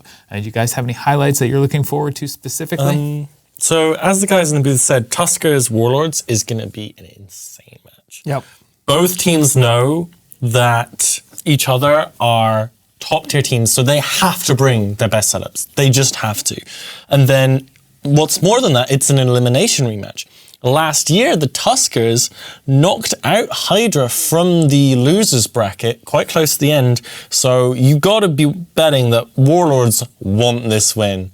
Like, as much as they want the tournament, this match is probably the next most important thing to them, getting revenge on these young upstarts in the Tuskers. Equally, Afterlife versus Tri, I think neither of them are as good as Tuskers or Warlords, but I think they're both really good teams that are quite well matched. And again, last year, this one eliminated the other. I think it was Afterlife that eliminated Tri. So we got another grudge match. So we got 2 grudge matches in a row. So I'm really looking forward to those. I want to echo the thoughts about Vox Populi versus TNT. It's going to be an anchor fest. There's probably going to be some weird metas. Somebody's going to fly in the arena. Nightmares, I am going to be so sad. We've been talking about what a big fan of the Nightmares we are. But honestly, everything this afternoon is going to be good, especially the winners bracket. There are a lot of good pairings. I can't disagree. Everything this afternoon is going to be good, and we hope that you all come back to join us as soon as we sort out everything that needs to be sorted out here in the studio. We will return, and the Alliance tournament will continue with more great structured PvP battle here in New Eden in EVE Online CCP. Alliance Tournament 13. All the keywords. Nice, very nice.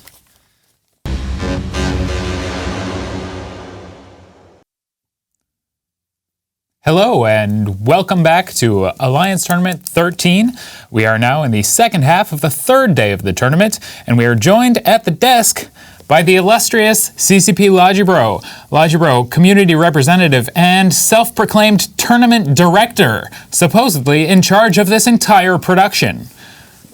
Logibro? It's a great thing to be here. It's a great thing to see the tournament going so well.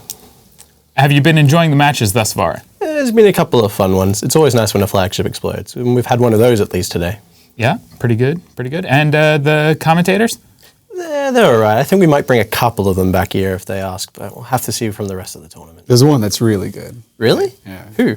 I don't know. I heard he had like this blue thing going on. Nah, haven't seen him around. Pretty sure. Sounds like overrated to me. Yeah, I think so. Definitely just rated, I think. Too much. We are going to kick off with a match of epic proportions. Brothers in Arms Alliance versus the Brave Collective. Brave. Are we having... What an alliance. Yeah, we'll go with what an alliance. You're a PL guy. Why don't you kind of lead us into that? I think Brave are going to do amazingly well. I think they're going to crush, actually. They've been putting a lot of effort into the Alliance tournament this year. They last year they wanted to, but they had a problem putting the Plex in, so they couldn't.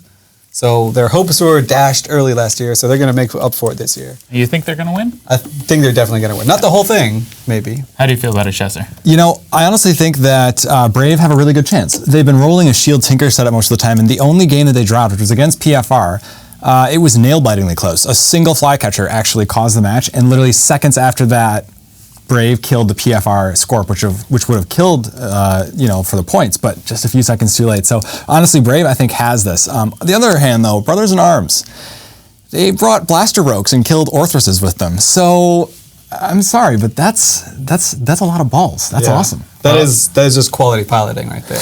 Let's see how they do. The bans are in and the match is just about ready to go. Brothers in Arms banning the Cerberus and the Falcon.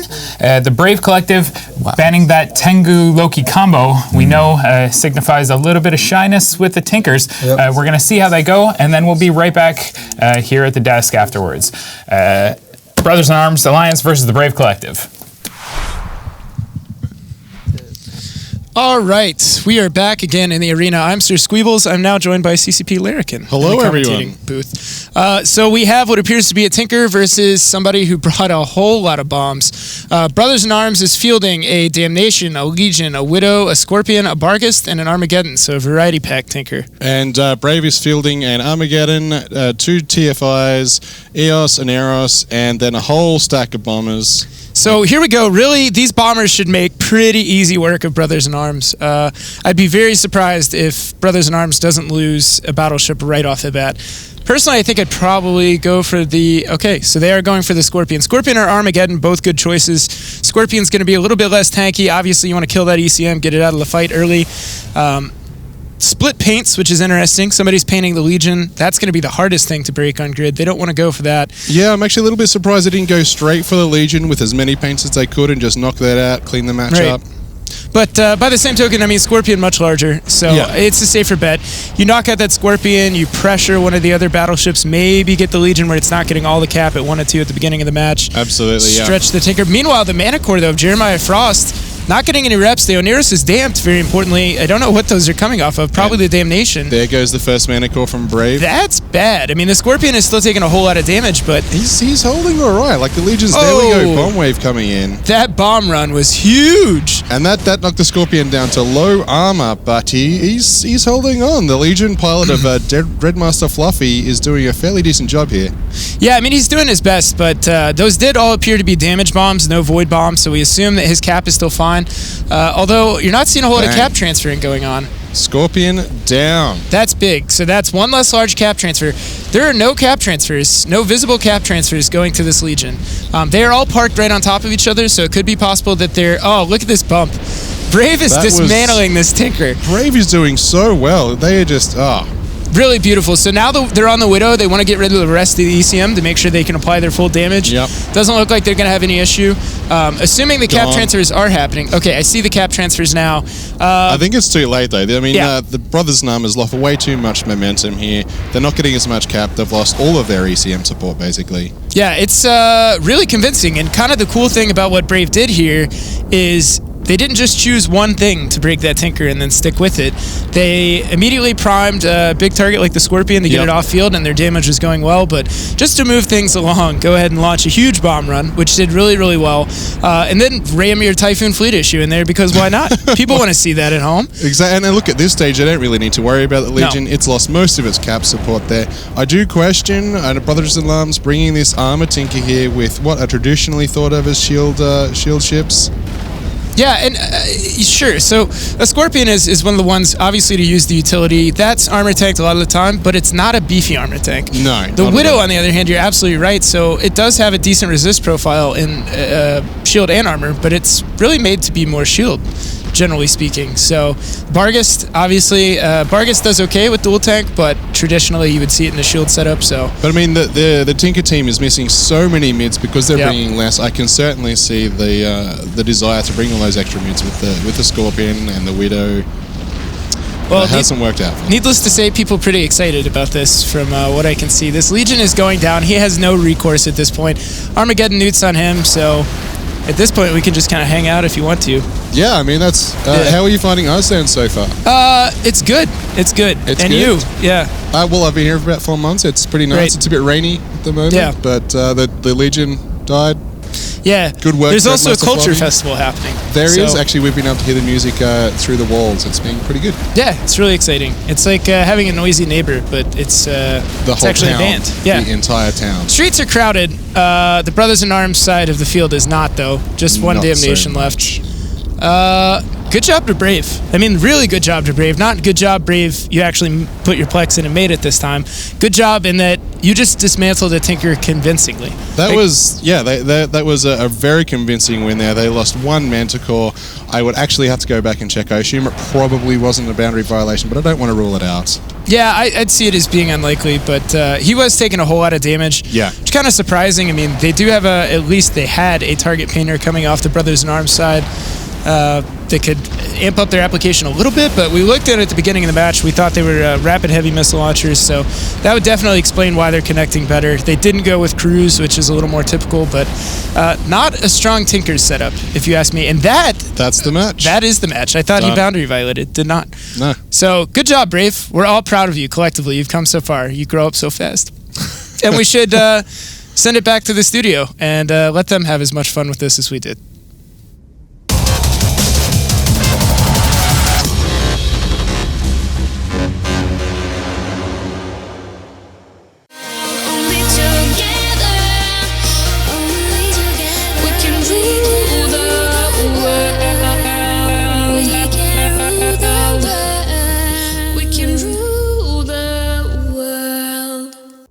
You logged in. Titan's logging. Titan's getting fleet. Jump to Walter. Jump to Walter. Jump to Walter. Jump to Walter. Fuck him up. Fuck him up. Fuck him up.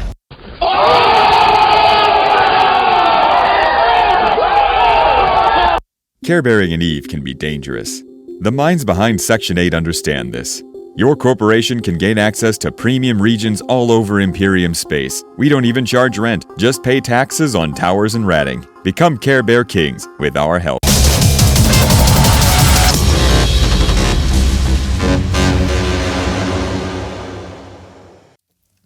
And we are back in the studio. Before we get to a discussion of that surgical vivisection, we're going to go to CCP Logibro, who has a few announcements to make. Yes, we've got something very exciting coming up. So, as you'd be well aware, a terrible misfortune befell the Amar Empire, and Empress Jamil Sarum appears to be very dead. So, what's going to happen is there's going to be a succession trial. This will be announced soon by the Court Chamberlain, and what's going to happen is all of the houses are going to pick a champion to fight for them. They'll fight to the death. Well, it's not really permanent death for you because you're a capsuleer. And whoever wins there, whoever they're the champion for, becomes the new Emperor of the Amar Empire. Now, there are some prizes on the line there. We haven't got anything to announce there yet. But if you're interested in fighting for the heir of your choice, there's a couple of things you need to know. Tournament is going to be taking place over the next 6 months with the finals at FanFest, which means that you need to get your passport right now if you're interested in participating. You also need to have positive standings with the Amar Empire because if you're a Minmatar rebel, not particularly keen on you fighting for them. You'll also need to make sure you have Amar ship skills because you will only be able to fly Amar ships. So it's going to be a very interesting meta. That is going to be pretty wild. I'm sensing a lot of Scorch. I think ham damnations are going to make a big Well, we'll see. The rules have yet to be announced. We're still working on those to make sure it's an interesting and fair fight for everybody involved. But if this takes your interest, make sure you get your standings up with the Amar Empire, you train Amar ship skills, and get a passport. And if you're successful, we'll see you on stage at FanFest fighting it out for the grand prize. That's something else. Definitely big news. Definitely something else to look forward to on the tournament horizon here, and Ham Nations. Yeah, CVA. Are you excited? You know, Ham Nations. I think Rainbow Baddens. That's how it's going to go. That's a good way to put it. Brave, stepping up. They did it just like we knew they would. They seal clubbed Brothers in Arms. I mean, to be frank, Brothers in Arms. I don't know what that comp was, but it was pretty ugly. I mean, you have a lot of random armor ships. You have no damage besides a Barghest. An armor Barghest. Excuse me, an armor Barghest. Yeah, Big Micro would be proud, but in an AT setting, I'm not sure if that's such a good idea. Yeah, it didn't seem to do too well. They had the Widow, just a casual Scorpion thrown in there as well. Jams are good. Yeah, jams are good. But it was neat. I mean, you could see what they were trying to do a little bit, right? So Brave banned the Tinker, so it kind of makes it seem like you don't want to fight a Tinker. Mm-hmm. So Brothers in Arms were like, oh yeah? Guess what we got? We got armored Barghests. But it didn't actually work that well for them. Yeah, it kind of fell apart. Definitely. I think the highlight of the match, they were kind of struggling a little bit originally with that Scorpion, and it was doing a good jamming work, and that bomb run brought that Scorpion. I thought he was going to get volleyed off it, but just so close to death that the rest of the torpedoes following just took him down. It was actually a clutch play. He almost pulled it out. It was close. It was close, but I like that play. Brave is showing a lot of versatility. Yeah, I'm curious to see whether there was a lock breaker bomb in that run there somewhere, and that may have disrupted the chain that the Tinker so desperately needs. Ooh. Well, that could be it, actually. Like, we didn't see the bombs. Like, there could have been some void bombs thrown in there for a good measure. There could have been some lock breakers. Because Brave lost only one ship, and they lost this ship because the Scorpion got a successful jam cycle on the Brave Logi. And then the Brothers in Arms team also had some damps on there. They were unbonus damps, but it takes a little bit of time to lock another bomber again. So definitely. I really enjoyed it. Like, Brave is showing to be very interesting. Yep, all that practice has paid off. I'm very proud. Definitely.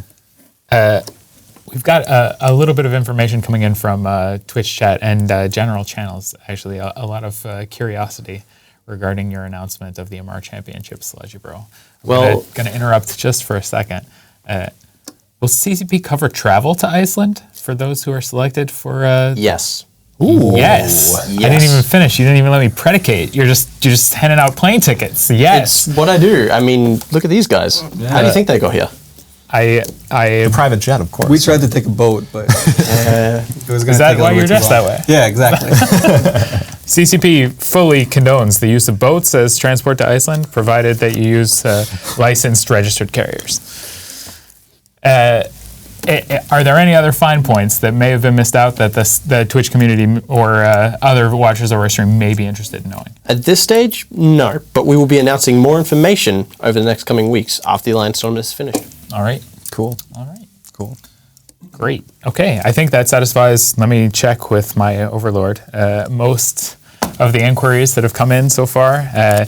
Please feel free to, of course, continue to post questions and comments in Twitch chat and other available channels. There is an Alliance Tournament forum on the CCP forum page where additional conversation is welcome and invited.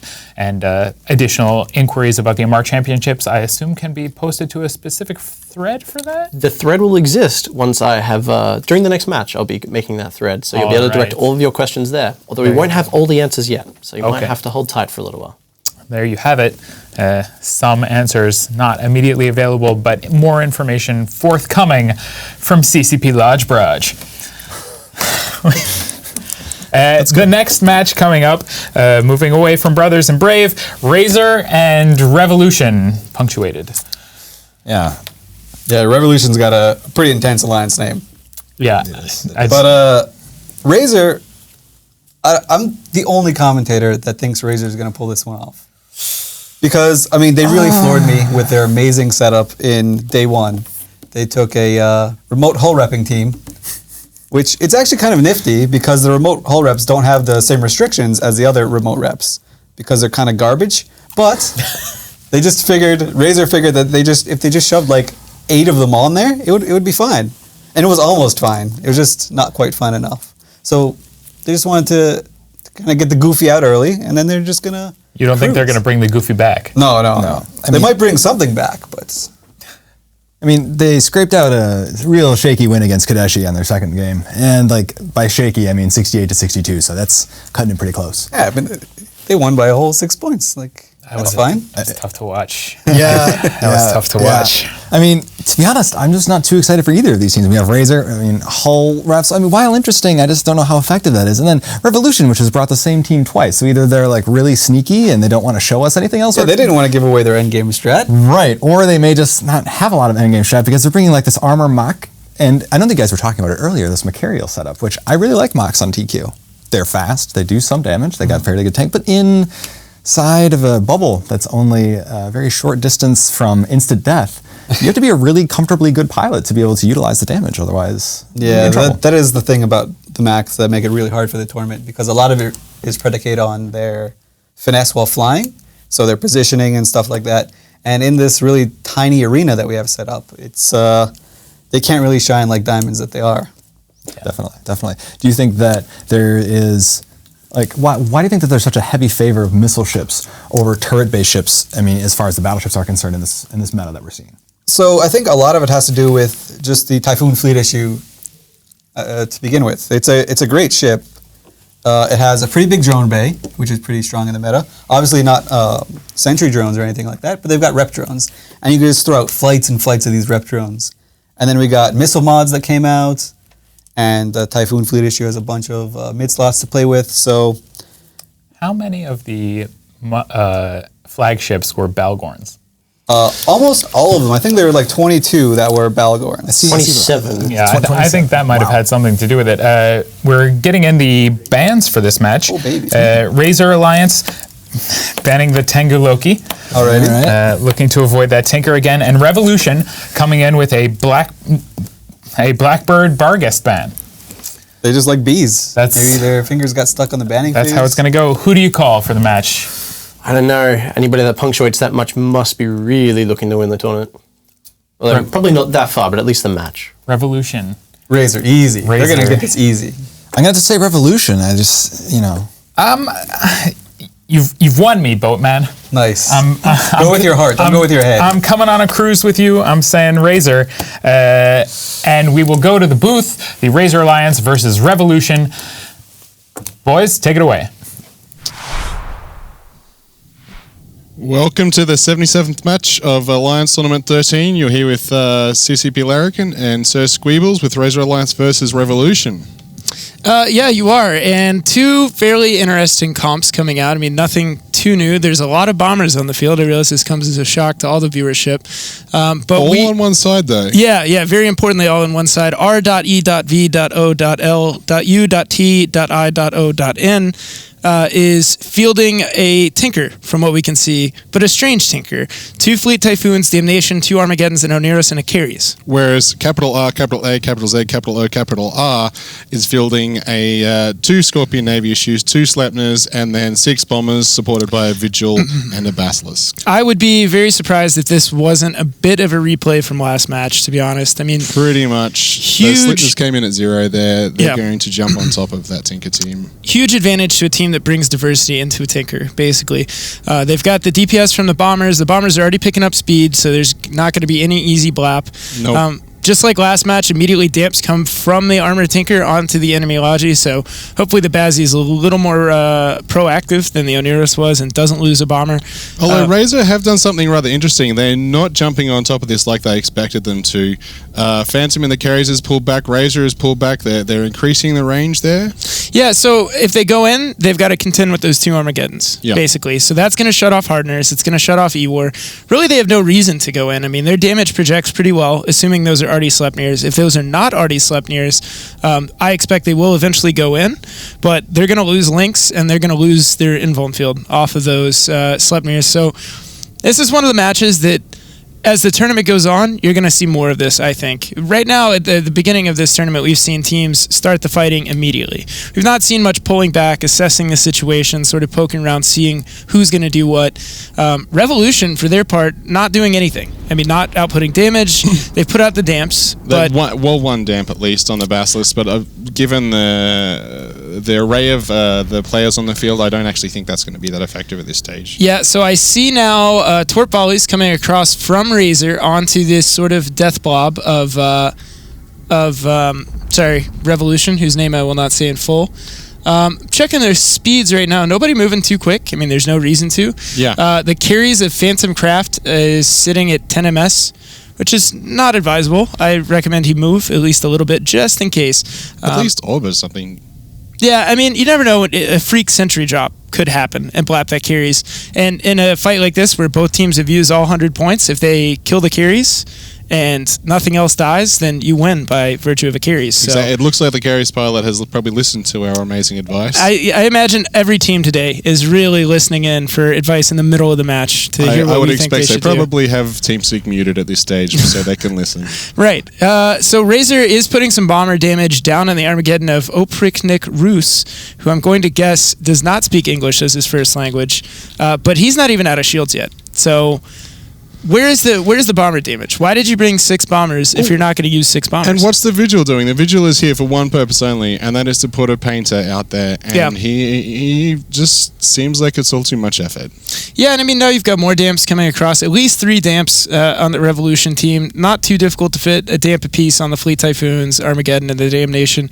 The carries would probably be the likely culprit there.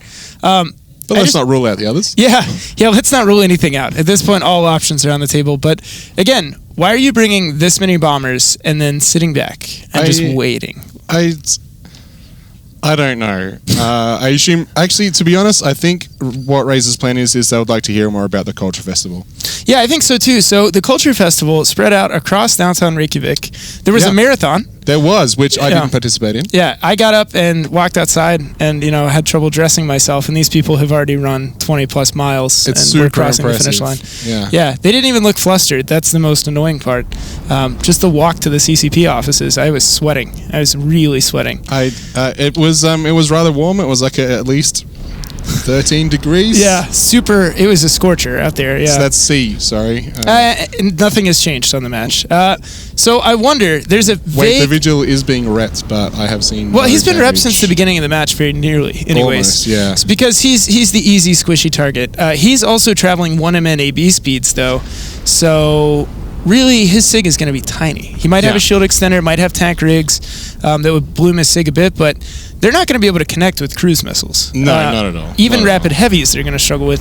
Yeah. So the only thing that I can think, maybe, is that Razor is putting themselves in a position for reverse tie-dye to abuse the micromanaging needed from a Tinker. Well, maybe because maybe they can volley all of those torpedoes in at once, or perhaps combine it with a bomb run, with the reverse Tide not being so effective against, with the newts not being so effective in the reverse Tide situation, perhaps, and try and alpha some stuff off here. They are putting some serious damage onto the Damnation now, but it is 100% armor. It's not even. Yeah, and I mean, even though they'll probably connect okay with it with those vigil paints on it, it's not going to be enough. Bad resist profile to go for first. The Fleet Typhoons have a ton of EHP. They're also not a great target. Of all the things that they should be able to break, the Armageddon's probably. That being said, it entirely depends on the high slots in the Armageddon. If they're all Newt, they can fit all tank, and then they're also. I don't want to interrupt you, Sir Squiggles, but a Nemesis is going a little bit low here, so the match is actually hitting. Bang, Nemesis down. Okay, so Revolution, based on what we've seen so far, Revolution just won the match with that one bomber kill. Yeah. That's really impressive, and I'm curious what it was that did it. I mean, where's did the Revolution just drop a whole bunch of bouncers or something? So there are a bunch of wardens. I did not ever expect to see wardens. Oh, look at the bombs, though. Look at the bombs. I hope the camera gets this. Okay, so you can see them in the background. We got some of the aura. I don't know what type of bombs those were. I mean, they were definitely damage bombs, as you can see by the shield. Cleared off the wardens, which are apparently super strong. In the current meta? Right. So, how do you die in a 1M NAB bomber to wardens? How does that happen? Perhaps I literally have nothing. No, I don't can either. only assume he was approaching or like flying. No. So their only option is now they're down 6 points because they lost 2 bombers. There's nothing easy to kill on the Revolution side except for the carries, but it wouldn't be enough points. Exactly. They would still lose. Yeah. And they've lost a considerable. Like they've probably lost 800 DPS or something off the field. Right? Yeah. I mean, and it entirely depends on the fit. I think it's unlikely that these are polarized bombers, but. Yeah, they've lost at least 800 DPS and thermic DPS. I was wrong about that. But the thermal hypothetically should apply to the Damnation pretty well. So I would think so. The Armageddon's it's getting into armor, but it's. Meanwhile, this Mana Core is dying. And to what? And there he goes. What is killing these bombers? Did he just fly warriors? Full flights of warriors. Huge flights of Warrior Ones. Warrior Ones are clearing these bombers. So Revolution actually making this work. And, whoa! What happened there? I think there's boundary violated. Yeah. They're. I mean, it doesn't explicitly say boundary though. It just says as a normal kill, Revolution's destruction of the Sleipnir. So. Did he just self-destruct? Did we miss that? I don't know. Look at how quickly he's going down. Where's this damage coming from? Ogres? Oh, so they dive bombed in. It looks like. Yeah, they've dive bombed in. That's why we saw the Warriors coming back, switch to Ogres, and look, at this stage, I think Revolution has this. Yeah, I mean that's insane. So a lot of teams. Hound's about to pop. Yeah, and that's bound to be somebody with Warriors working on that. Yeah. So what is the Basilisk doing exactly with his time? I know he's damped, but not. I mean, this is uncomfortable to watch. I'm really curious. I mean, he's repping a Scorpion Navy issue, which is in. It's in immediate danger, as far as he's concerned. But here's the thing. A lot of teams have opted not to use damage drones, even in these Tinker scenarios. In fact, most teams, I would say, at this stage. So they've opted to use rep bots, things of that nature to support their logi. So this is proof to the naysayers of the world that drones still do damage, even in T1 varieties. So Revolution just won a match by deploying Warrior Ones. I mean... I guess the Armageddon gets the bonus. Yeah, and it does, and it has a huge drone bay. So that's one of the nice things afforded to them. He can carry a lot of Warrior so he can carry, the Wardens, he can carry Ogres, and he can carry a whole bunch of Lights. So that bombing run was strangely timed, I think. I mean, they wiped out the Wardens, which I guess is good, but you've already lost 2 bombers to Wardens. It's a bit too late at that stage, I think.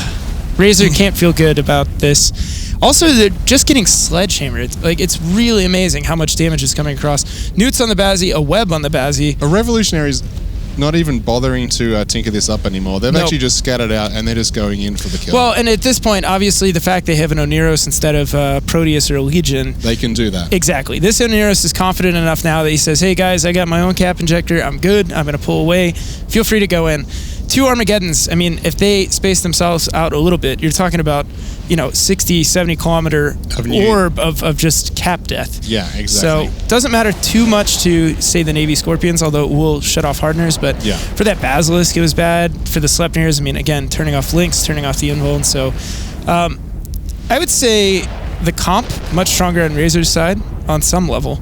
The execution is atrocious, though. I don't get it at all. I was actually with Elise on this. I thought Razor had, especially when I saw them. I'm like, I believe in Razor. Unfortunately, that's just not the way it's gone. Yeah, the decision making here is really strange. There's nothing innately wrong. Although I didn't see.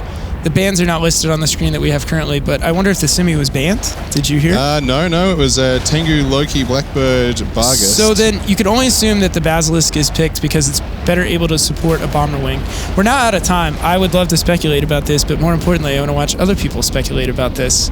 I expect some arch eyebrows back at the desk. Back at the studio.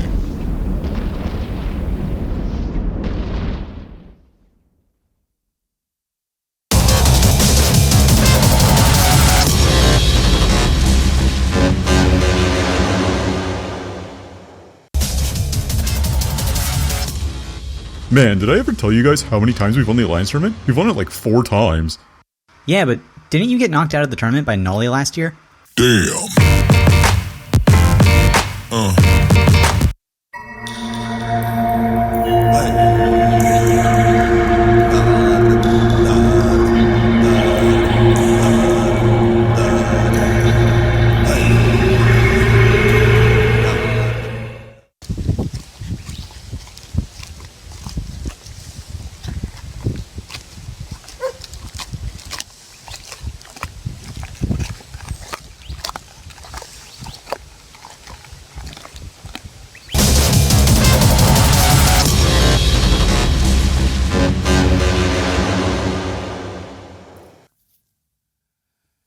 And we're back in the studio. Razor there falling to Revolution in a extended match. You led me astray, at least. I think I know what happened there. I'm pretty sure. So this is a comp that Razor took that we saw earlier in the day. We complimented it. We said it was really good. And so Razor was just like, you know what? I'm going to go buy this comp and I'm going to fly it. But then in the panic, I think they forgot to put ammo in their bombers. I actually do think they forgot to put ammo in some of their ships. Yeah. Because, I mean, they had a pretty big attack bar, and they're missiles, so you would assume that you would be able to shoot stuff, like a battleship or something, I don't know. But no, it just went a little bit, so pretty sure just no missiles in there. I mean, missiles are quite important when you're flying a bomber, so... Apothony? I think...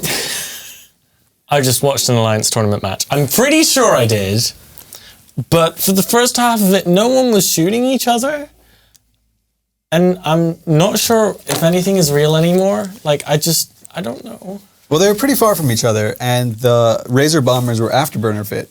So I assumed in the beginning that Razor were just like, you know, I'm gonna just slowly go in there, feel it out, get in range to launch my bombs, and I'll start shooting.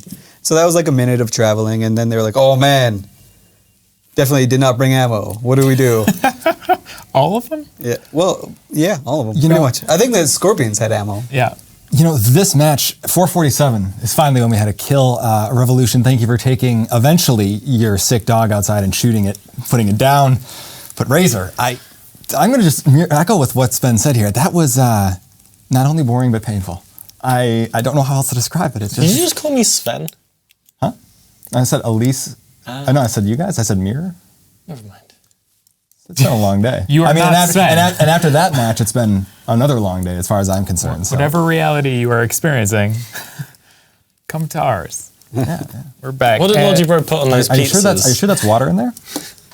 You should drink the water. It's kind of funny. You should drink the water. Should I drink the okay. Drink the water. Let's move from what we just saw to what we're about to see, because maybe there's a little bit more adrenaline to be found in the future, and hopefully a lot more damage projection, a lot more stuff just happening on field. I think I'm going to go out on a limb here. The next two teams are definitely both going to bring ammo. Hopefully. We have a prediction of ammunition. Apothony, can you back that up? I also predict ammunition. And what's more, I predict Northern Coalition to win. You're jumping straight ahead. You haven't even heard the bands yet. He's saying. I believe going with his gut. it's NC Dot Bros. They're longtime friends of PL, and I believe in my friends. That's a good life strategy. That's good. That's excellent. To supplement, if you'd like a little bit more information, your friend connection, Northern Coalition is banning the Cerberus and the Kitsune. And the Explicit Alliance is banning the Balgorn and the Typhoon Fleet. Alrighty, so Northern Coalition, it looks like they want to bring some sort of bomber team, and they're afraid of the Rapid Lights. Taking out the Cerberus really helps because you need, if you have a Cerberus and some Orthruses, or a Cerberus and some Sveeples and Jackdaws and Heretics, combined they can kill it. But without the Cerberus, the bombers can live that much longer. From Explicit, I really like their TF. Or their Typhoon Fleet ban, and the reason why is because it's shown to be an extremely popular battleship. It's like a mainstay as far as the missile types of heavy comps that we're running. But they lost to that first against Hard Knocks, and they brought their own kind of like a mini Rush style setup, which they beat a band apart with it. So I think the Typhoon Fleet issue ban is a really smart choice on their end. It's solid, and it pushes Northern Coalition perhaps out of the comfort zone a little bit. Maybe that's a team that or a ship that they were hoping to put the linchpins of. Maybe it forces them to take Armor Max instead of the TFIs as a replacement. Well, NC Dot in their last match against Shadow Cartel, they actually ran a Typhoon Blaster comp, which was armor based, so they might just be taking that away from them, which would be interesting. I mean, the Explicit Alliance are one of the few that have chosen the Armageddon as their flagship. Obviously, that gets more range than the Balgorn. I think we'd probably agree that the Balgorn overall is probably the stronger choice for a flagship, but I'm really interested to see what the Explicit Alliance have done with their flagship Armageddon. We know it was really popular last year, for example. Yep. Yeah. I think it's an interesting discussion between a Geddon and the Balgorn, just because the Geddon, if you're using like X types, can get scary long newt range, and while yes, you're not shutting down battlecruisers with it, any support can just be cat volleyed, and if you can cycle them all at once, you can take down cruisers as well. So I think it's a really interesting discussion to have. Do you think we're going to see it? As has been echoed so many times by Fozzie and some other people, I think when you're in the losers bracket, you have absolutely nothing to lose. If you have something that's very strong or that's like your ace in the hole setup, you need to bring it. And if a flagship is going to help you get to that point, you need to get it on the grid. You do have the tournament to lose. No. If you have nothing left to lose, like if one more game is gone. You either win and it comes with you, or you're out. Yeah. Which is going to be the case for the next 3 matches. We still have 3 losers bracket tournament matches left before we move up into the winners bracket. So we may be seeing a lot more of these sort of emergency plays or just calls that a team that's already got 2 wins could conservatively hold back on. I'd really like to see them bring everything that they have. It is so stressful, from like the batting screen with the big countdown to all that kind of stuff. Like, it's being in the losers bracket this part of the tournament. You've already been playing for a couple matches. It's been a long day. You've been watching. You've been thinking about the meta. We're getting towards the evening, especially in Eastern Europe. Like, these guys in these games now could be pretty tired out, and it's going to be a real stress test to them to see if through it all their instincts and their practice and their just intuitive mechanical game knowledge is going to be able to bring them through, or whether they're going to crumble under the pressure. That's an interesting point. I hadn't thought about it really.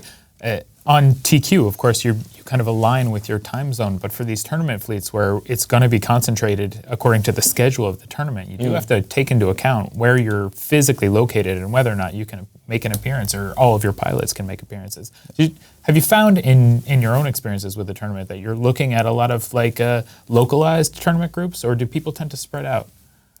Generally, or at least for PL and other alliances, sort of similar to PL, they choose sort of one of those like 1900 Eve times. So Americans can show up and Europeans can stay up a little bit later. Yeah. So Europeans stay up until like midnight. Americans kind of stay up until or play until like 5, then go out to dinner. So you have to get like this happy medium. Yeah, I definitely think that agreed with the happy medium, but at the end of the day, when you're talking about getting a group together, it's more about who is the best, and if they really are dedicated, they're going to show up, whether it's XYZ. Yeah. Always, of course, all steps need to be made, but famous example, Admiral Gregarious from PL. Like, he lives. Is he in Japan now or something? Yeah, he's in Japan. So to test, he wakes up at like 4 o'clock in the morning. Yeah, that's a testament right there. He's a committed man. Yeah.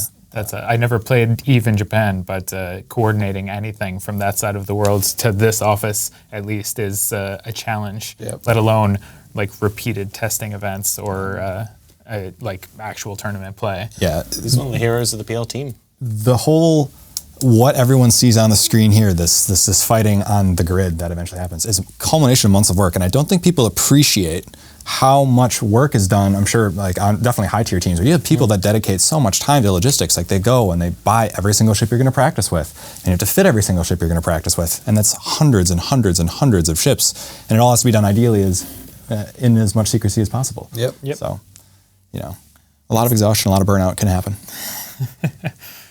Even here at the desk, we've started to see a little bit of burnout. It's a trying time. The booth is stressed. The man at the camera is stressed. Yeah. The Alliance tournament, it's not for the faint of heart. I mean, even the octopus. I mean, he's just, oof.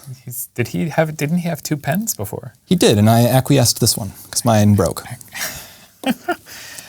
So, Explicit versus Northern Coalition. You're saying Northern Coalition? Yeah. I think the Explicit Alliance will take this, even though my heart says Northern Coalition. My head says Explicit Alliance, and my heart has been wrong all day today. So Razor just stabbed me in the heart, basically. So I'm going with Explicit. You've broken him, Razor. Yep. I'm a broken man. You've taken a man of faith and feeling, and you've turned him into a shallow husk. Indeed. Explicit Alliance, for sure. I mean, Northern Coalition, you had a really cool video about your alliance once, and other than that, I think Explicit has this. Explicit has it. For sure. I genuinely don't have a dog in the race. CCP does not condone dog racing. I think I'm gonna go with your heart, and I'm gonna say that Northern Coalition is gonna take it. We're just about ready to go. So without further ado, the Explicit Alliance versus Northern Coalition, the 78th match of this Alliance Tournament 13, to the boys in the booth.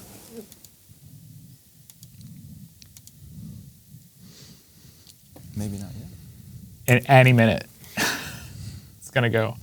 Oh, what's up? The boys in the booth here. The desk might be stressed. We're not. We're not burnout. We're having a great time. This is a fantastic time. It really is. And what's going to make it more fantastic is watching one of the panelists be wrong on the analyst desk. So Explicit Alliance versus Northern Coalition. Explicit Alliance leaving 1 point on the table just to dare NC Dot to try and beat them. Say, hey, here's 1 point. Step up your game.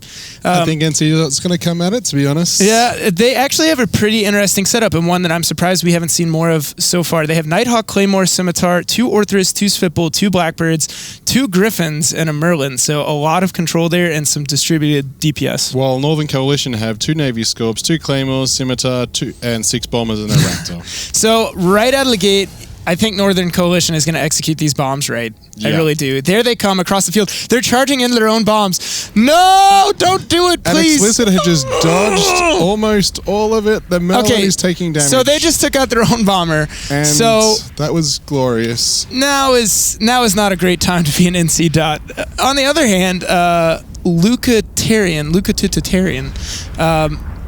He'll never live past this. No, I hope he doesn't. I really hope not. On the other hand, they are putting huge damage onto this Nighthawk, which is really, really surprising. Nighthawk is extremely tanky. I'm really surprised too, because the amount of ECM and control Explicit have been putting out there, I am surprised Northern Coalition can't get any damage out at all. Okay, but the amount of jams also coming out from Explicit means anything that they can kill on the NC Dot side to consolidate those jams down onto fewer targets is going to be huge. Yeah.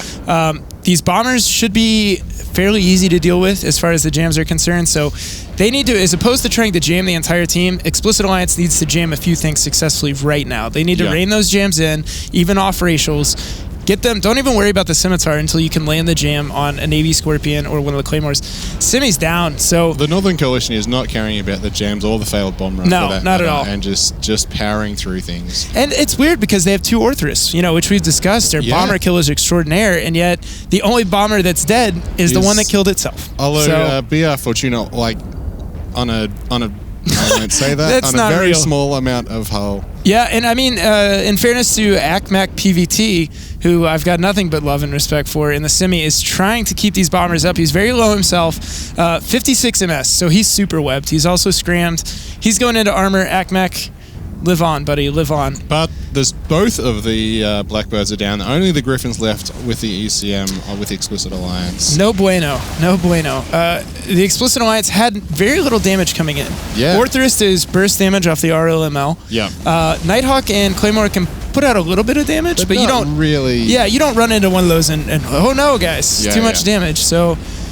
Scimitar did go down for Northern Coalition, and they've lost yet another bomber. And an Orthros got webbed by what? A Raptor, maybe? But why is that Raptor alive? PK going in, like he's just moonwalking around. I can only assume. That's insane. Explicit, what are you doing? The other Orthros, 0 MS. So Explicit was fighting somebody who bombed themselves into the point disadvantage. Yeah. They didn't leverage the Orthros to kill the bombers. They're doing that now, finally. Other Orthros also webbed, just in case you're by Poison Kevin in the Raptor. So why is that Raptor not taking any shield damage? I can only assume the Orthros and the Sveeples just decided not to pick on it. That is insane. Whatever, this entire match is insane. There's still bombers alive on the NC dot side against 2 Sveeples and 2 Orthros. Is happening? That's ridiculous. So Northern Coalition is going to pull this out because even if Explicit had executed and they had taken out those bombers with the Orthros, 2 Orthros is not going to take down a Navy Scorpion. No. You will not get through the passive shield regen before you hit your reload. And the Nighthawk and Claymore would have helped, but that's just not enough. Yeah, and the Claymore going into armor. The Explicit Alliance deserve to lose this. But largely on theory crafting, to be honest. Yeah, I know, but that bomb run by NC Dot at the start there, like I just feel like they both deserve to lose. It's an overzealous bomber. That guy wanted to be remembered for sacrificing his life, no matter what it meant. He wanted to be the martyr of the team. He was so confident they were going to win. He's like, look. Maybe he's like that good luck charm, except if he dies first, then you know everything's going to go well. True, yeah. Like, is that, maybe it was planned. That's true. Every team has that one guy, typically the captain. Yeah. If they don't die in the match, something has gone wrong. Yeah. Exodus suffers from that greatly, if I recall correctly. Does your team suffer from that as well? Well, we all die. So, it's ours is more of a solidarity thing. We don't let anyone get singled out. We all die. It's really nice to be in a family like that, actually. Yeah, it is. All drinking the Kool-Aid This at Thanksgiving once. is going to be real awkward after our loss earlier, though. So I think the theory crafting on the Explicit Alliance side, really weak in this scenario. Their anti-bomber approach, solid. But I actually almost think they just brought the Orthros and almost went for this entire setup just to get around that Serb ban. It was like, oh, we know we're fighting bombs. Sure, yeah. And I mean, down they go, though. Yeah. NC Dot, let's not forget, no matter how far they go in the tournament, that one bomber killed himself in their own bombing run. With that, we'll let the desk take over that one.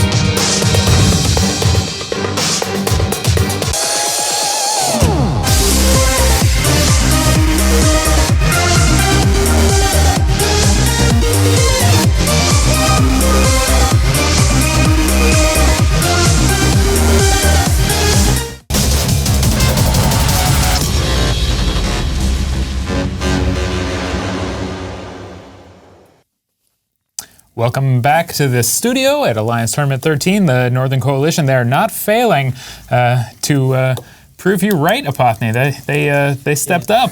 As hard as they tried to kill themselves at the beginning of the match, I feel like the thing I want to discuss mostly, and now I'm not much of a solo pilot, I freely admit that, my experience is low, but I know that sat to my left are Chester and Elise. Elise, you love your Orthroses. I do. And Chester, you're a man who loves your solo and microgang PvP. And I feel like there was some decision-making, possibly, by the Orthros pilots that you two might have questions about, might have comments on. So Chester, please enlighten us. So with the half-dead carcass of Explicit Alliance still laying fresh before me, I'm going to dig in. The Orthroses are probably one of the most overpowered ships in the game. And the fact that you were run down and webbed while not turning on your MWD, while not scramming, battlecruisers. I don't even know what to say about that. When the enemy team runs their bombers towards you and you as Orthoses go, well, that's cool, and don't just blow them up because, well, you do 700 DPS with heat, I have questions. I have a lot of questions.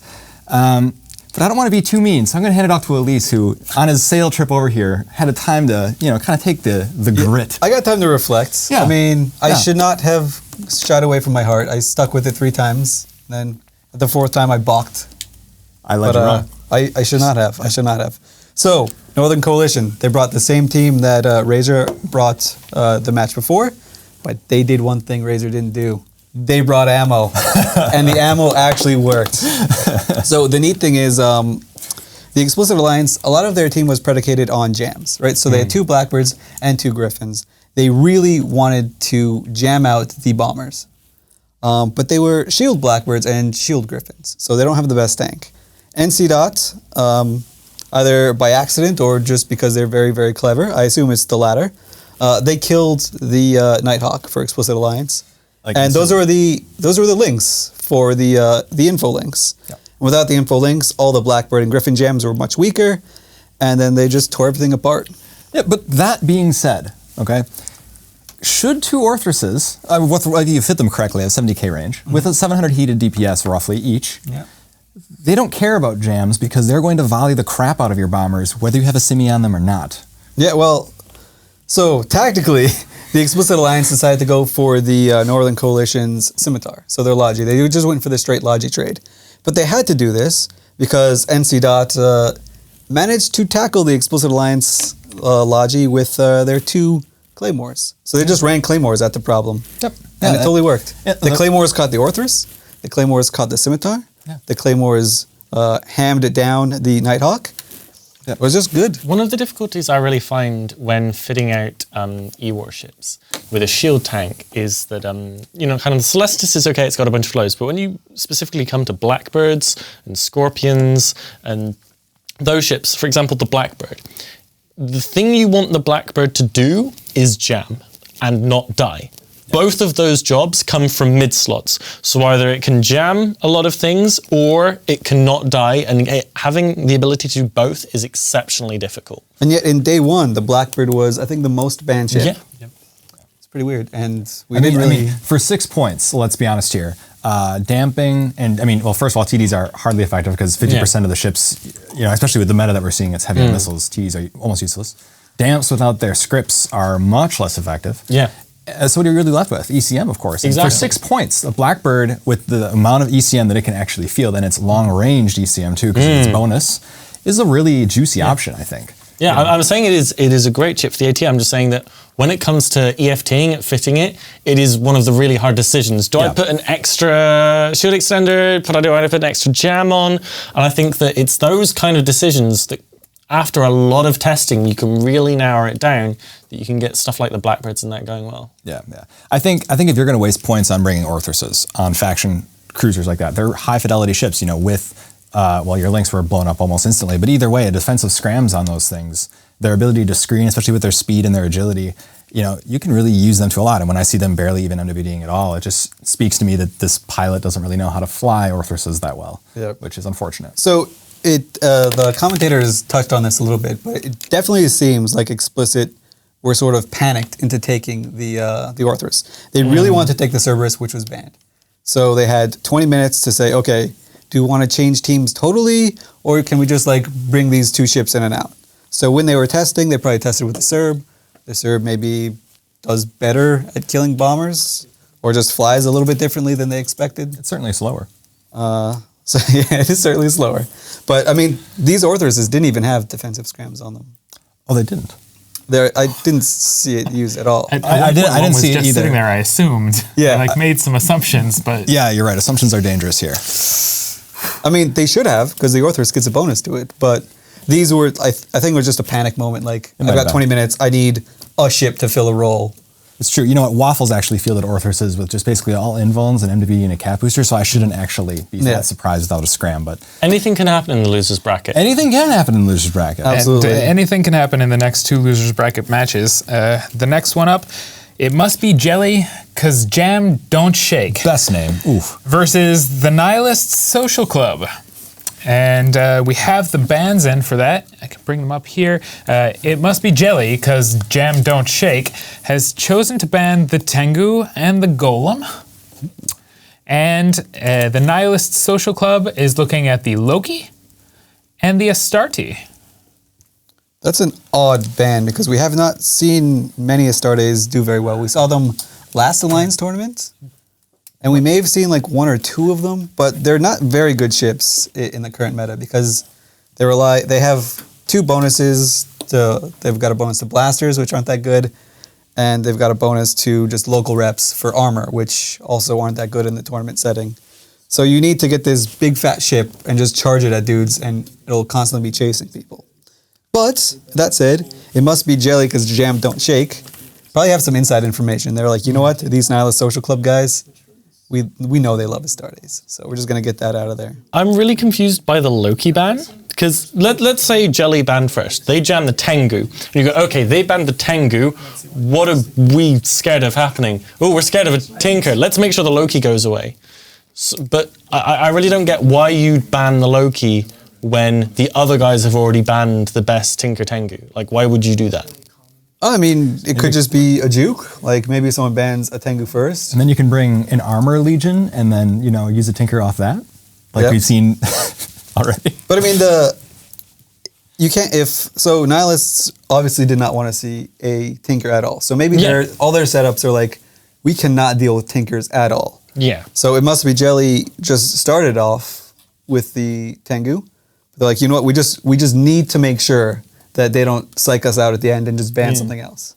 The one time that Nihilus has actually pulled the victory here in the Alliance tournament, it was against Razor. They actually used a Loki Tinker shield, and I believe that they had golems, definitely missile spewing battleships on that side. That's because Razor had banned the Tengu and didn't think about the Loki. Exactly. So Jelly banning Tengu Golem, is basically just putting like a huge nope right through basically the one comp that's brought them a victory so far. Yep. So I think that's smart banning, actually. It's definitely a good ban. To target the ban against, I think it's always alluring to try and target like a ban to get in someone's head, but it never works, right?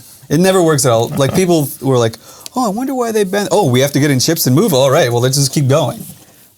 So they're just banning what they definitely don't want to see and what they know their other guy has flown in the past. Right on. And who do we say for the win? Chesser, why don't you start us off? I'm just going to say I want it to be Jelly. Number 1, because their name is awesome. Number 2, they brought a Nightmare team and won with it. So, Jelly, don't let me down. Winning Nightmares and a name. They've got a 100% win rate, actually, in the tournament. They used to. They lost one loss today. Oh, no, you're right. They did it earlier. But it's because it got cursed by a Vindicator on the same team. Terrible. Damn those Vindies. I don't know where to go on this one. It's kind of a toss-up. I'm going to go with Nihilist Social Club, though. The Nihilist Social Club. Yeah. You just like being at odds. I'm the same. I'm going with Nihilist Social Club. The name amuses me in a very different way to It Must Be Jelly, because Jam don't shake, but it amuses me still. And I've met a few of their guys, and they're pretty cool dudes. Do you I'm recall how they did last weekend, their matches? The Nihilist Social Club ran up against PL, which is always kind of hard, so I'm going to give them a pass on that one. If you lose to PL, there's no shame. No shame. So it's essentially like they won. Yeah, and the week before that, they crushed Razor with Shield Tinker. So yep. That was it. Yeah, I guess I might go with the Social Club myself. So I will stand alone. I like the name. It's just not enough to push me over the edge. A name can tell you a lot about someone. Their personality, their likes and dislikes, basically everything. Like the name of a corp, It Must Be Jelly because Jam don't shake. I'll go with those guys. And people in general, The whole alliance. Yep. And it's not an acronym either. They just went full out. They could have just done like they could have done revolution thing. It just doesn't have the same. No, it's not the same. I don't know what it is. It's just weird. Yeah, it doesn't really roll off the tongue. It looks like we're going to be ready to go in about 30 seconds here. So anything that you want to see. So we need an anecdote that lasts less than 30 seconds is what you're asking. Twitch, if you're paying attention, we'd like a name for the orange octopus sitting on top of the water bottle at the end of the desk. Please feel free to submit it to this Twitch chat or to shout it out of the closest window that you can find or an open doorway. Preferably the latter. Just shout at stuff. Shouting names for cephalopods. Definitely at your pet. Shout at your pet. That's how we're gonna do it. That's That's awful. I'm sorry. I'm actually a dog person. Have we filled 30 seconds though? I think we must have. I think we must have. Success. Good job, FC. We are going to move to match 79 here at the 13th Alliance Tournament, and we are going to go to the booth where the match is just about ready to kick off. Welcome back to the booth. You're with Sir Squeebles and CCP Larrikin. It must be jelly because Jamdo Shake has brought a double Nightmare team. Basilisk, Onyx, 2 Blackbirds, 2 Jackdaws, Karakul, Kitsune, and Griffin. Nihilist Social Club, it's still 2014 in Nihilist Social Club. They brought Vargar and Double Sleipnir with the Scimitar and 2 Orthrus, which I think is awesome. Unfortunately, there's no bombers for those Orthrus to go after. There's still support, but I actually really like if this Nihilist Social Club had a few more people on field. Yeah, I really like this setup, even though it's a little outdated. Nightmares shooting EM into Sleipnirs, they're not gonna, very nice. No, they're not going to get much traction on that. However, those Orthrus will sink. Already first blood. So these are Orthrus pilots that have flown an Orthrus before. A very key difference. So and another one. Fantastic. And Blackbird going down hard as well. Yeah. And the burst damage is going to be really high off these Orthrus, but keep in mind we're assuming here that the rapid light missile launchers, if they are, they get 20 missiles and then they have a 35-second reload, which is pretty substantial. The Heron is kind of gimme points on the Nihilist Social Club team. They wanted some cheap mid slots, no important bonuses. So. And I'm sure it helped out at the start of the game. The Blackbird's actually tanking not so bad though. Yeah. Maybe I spoke too soon there. Yeah, so if they don't kill this Blackbird within the first load of missiles on the Orthrus, not an issue. This is good. This is excellent. So even if the Orthrus go on reload now, they've done enough. Yeah. So you can see one Orthrus going down. I think the Simi is really going to struggle to keep him up, as you can see there. Yeah, I mean, but once those Orthrus is down, what are those Nightmares actually going to work on that expect to do any decent damage? No, Nihilist got really lucky or knew what was going to happen here by bringing this. Maybe it is 2014. It might be 2014. It's certainly not Jelly, because Jams don't land. Really should be their name. They haven't. Oh, and as I say that, oh no, the Scimitar is still on Jam. That's Sleipnir receiving reps. That's Sleipnir, of course, not receiving damage, but receiving reps, just in case. Anyone was confused. Nightmare holding on there. It's and bang, there goes the Blackbird that just vanished. Yeah, and importantly, the Orthrus is super low hull. However, he was going almost 5,000 meters per second. And he's probably out of range, effective range. Yeah, yeah, so absolutely. Even if these Nightmares are beam fit, I kind of don't expect they are. They get such good range out of Pulse, and the fact that they're not hauling ass away from this fight says they're probably happy to be where they are. And it must be jelly because Jam Don't Shake didn't really bring anything to support them if they were beam fit. They brought no painters. Doesn't look like they have any webs on that team, unless the Jackdaws are hiding something. Yeah, so the Jackdaws, really good bomb killers. Yeah. Blackbirds, a lot of control. Karakul, another bomb killer, and more control with the Kitsune Griffin. However, all of the heavy lifting for the It Must Be Jelly because Jam Don't Shake team is 2 Nightmares. Exactly. That Onyx, I mean, you invested 11 points in an Onyx because... It doesn't die very... It doesn't die first, is what you mean to say. But that's because it's an Onyx. This is true. So actually the Sleipnir of Dark Raven X going really low. What is shooting at that Sleipnir? Like, I am surprised it is struggling to be... Yeah, it has to be everything. I mean, it has to be the Jackdaws and the Karakuls firing kinetic at it, and, you know, obviously the thermal damage of the Nightmare is going to come through in some small measure. Yeah, absolutely. That first Nightmare going down, that's going to make this Sleipnir's job a whole lot easier. The weird thing about the Sleipnir is he's not really moving. He's not scrammed, he's not neutered, he's nosed, but he's not moving. And what would be using his Kapelle? I mean, I guess he's probably injecting a whole bunch right now and trying to keep his tank up there, but he's doing that just fine. So I'm not sure how effective that NOS is being at all. No, and I mean the NOS is probably just a cheap shot from one of the Jackdaws, maybe. Yeah. But if it is a Jackdaw, why is there no tackle coming off of it? So actually, I think it's coming from the Nightmare. Nightmare also, yeah. I mean, they have utility highs. You could definitely do smart bombs. You could do newts, but the conservative and bad option is to put a NOS on it. One Orthrus going down though. Well, yeah, they've switched to the other Orthrus there. I mean, the Scimitar pilot Hoss, is it Hoss or Nos? Nos Mori on Nihilist Social Club doing a very good job there. Oh, and one Orthrus down. That's when I spoke. The Heron is in good company now, not alone in the ether. But while that's happening, Nihilist is just chewing through that support wing on It Must Be Jelly because Jam Don't Shake. Second Jackdaw going into structure now. Nightmare crashing through shields. Super dead. I kind of wonder if they're deliberately keeping this Caracal alive, just so he has to look at the Orthruses and Or perhaps just to prove us wrong when we said the Onyx would die last. No, I think the Onyx will still die last. I'm counting again on them listening to the stream in real time. And with TeamSpeak muted. Killing the Onyx last. So there's newts on the Onyx, there's a scram on the Onyx. It's going nowhere. We have time. Top Thank priority goodness, now. because it was a serious risk to the Nihilist top Social priority Club. now. We need to get Nihilist Social Club out on this Caracal. There's the scram. Sometimes Lyrican, I'm wrong. But other times, when it comes down to Nightmares versus Sleptmares, And if I know my Onyxes or stuff. Caracals die first. Yeah, interestingly, I did write down the bands really quickly. Tengu Golem, Loki Astarte.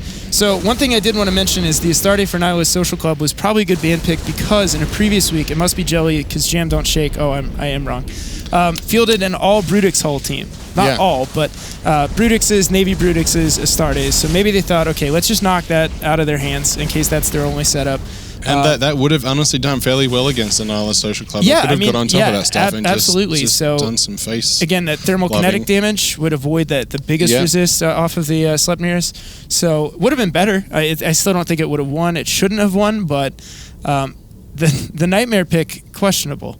And now we're down to, I think, about a 70% win rate on Nightmares. Well, actually, I think we're at a 50% win rate. This will be the fourth time that they've few come. matches with them? I think 4 matches. I still believe in Nightmares, but I haven't. Do you believe in won magic, once. though? Yes. Okay, great. Which is why I It Must Be believe in Jelly Nightmares. might also believe in magic and hope that some MJD tomfoolery happens. But I don't think so. So, again, I really like this Nihilist Social Club team. However, Varger really susceptible to ECM. Yeah. The Sleptmares, great resist profile, great local tank. They bring links. They have a selectable damage type, so they can shoot into resist holes. And really, lots of flexibility from the highs and the Varga. I would hope they have a smart bomb and some newts. Yeah, I mean, all 4 now with no Bastion module because it's disallowed, 4 utility highs. So, Nihilist Social, good luck. That comp was pretty cool. It's something different, and it must be Jelly because Jam Don't Shake. Godspeed. 07, mates. Thanks for sticking to the Nightmare. So with that, we'll send it back to the analyst desk after a couple.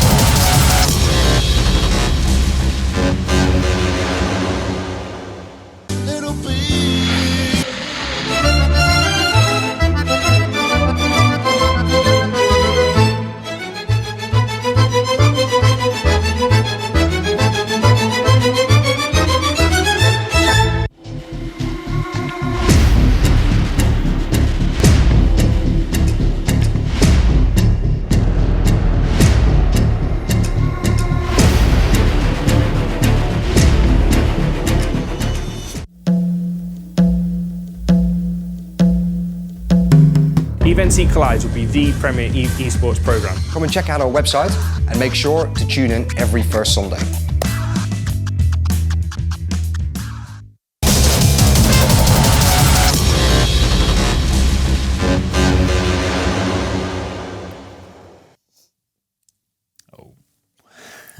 Welcome back to the desk. I am joined here, as before, by Chesser, Lise Randolph, Botany, and our ginger friend, CCP Leggy Bro. Thanks, Twitch chat. You did it. You did it, Twitch chat. You brought it all together. We didn't think we were going to make it, but we did. Good job. It must be Jelly, because Jam Don't Shake. Shaken. Yeah. Prove me wrong. I'm feeling pretty bad. I think I've lost all 3 of my calls. So they took Nightmares, which do EM damage pretty much exclusively, EM thermal. And then they saw Minotaur T2, which has a gigantic resist bonus to EM and thermal. So definitely not what they were hoping to see. They also, It Must Be Jelly, also dedicated a third of their actual pilots to jamming. They didn't seem to get a single jam off. I mean, that's the problem with taking ECM, right? Is because it's completely chance-based. It's almost like some of their frigate and lighter cruiser ECM ships were being killed by 2 missile ships that was could do a lot of damage. So my Maybe theory is, can enlighten me. So, so I heard this one time from an exceptional alliance leader that you can only do your own personal best, and I think those Orthodox pilots did absolutely do that. Faye and Mid, salute you. You did good work.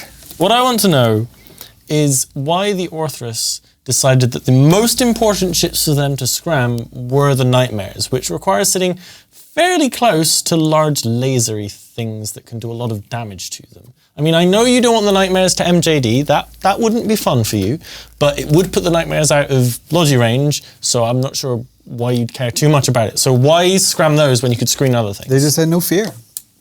Were they just being true men? Yeah, and they're just like, you know what? I don't care. I'm gonna run at you. Chest hair blowing in the wind the entire time with their MWD on. You know? Yeah, that's how you go. That's how you go. But they did absolutely send the Kitsune and the Griffins to Murder City. Like, yeah, it was grim. They died real fast, and like the Orthodox, they weren't there to kill Blackbirds and Griffins and Kitsunes. They were there to kill bombers. That was their express intent, which was very clever by the Nihilist Social Club. But they just happened to come across some really thin ships, and they just zonked them out. It was great. Mm-hmm. I think it was a good thing to show, like, just the power of rapid light missiles in general. I mean, whether it's coming off of a Caracola, Serb, or an Orthrus, even Scythe fleets, as we've seen today from the Bastards, they're a very powerful weapon system. And when you have a lot of light support ships, you need to be very careful piloting anywhere near them because they will hurt you badly. Yep, and they also go pretty quick. Like, they had links as well to augment their speed. The one thing that I noticed from the Must Be Jelly team is they had no link ship, they had no command ship, nothing like that. So not too great. I think Jelly brings a lot of interesting ideas. They're just, from the comps in general, they're just missing like one or two elements that are really kind of, bring it home. Well, it's something that they'll get better at the more experience they have. Yeah. So This is their first appearance? I believe it is. Yeah. I hope remember this name. I hope that they're around another few years. It would be nice to see them develop the skill set and the theory crafting to come in and bring like a real deliverable fleet that does what it's They're evidently really creative players in a really positive way, because you have some guys that just kind of go with this idea and they believe it's really good and they keep going, and it's terrible, they keep going anyway. I'm one of those people. Jelly, however, have kind of, I want to say they kind of see a way in which that team can work, and they've got really good ideas about how it interacts with all the other setups, and all it needs is just some polish. And with a bunch more practice, a bunch more experimentation, then those teams, I'm sure, would be really, really strong. Yeah, I mean, they're just like missing a few questions, like, do you really want to bring laser EM thermlock ships as your two main battleships? Questions like that you have to ask yourself because they ran up against a brick wall today, which sometimes can happen, But small things, I mean, I hope that they come back next year. I'm excited to see what they have. Absolutely. And Nihilist Social Club, this is also their first year. It is. Yep. It is. So it's two first-timers going at it. Yeah. And we'll see them move forward tomorrow, actually. They'll be having another match. For now, our next matchup is the Confederation of xXPIZZAXx. Can we say pizza from now on? Yeah, pizza. Cool. Yeah, Pizza. Sure. And the Hard Knocks Citizens.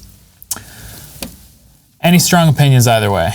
I was told that Hard Knocks Citizens were secretly this hardcore bunch of amazing guys that had been practicing since February, and they were just going to break through and win the entire tournament without losing a single game, and it was going to be amazing, and then they lost in the second round. Like, from what I hear about them, I feel like they should be better than they have shown themselves to be. So I don't know if they've had the shakes or if there's something throwing them off. But... Oh, sorry. Please go.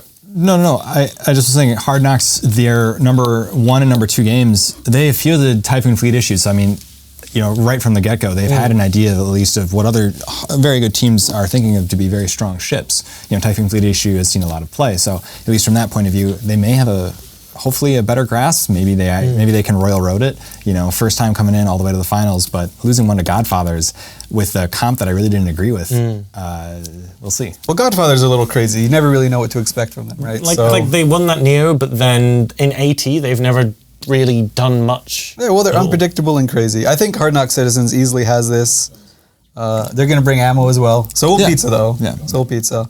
It's difficult to decide when both teams bring ammo. Then either could win. Yeah. What are your thoughts on Pizza? Their last game that they actually got a win off, they brought this very interesting T1 Minmatar rush comp with double Tempests, along with Scythe Fleet issues, and then Pests, Hurricanes, straight up. Yep. I haven't seen like a lot of use of the battlecruisers. What do you? I really like that this year the rule set changes have really opened up what comps people can bring that work. Mm. Because last year, first couple of weekends, you had like EOS and Vexor Navies, Armor Tank, super strong, maybe some Newt ships on the top.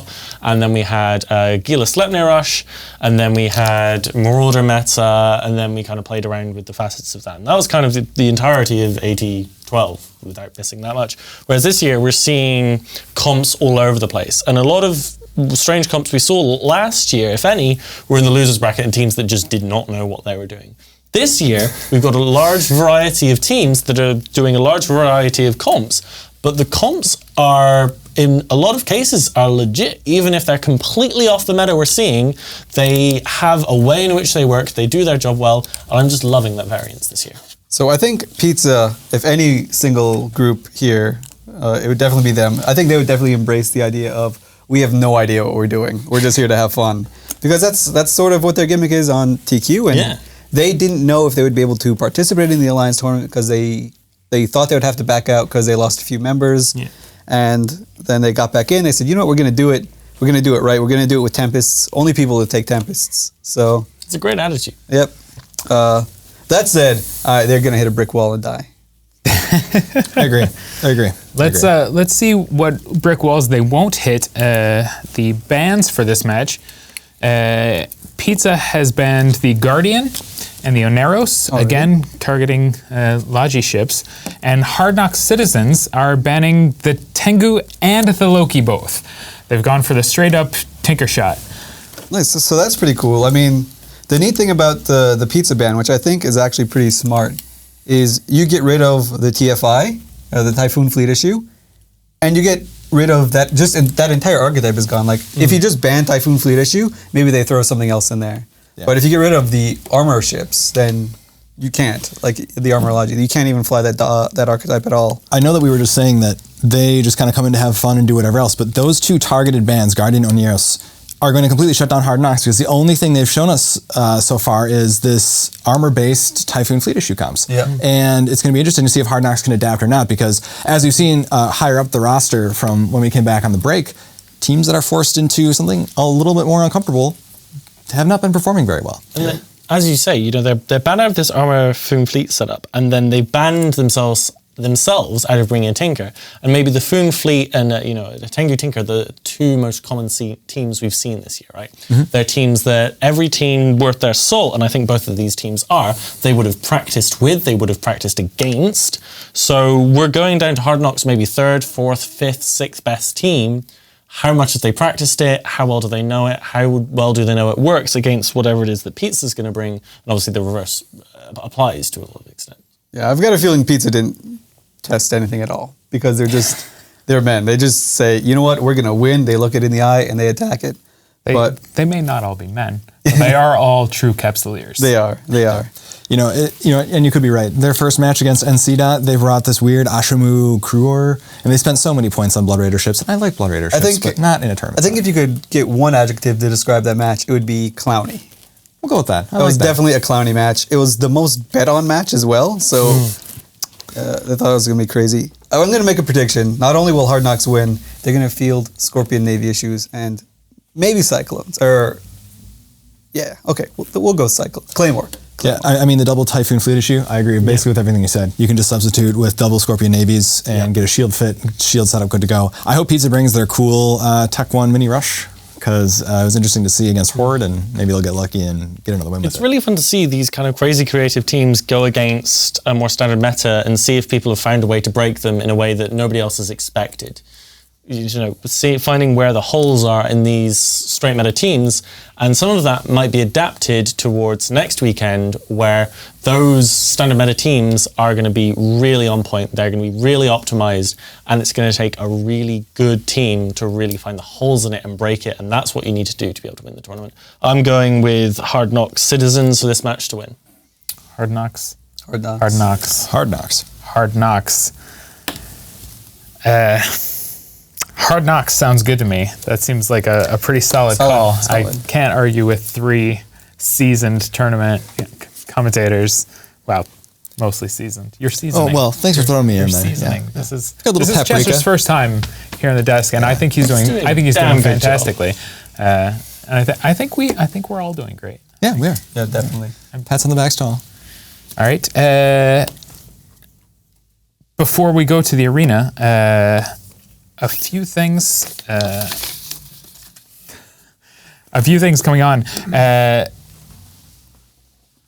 Nope. No, we've got nothing. Not a few things. Are you saying that we might have to fill time before the match is ready? I was going to say that, and yet now we're ready to go. So, without further ado, we are going to the arena live. Confederation of xXPIZZAXx versus Hard Knock Citizens. The match is ready to go, and we go to the boys in the booth for live commentary. Welcome back, boys in the booth here. I'm Sir Squeebles here with CCP Larrikin for the last match of the losers bracket today on day 3 of the ATXIII. That's 13? Yes, it is. And many more words. So we have what is probably going to be a great match based on the teams that are on field between Hard Knock Citizens and Confederation of Pizza. I see a lot of hashtag pray for pizza in the Twitch chat, a lot of HKC fans. I think there's going to be a lot of killing early. Both teams, heavy support wings. So Pizza has 2 Fleet Typhoons, Claymore, a normal Typhoon, Scimitar, Svipul, 4 bombers. Just kidding, 5 bombers. Hard Knocks has 2 Sleipnirs, Scimitar, 2 Orthrus, 2 Svipul, Kitsune, 2 Flycatcher, and a Heretic, and that support wing is going to murder those bombers in the face with a brick wall. Yes, the pronunciation of Kitsune there, fantastic. Thank you. Yeah, such emphasis, and Hard Knock's emphasis is going to be on these bombers, and they're succeeding. 2 Flycatchers, 2 Heretics. That they're going to need to change pants, the bomber pilots on the Pizza side. And ships. Yeah, well, there goes the first purifier. No sense in changing ships when you're out of the tournament, though. That's also true. Probably they can stay in pods, at least for the time being. And a Manacle, just quietly. Not so quietly on their comms, probably, but yes, here it's a very peaceful NPR-esque approach to tons of bombers dying. Only 2 down so far. These Flycatchers and these Heretics are projecting like nobody's business. That's not even counting the Orthrus damage. All of that together, bad news. Bad news for Pizza. And Pizza have decided maybe they need to perhaps take out one of these Peoples and stop the never-ending wraith. So even with the web on him, okay, so the web must just have applied because he's now down below 1,000 MS. Yeah. He's still mitigating a fair bit from those Fleet Typhoons, which are either rapid, heavy, or cruise. I don't know which just yet.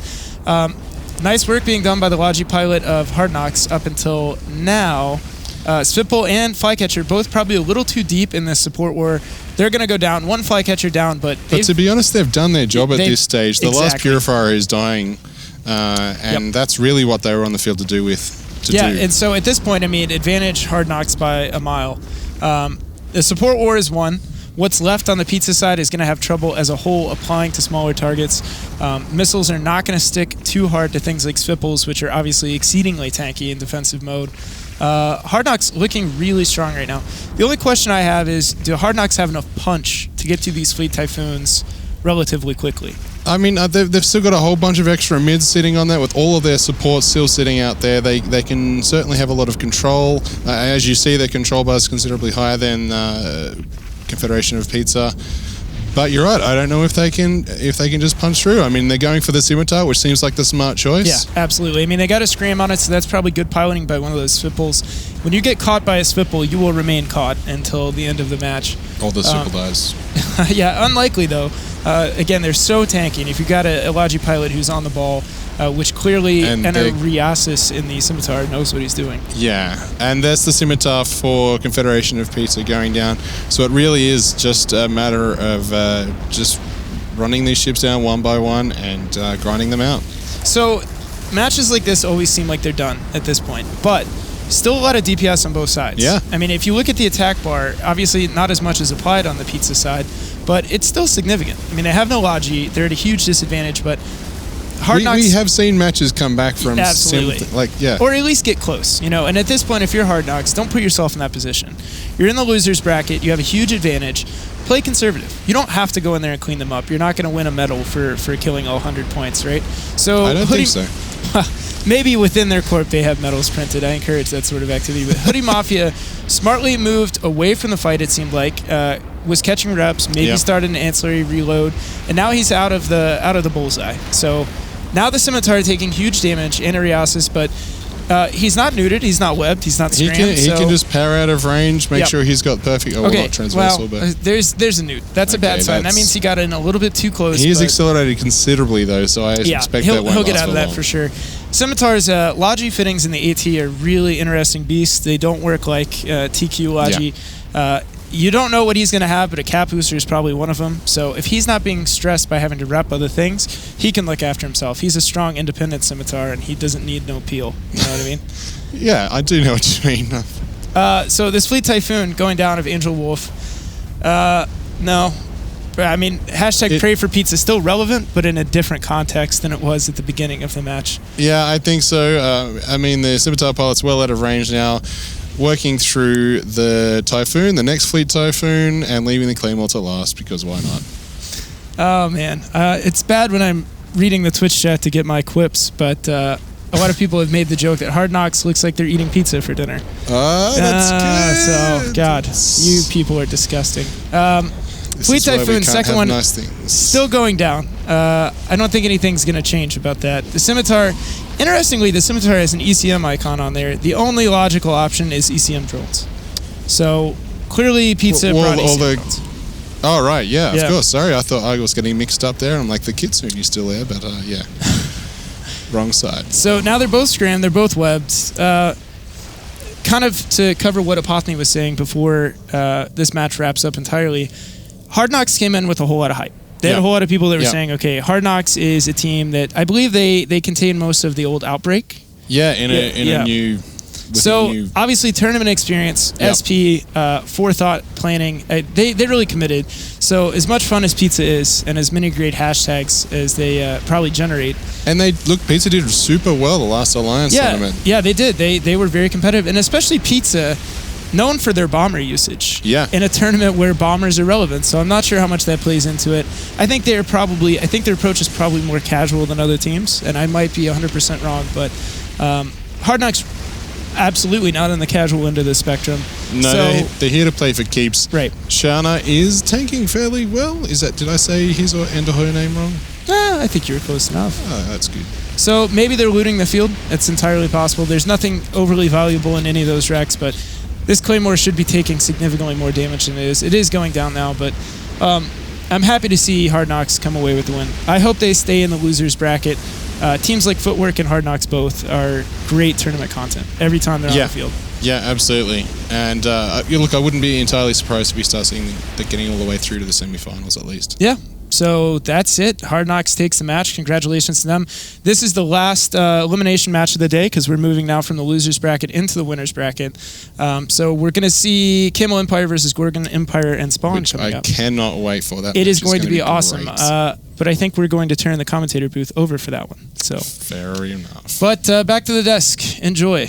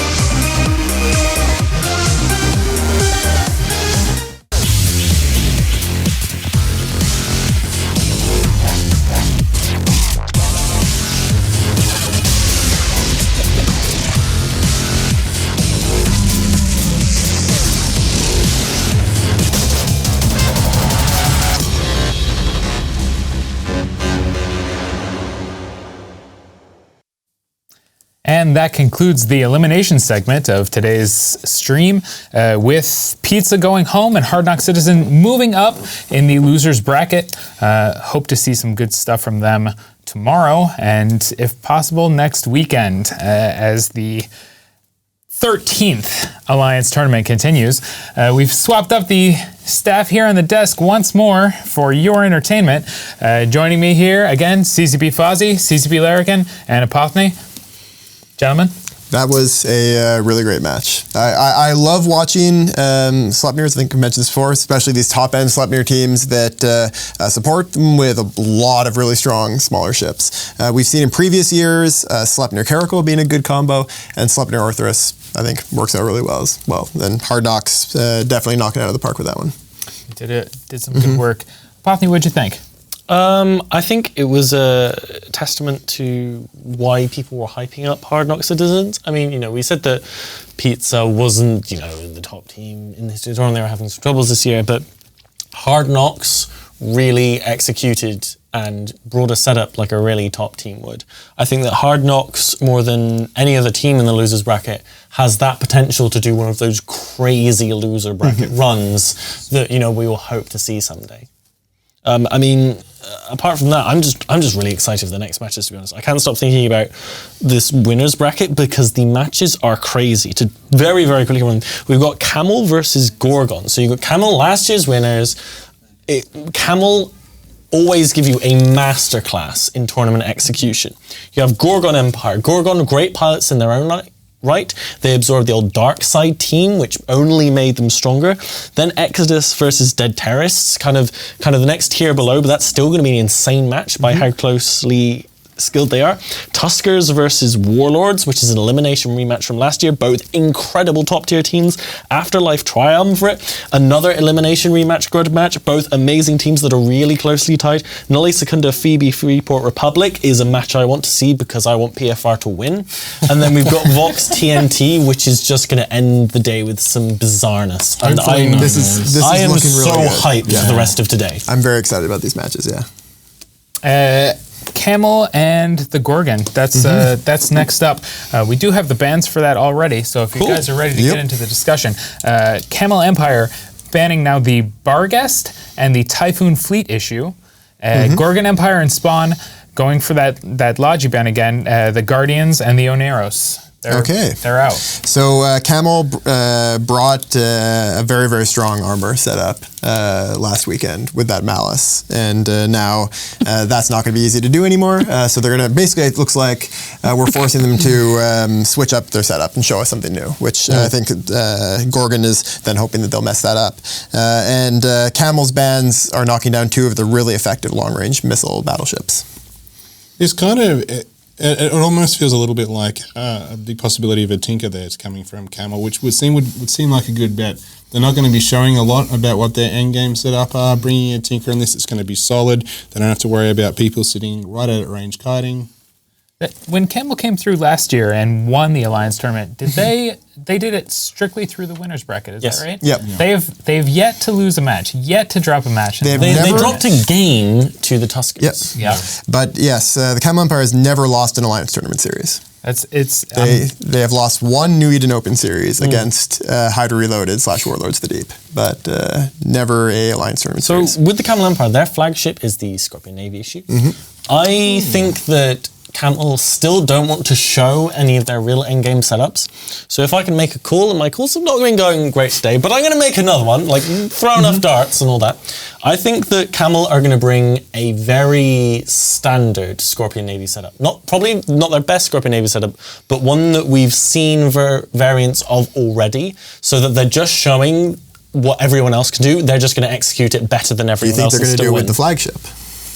I would think so. I mean, why wouldn't you? The danger is you lose the flagship this early, you can't bring it again. That's true. There's very few other things that can happen in this match that will actually really hurt them later on. Even going to losers bracket isn't the end of the world. Losing the flagship is losing a tool that you just never get back again. We talked about that earlier, how these matches are not elimination. There's less of an impetus to actually put something on the line. Yeah, I don't know. I mean, they have to respect Gorgon Empire. Gorgon Empire is a very strong team, but I would expect that they'd be trying to get out of this match with as little impact on their later tournament as possible. So not trying to show their very best stuff, maybe trying to set the pace for a weekend 2 meta and bring something that maybe everyone's going to try to copy them tomorrow and fail at. They're definitely going to bring something they know how to beat, but they don't necessarily think everyone else knows how to beat quite yet. I think that's a very safe assumption. So what do you think Gorgon's strategy is? I mean, they want to win this match. They really need to throw everything in if they want a hope of beating Camel Empire. Potentially a bomber-heavy team, but yeah, I'm not sure. It's going to be interesting to see kind of what they feel comfortable with at this point. I think both of these teams will have fairly deep lists. The Gorgon guys, especially the guys that came from Darkside, are very active theory crafters, and I would expect they've got a lot of really intricate stuff planned. Do you think we'd see the Gorgon flagship, which is the Balgorn? I think there's a chance. I think it's very possible. I mean, if you're not going to bring it out against Camel, when are you going to bring it out? Well, exactly. Gorgon want to win the tournament, but I think as teams go, Gorgon aren't in that, the top 4 that are most likely to win the tournament. But if they beat Camel, they have bragging rights, known as the first team to take down Camel. If they get that, I would really want to win this match. Yeah, they're a team that can be dangerous to anyone. I think they're going to try to do that. The one reason you might not bring the Balgorn is it's often a better ship to threaten people with than to actually bring. But it really depends on what setups they happen to have with it. But yeah, it's... I wouldn't be surprised to see them try to bring a bomber-heavy team, but I would also expect that Camel has some good counters to that. Can annihilate bombers when they want to, though. Yeah, Camel and Warlords both in the last weekend brought setups that were very good against Tinkers. They were very targeted against Tinkers. They beat the other stuff they came up against as well, but those Malices do a great job against Tinker teams. So I got the impression that was what they were worried about in these early matches. That was the kind of thing they thought might be able to upset them. But now that we're into a kind of higher quality of team, who knows? We're going to have to watch and see. Now, it's always great to watch them play. Have many of these upper level teams participated in some of the non-CCB hosted tournaments that take place during the year? I know that we were talking earlier about EVE NT and some of the stuff that they run. Have we seen any activity from any of the pilots or any of the corps or any of the alliances that we see here that might give us an indication of what they're going to be doing later on? So Bob Shaftos, who is one of the Camel pilots, he commentates EVE NT with me. And I've chatted with him, but Camel are one of the best teams, and rightly so, for not telling you anything that could even be slightly useful. They have a complete posting ban about the Alliance tournament. They are not allowed to post. They will not give away the slightest hints of anything that they are planning for this tournament. That is admirable control, especially in a social game like EVE, where you are going to be talking to people and you are going to be engaged with the community, to have that kind of lockdown. They did make an appearance at Worlds Collide. Yes, they did. They did do that. By virtue of being our defending champions in the Alliance tournament, we flew them out to FanFest and pitted them against the top team from our Chinese Serenity server, and they did very well. They won that, yeah. So they have been practicing. Yeah. Yes, they have. And yeah, that series in a lot of ways very much like what we'll be doing with the finals of the MR Championships. Right on. Free flights to FanFest. That's something else. FanFest, of course, to be held next year in March. Is it? Sounds right. March sounds correct. If I'm incorrect, please feel free to correct me in Twitch chat or via the internet sanctions. Yes, it is on the internet. It's on our website. The website tells us. FanFest, of course, is CCB and EVE Online's major player gathering event here in Reykjavik, Iceland. All of our players are invited to come out here. Tickets, I believe, our early bird tickets are maybe coming close to the end of their sales. I think last I heard we were close to sold out, but not quite sold out of the early bird. So if you are interested in coming out and meeting some of our devs and having a great experience with a good number of players, please go to our website, check it out. If you're not able to arrange to fly all the way out to Reykjavik, there are a number of player meets that happen all over the world, actually. And we have a website set up for that. That's evemeet.com. And you can log on there and check out anything that's happening in your immediate geographic area. And from what I've heard, and you'll maybe have a lot more to say about this, both of you, these player meetups are fantastic. Yes, they are amazing. Excellent. They're the best thing in the world. I can't recommend Eve Meet enough. It's another one of those great websites that our player community has set up themselves, and you can look up all kinds of events all over the place. I know one we've talked about because they run these player-run tournaments, but Eve NT coming up next month is going to be a really great... September 19th. I believe it's sold out now. Completely sold out. I'm going to be there and I'm really looking forward to it. It's going to be my first time at Eve NT. It's going to be a blast, I'm sure. I'll be there as well. It's going to be really good. Yeah, and I know, Larrikin, you're going to be heading to Vegas this year. I'm heading to Vegas, and I'm also heading to EVE Down Under, which I cannot wait for. Both are going to be amazing. Is this your first EVE Down Under? Because I know you've played I guess, sort of. It'll be your first as a developer. It will be my first as a dev, yeah. Are you looking forward to getting back to the Aussie heat, or have you actually come away from it? No, I'm pretty much over it. I'm not looking forward to that at all, to be honest. I am looking forward to some heat in this next match. The Camel Empire versus the Gorgon Empire and Spawn. The strong call for me has to be Camel. I'm looking for them to continue on their path to glory. I think that's a safe bet on Camel. Yeah. Larrikin? I am going for Gorgon Empire in hull-tanked Typhoons. You don't have to call the whole shot. You could just... I know, but I'm... Think about how much better it is, right? That was a downfall of Camel. This is the eyes closed, like half-court shot. The one ball into the 2, into the 4, into the 8. You can't not choose Camel, no matter who they're fighting. They were so dominant last year. No, I'm just saying for my pick. I just have to choose Camel. You just have to. We'll see how it plays out. Larrikin has proven us wrong before, and it could always happen again. Without further ado, the Camel Empire versus Gorgon Empire and Spawn, and we go to the booth. The match is on. All right, guys, welcome to the Alliance Tournament 13. I am joined by Chesser. I'm Elise Randolph. We've got for you the Camel Empire in red and the Gorgon Empire in blue, and it's going to be wild. The Camel Empire have a double Sleipnir team, but it's not your traditional Sleipnirs. They are definitely arty Sleipnirs meant to just murder zone some bombers. They've got 2 Kitsunes, some Heretics, some Molluses for control, and up against that, Gorgon Empire brought a Tinker. Yeah, pretty interesting setup here from Gorgon. They have Scorpion Navy, Raven, Onyx, Vulture, Moa, with the Tengu as their Logi ship. They have Nemesis Hound, 2 Hounds, 2 Nemesis, and 2 Manticores for their bomber wing, which I think is going to play a huge role here. How fast can Camel bring that down? But with Artie Sleipnirs and Orthrus, I think it's going to be pretty quick. Yeah, so these Artie Sleipnirs are definitely going to try and just blap the bombers straight off the field. We watch as the Camel Empire team... There's one. Yep, there it goes. Man, you know what? The Camel team is just coming in right into range here. They are obviously prioritizing bombers. I mean, 1 down already. And you know what? The Camel team hasn't even taken any damage yet. I think the Damps, which are going to be going down on the Scorpion, as well as the Tengu, is a good choice here. Trying to keep some of that long-range DPS off their more fragile frigates. Totally. And as you can see, the Gorgon Empire team, they don't have that much damage outside of these bombers. And these bombers are just getting manhandled right now. Absolutely. You know, they're trying to take down an Orthrus, but it seems to be holding nicely, and they are just bleeding bombers. You know, Camel is surgically picking apart Gorgon's ability to apply any usefulness with all the points that they've sunk into bombers. Yep, and the Camel, as you can see, have a pretty gigantic control bar, and the most important thing is they're applying almost all of it entirely. Most definitely. You can just tell really, really good teams. Their ability to put a control bar and a lot of their DPS on target and actually apply it is huge. You'll notice that and there goes another bomber too. The Gorgon Empire and here. Another one. They just lost 2 in one go. And another one here. The target calling on Camel is really well placed in the fact that they have these long-range Jackdaws and Orthruses. Use them effectively, kill these light DPS ships, and you know it looks like they've taken a firm grasp in the victory. Yep, and the Kitsunes are just wreaking havoc all on the fewer and fewer ships that Gorgon have on their side. So even if they don't get a jam off on the Tengu, they're sitting pretty. Like, there's no way anything that the Gorgon can do can kill a ship. No, absolutely not. You know, these Hounds and everything else, because they're using this Tinker setup, they're not able to use the one thing that they have going for them, which is the possibility of maybe putting on an Afterburner, using a signature to try and tank some of this. But there's slow boating, orbiting, and they have to stay within 9K of the Tengu if they want to get reps at all. Yeah. I think it's just a bad idea. Like we were talking about at the analyst desk earlier.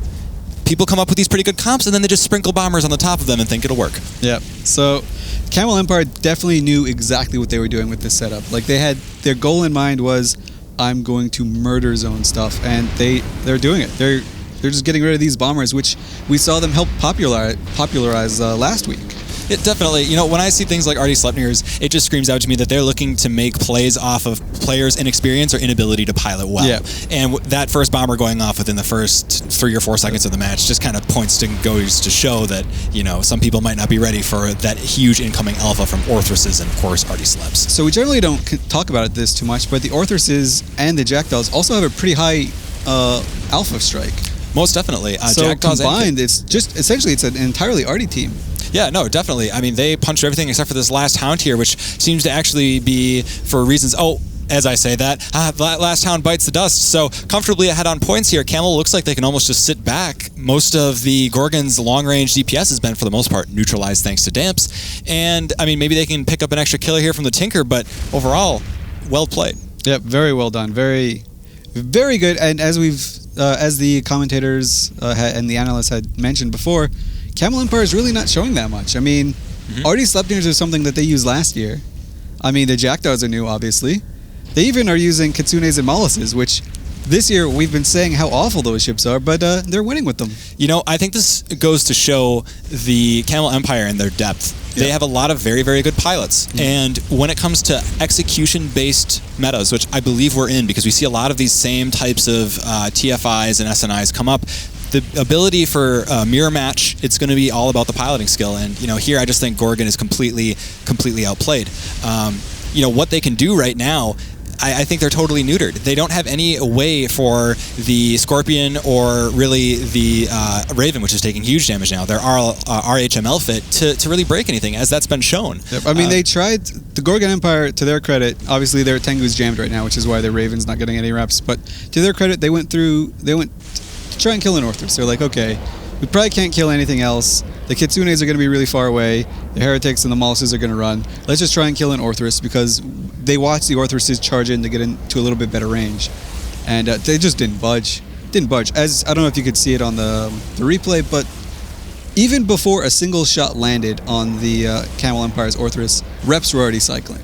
Yeah. And it's not all reps at once. They were obviously staggered reps as well. Yeah, you know, Miyamoto on Camel's side really knows what they're doing. I can only assume that the communication is second to none as well. As soon as a player can see that target paint around them, they pretty much know what's coming after that. Yeah. And with the flight time of missiles and a good Logi pilot, they're going to have reps already cycled on you by the time those missiles even start landing, and it obviously worked out very nicely for them here. I just am like kind of, you've already pointed it out, the control bar has been maxed on Camel the entire game from the first second. And Gorgon has just been sitting here kind of just like, you know, dynamite fishing for fish at this point, you know. That's absolutely right. And we see Faffy Waffy falling down, the Gorgon Empire captain, formerly from Darkness, who did really, really well. They sort of, Darkness was known as the team that would come and upset you when you least expected it, right? That carry skin. Oh, wow, that is pretty fancy. Excuse me, that is pretty fancy Mollus. These guys are rocking the skins. They're doing it with swagger.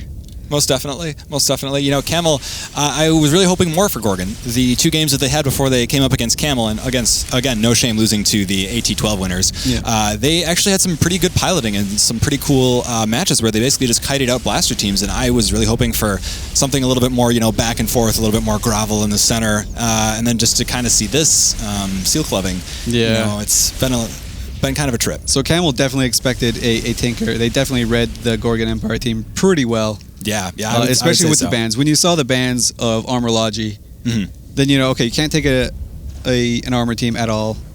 You're gonna have to take either a Tinker or a shield kiting team. And Camel Empire knew that they could outpilot a mirror matchup and that they could murder a Tinker. Yeah, definitely force them into a corner. And exactly. That's the end of it. And that's something that kind of happens at some of the higher level matches. And I'd definitely say the Gorgon Empire is probably a top tier team. Maybe not the very elite level, but they're a top tier team for sure. Yeah, no, like I was saying earlier, they have shown some very, very good play. It's just, this is the difference between not only people who can execute well, but they also execute the meta well. Yeah. And they know the rules backwards and forwards, and they'll box you into a corner, and you won't even know that the corners are there, but they have you. They just build a corner around you and lock you in there. So as the last couple minutes are winding down here, Camel Empire is probably going to go for some of the manor looting. Because, I mean, why not? For sure. Gotta loot some stuff. Poor Gorgon Empire cannot lock a single thing. And when they do get a lock, it's going to take them probably 40 seconds to lock, so they'll just get jammed again. So, quite awful for them. But they are not yet eliminated. We just transitioned into the winner's bracket. So, Gorgon Empire will be playing tomorrow. And Camel Empire come out strong. Yep. Camel Empire moves on to face whoever wins, and I'm very excited for the Tuskers versus Warlords of the Deep. Because that's the part of the bracket that the Camel Empire is in is vicious, right? So you've got Tuskers, great team. You've got Hydra, Warlords of the Deep, great team, and Camel. Yeah, I'm excited to see what Tuskers has to bring, just because commentating EVE NT, they have been in a lot of EVE NT matches, and they are very strong. Suleiman is a very good pilot, leads a very good team with a lot of depth, and they obviously like to play tournaments. They spend a lot of time in EVE NT, they do a lot of ATs. Tengu now blowing up for the Gorgon Empire. So that's some lost skill points. Yeah, a few lost skill points. It's nothing huge, because the Tengus have been around for a while. These pilots all have skill points, but it just means that if the Gorgon Empire want to field a Tinker tomorrow, it might be much weaker. Or might have to put in a different character. Yeah. Someone who maybe hasn't flown the Tengu as much in practices, so maybe a little bit more uncomfortable running a Tinker. Yeah. But so this Navy Scorpion here is just going to go through its final death throws. The looting is over. The manor looting is over. But overall, a really clean game, and I think it as what you would kind of expect from AT-12 Warriors. Absolutely, absolutely. Camel Empire again showing their dominance as the last Scorpion Navy issue from the Gorgon Empire goes down. The first time we've seen a Raven, I think. Yeah, no, I actually like the Raven pick. I mean, based with what they had, I really like Ravens, at least in this meta. I think they're strong in the Shield Tinker setups. Obviously not as strong as Navy Scorpion, but for points, certainly something to consider. And in some ways, maybe better than Raven Navy. And Camel Empire has now won the match 100-1. So very clean game. Good stuff. All right, and we are done here in the booth. We'll send it back to the analyst desk.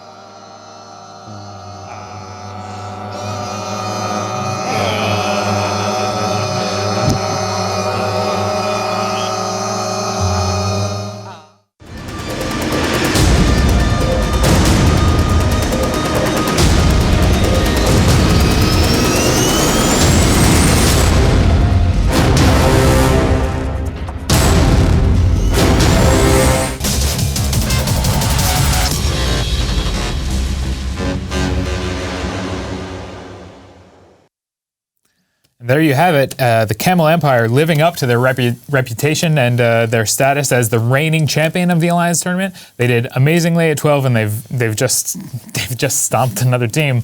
What did you guys think? It was surgical. Basically, what you'd expect from Camel. Yeah.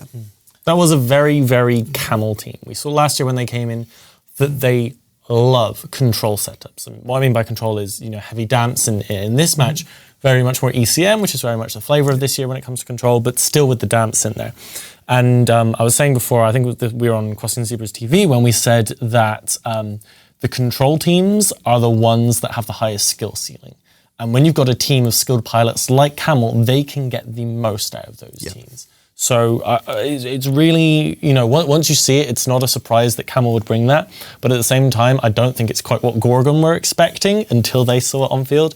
And it was just, again, really beautiful play, really elegant, really, really nice play. It was just played to perfection there. Everything was planned out. Kitsunis put all their jams on the Tengus, waited for the jams to come off, sensor dampness, top the quick lock, and then they just chew through all the ships as fast as they could. Now, would it have mattered at all if Camel played the meta wrong and Gorgon had anticipated it, or is it just a matter of skill and talent? You can definitely beat that setup. It would require, I think, a fair amount of luck, and you'd still have to execute well, because you'd have to be choosing something that counters it well. But yeah, that setup, I think, would have struggled a bit more against a team that maybe applied DPS from a wider range of large ships. Something like the Scorpion Navy issue Claymore team, something like that. It might have a bit more challenge there. That wasn't an extremely high DPS team from Camel, and that's not really what they're known for. Notably, we've seen lots and lots of battleships in the top ends of teams this year. Camel did not have a single battleship in that comp. It was exceptionally effective. It had low DPS. It had the good alpha from the RT Sleipnirs. But if you just lined up all the teams and just had a number for how much DPS they could put out at any moment, Camel would be at the very close to the bottom of that list. I think Camel knew or had a very good inkling they were coming up against bombers, because that's just a great setup against bombers. You got the light missiles, you've got the artillery Sleipnirs.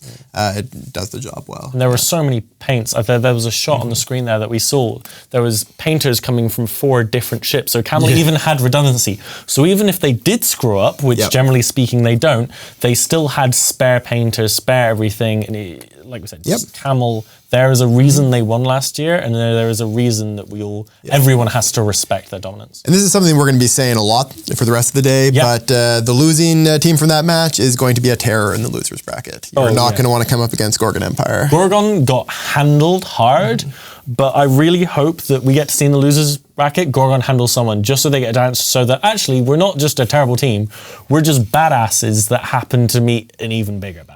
Yeah, they're a super solid team, and anyone that disrespects them is going to pay the price.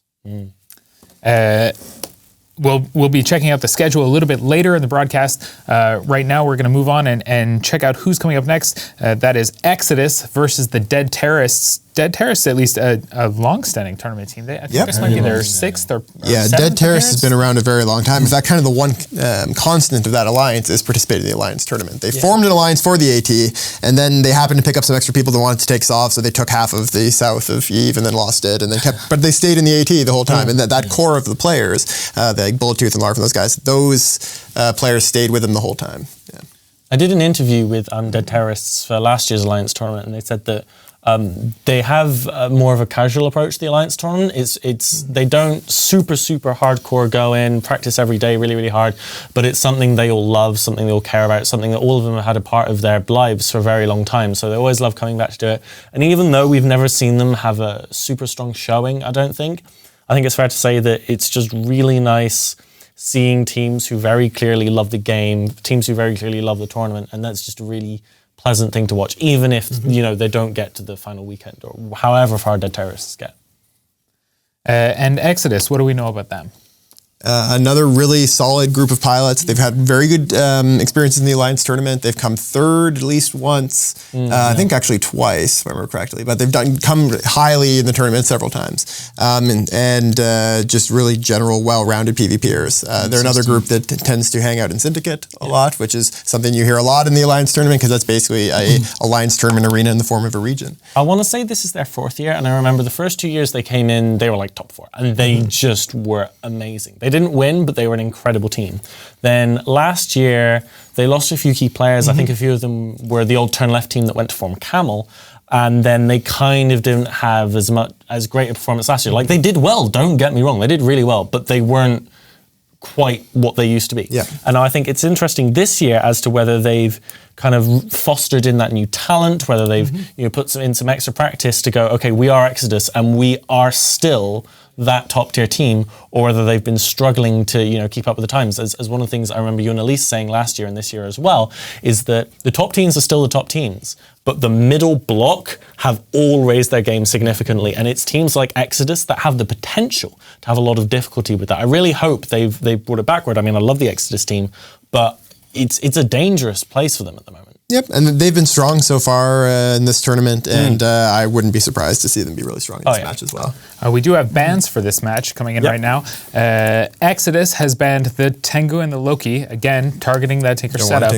And Dead Terrorists looking for the Barghest and the Scorpion Navy issue to be excluded from play. 2 popular and powerful missile spamming battleships, And is that almost exactly the same ban? Similar, except it was the TFI, the Typhoon Fleet issue. Right. Yeah, That's right. But TFI notably open.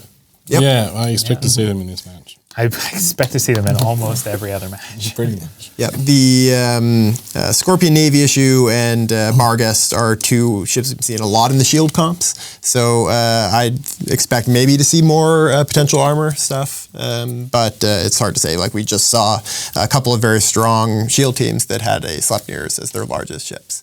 So it's very possible to do those without requiring those shield battleships. Mr. You do like to see the Sleipnirs. Oh, I always like to see Do you know what I like to see on there? Did you see the mollusk with the skin? Yeah. Did you see the pilot changing his skin mid-match? I'm not trying to say that that's over the line, but guys, this... Maybe he was hoping the other team would get confused. It was pretty sweet. We do actually have a bunch of new skins coming out with the next release, which goes out on Tuesday of next week. Galatea.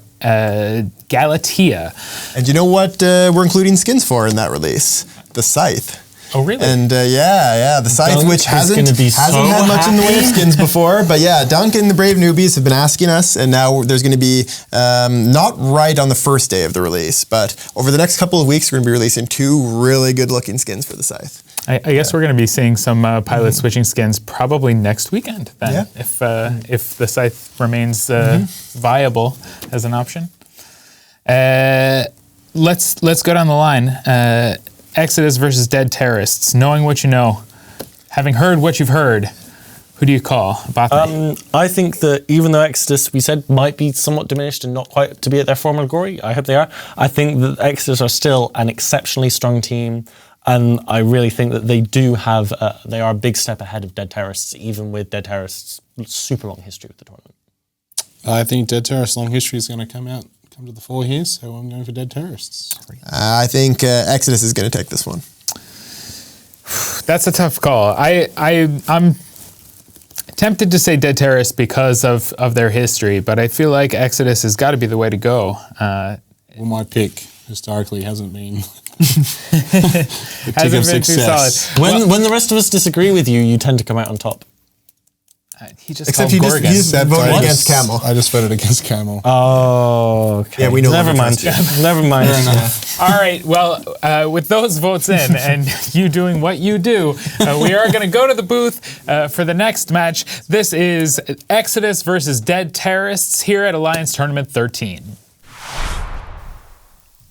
All right, and welcome back to the booth, ladies and gentlemen. I'm Chesser, commentating with Elise Randolph, and we're going to be talking about Exodus versus Dead Terrorist. Exodus are here on the red side, and they've brought a double Rattlesnake, Claymore, double Hound, Simi, double Flycatcher, Hawk, double Vigil setup. And Elise, what did Dead Terrorist bring? Dead Terrorist brought a little bit more of an unconventional setup. They took the TFIs, the Typhoon Fleet issues, but they augmented them with double EOS, and they've got a Guardian as their Logi, 4 bombers, 2 maledictions, because why not, and a vigil. So both sides have a vigil. They both appreciate the paints. Yeah, and definitely. Vigil's going to be clutch here. Yep. So the interesting thing is they both warped in. They wanted to be at max range from each other, but they warped in very, very close to one another. So I'm imagining that Dead Terrorists are going to run at some of these. You know, I think this is going to be interesting to see. Exodus has in my opinion, better fleshed out support line where they're going to be able to take care of this heavy bomber only really oriented support that we're going to be seeing out of Dead Terrorists, and I think it's going to be a really key in the fight if Exodus support is going to be able to take down those bombers quickly. As you can see, they're already taking quite a little bit of heat, as well as both the maledictions that have pretty much dived in deep into the Exodus. So Dead Terrorists are doing what we thought would happen. They're going after the Scimitar of the Exodus team. And it's a pretty good strategy, but it's augmented just because they were so close to one another. The Scimitar is ASB fit, so you're going to see its shield bounce off a few times, 9 times, and then after that it's going down. It's going down hard. There are a few rep bots on the Scimitar, but these Typhoon Fleet issues are just applying all of their damage. Yeah, there's actually a web now which is going to be huge because that web's going to really help with their application along with the paint. You know, the Exodus team seems to be spreading a lot of their damage throughout, so it makes me think that they have the support going in after the bombers, and then they have their bigger ships like the Rattlesnakes trying to focus in on those Typhoons to try and spread out what the Guardian workload is. Yep. But so far it doesn't seem to be super effective. They've only killed a single malediction. Yep, so the team we're seeing from Exodus is similar to what we saw the WeHurt initiative field. The Scorpion Navy issue was banned, so that was clearly their choice here. Yeah. And so they just swapped out for Rattlesnakes, tweaked their setup a little bit and hoped for the best, but the best is not happening because Exodus just lost their Scimitar. Simi is down, and that's huge. Once that web was applied, those Fleet Typhoons are just able to just apply so much more damage, as well as the bombers. You know, I'm really disappointed in Exodus right now. There are still 4 bombers up on the grid, and the only thing out of light tackle that's dead is a malediction. Yep, and the malediction was the suicide tackle that went on the Scimitar, so of course he's going to die. Yeah, you know, and trading a malediction for a Scimitar is something that I'm going to take every single day if I am Dead Terrorists. Yeah, you know not great if you're Exodus. It's great for Dead Terrorists, and Dead Terrorists Terrorists right now are just, they've got a Claymore tackled for the Exodus team, and they've just realized that, hey, we can just start killing bombers. Guardian down At now. the same time, Dead Terrorists just lost their Guardian. Yeah, I almost wonder if instead of going at least for the Hounds and everything else, they just tried and moved the Zipples and everything else straight for the Guardian, got that hard tackle, and then Rattlesnakes were able to apply better damage. So this match just flipped 180 again. So Exodus is now in the driver's seat. They're applying a lot of the damage. You can see that Exodus is going after the Purifiers from the Dead Terrorist team. So they're not going to make the same mistake. And obviously they're doing this because they've got Sweeples and Flycatchers. Yeah, definitely.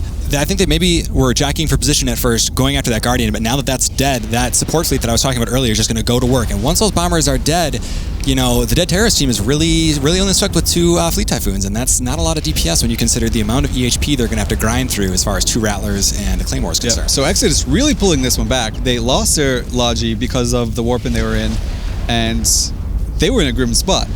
They kept their composure. They went after the Dead Terrorist logistics ship in the Guardian, and now you can see that their support wing has just demolished all of the bombers on the Dead Terrorist side. So Dead Terrorist has almost nothing left for their support, and it's just going to be only the lonely Foons and Eoses. Yeah, Exodus may have lost their Simi, but they've only lost a single Hound this entire time. So their support fleet's still up and kicking. As we've seen before, the inability for people to kill or not kill bombers is a really big player in who's going to be winning the match in the long run. Exodus has a Vigil, they have webs, so they definitely know that they need to have those things in order to make that damage apply, and this EOS right now is just feeling it and just taking the brunt of that DPS, and it just is simply melting. So these EOSs were fielding Berserker 1s because they can only use Tech 1 drones in the Alliance Torment. Not the best ships. They killed a Claymore, right? But now there's 2 mega tanked Rattlesnakes left as the Dead Terrorist Foon is entering structure. So and Dead he is Terrorist non-structure pulled tanked, this all the way back. Yeah. A less composed team definitely could not have done this. Yeah, you know what? Dead Terrorists came in and made it look really, really good. They just sliced right through Exodus, got their target, killed the Logi immediately. But once you're in a grovel like that and you're all together, I'm definitely going to want Zipples and Flycatchers and Hawks there over just bombers. And as soon as that happened, they were so out of position that everything just basically exploded right in their face once that Guardian was down. Yep, and you could really see the difference in target calling, which was what made it. Exodus went after bombers, Dead Terrorists went after a Claymore. And they ended up trading all of their support wing and all their bombers for 1 Claymore, which was not great. Links are important, but at the end of the day, there are no such thing as DPS links. Yeah, and those are hitting you the entire time. These EOS and Fleet Typhoon going down, so just 1 Typhoon and EOS, which is just absolutely getting shredded. Those Hounds and Bombers staying on the grid, doing a lot of work here.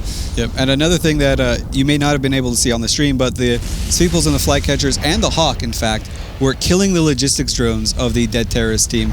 So the Fleet Typhoons put out 10 heavy maintenance bots onto the Guardian, and as soon as those things died, the Guardian just melted. And that's a really actually smart thing about Flycatchers and other LML ships, their ability to kill drones just bam, bam, bam, bam, Yep, bam. exactly. It's a really smart play. I have to say, as you were saying earlier, Elise, Exodus, their FCing, their target calling, their communication, even something as stressful as this, I know I was kind of into my seat when they dropped their Simi so quickly. Yeah, I definitely thought Dead Terrorists had this dead to rights. Yeah, definitely. This shows why Exodus is always a team to be very, very wary of, because they are very familiar with the tournament setting and they do not get shaken easily. Exactly, and definitely not shaken as Dead Terrorists enter the losers bracket. Obviously, they're not eliminated, as we mentioned before, but Exodus continue on in the winners bracket. Dead Terrorists going down to the losers bracket, where they can potentially be eliminated tomorrow. Yeah, and really strong showing. Really strong showing by impressive Exodus, stuff. showing what they're made of. We'll let the analyst desk talk about how great Exodus are just now.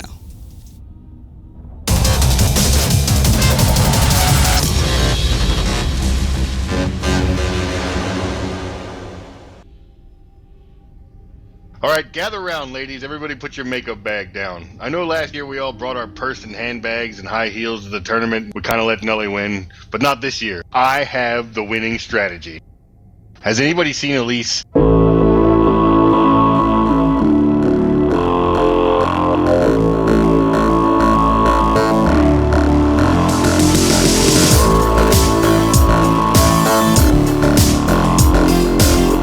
There's no room for you. I know I buried you long ago.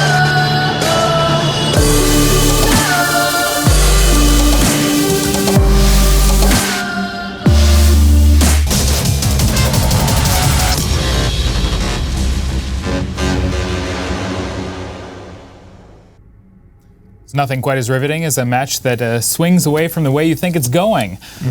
When that simi went down, I thought maybe Exodus was walking away, going down to the bracket. Exodus knows what they're doing, and they showed it with excellent target calling. They did some good work. No, I disagree. I actually think that was Dead Terrorists to win, and they threw it away with the Claymore call. I just don't think that was a strong call. They should have finished off that support wing while they had the chance.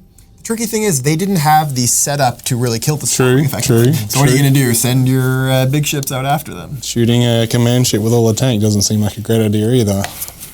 I don't know. I think at that point they didn't have a whole lot of choice. There was no way they were going to get tackle on the small ships. Yeah, that's a good point. I think that match is one of the prime examples of a lot of what we see in the Alliance tournament, which is matches where if you just look at the end, it looks super one-sided. If you just look at the ships lost on both sides, it looks like Exodus destroyed without a hope Dead Terrorists.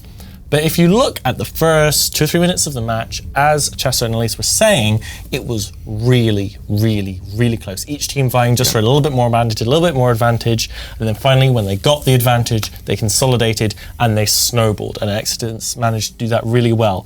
And I think that a lot of times I read Reddit, and a lot of times I read forums in general, a lot of people say, oh, that was just a really boring match, really straightforward, when no, like it was really, really, really close, and the entire match happens in the first few minutes, and the rest of it is just cleanup. Yeah, that's very common, that fights essentially snowball. Yeah.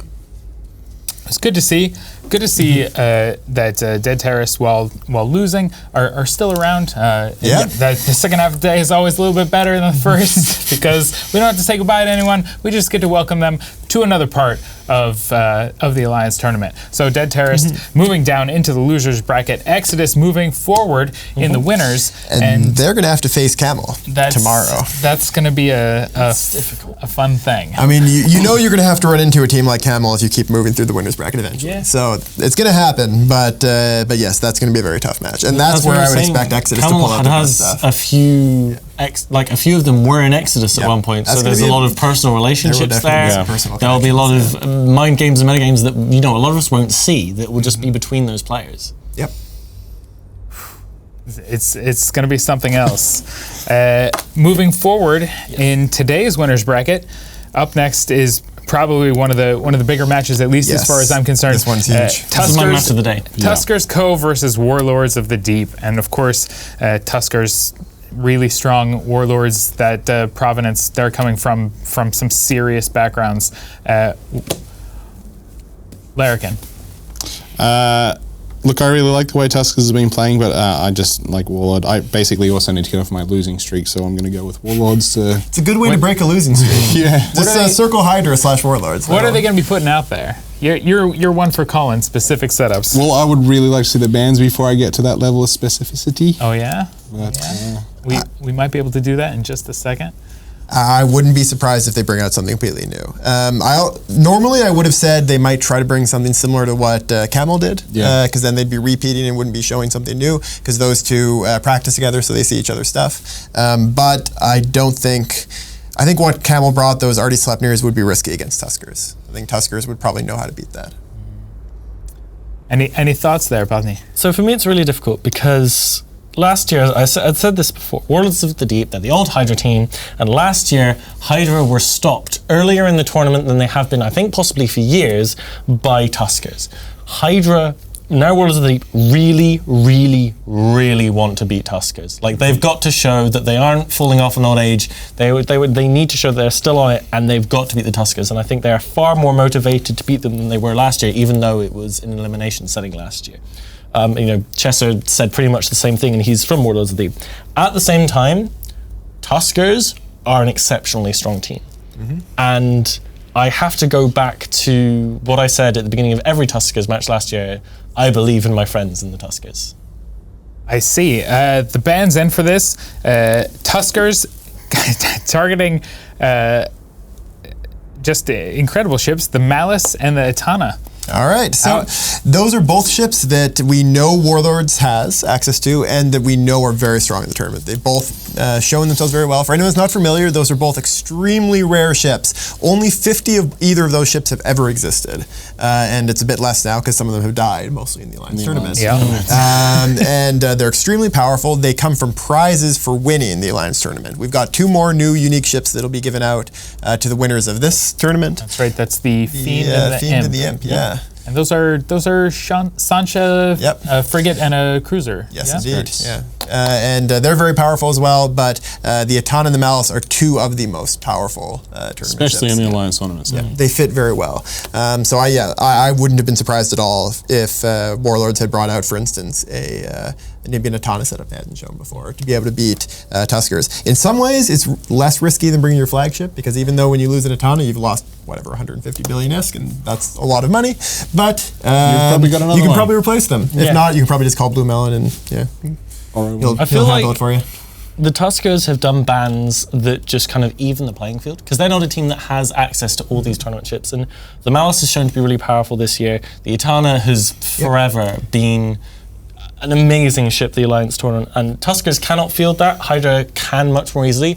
So it's not targeted bans in we don't want you to bring these comps so much as we want you to not be able to bring comps that we just can't bring the same standard of. The other nice I thing would wonder if Warlords might bring the Camions, because I know... It's very possible. It's another very strong ship. It's also very possible that Tuskers is trying to force Warlords to bring something new because they actually had brought in both of their first weekend matches a Malice.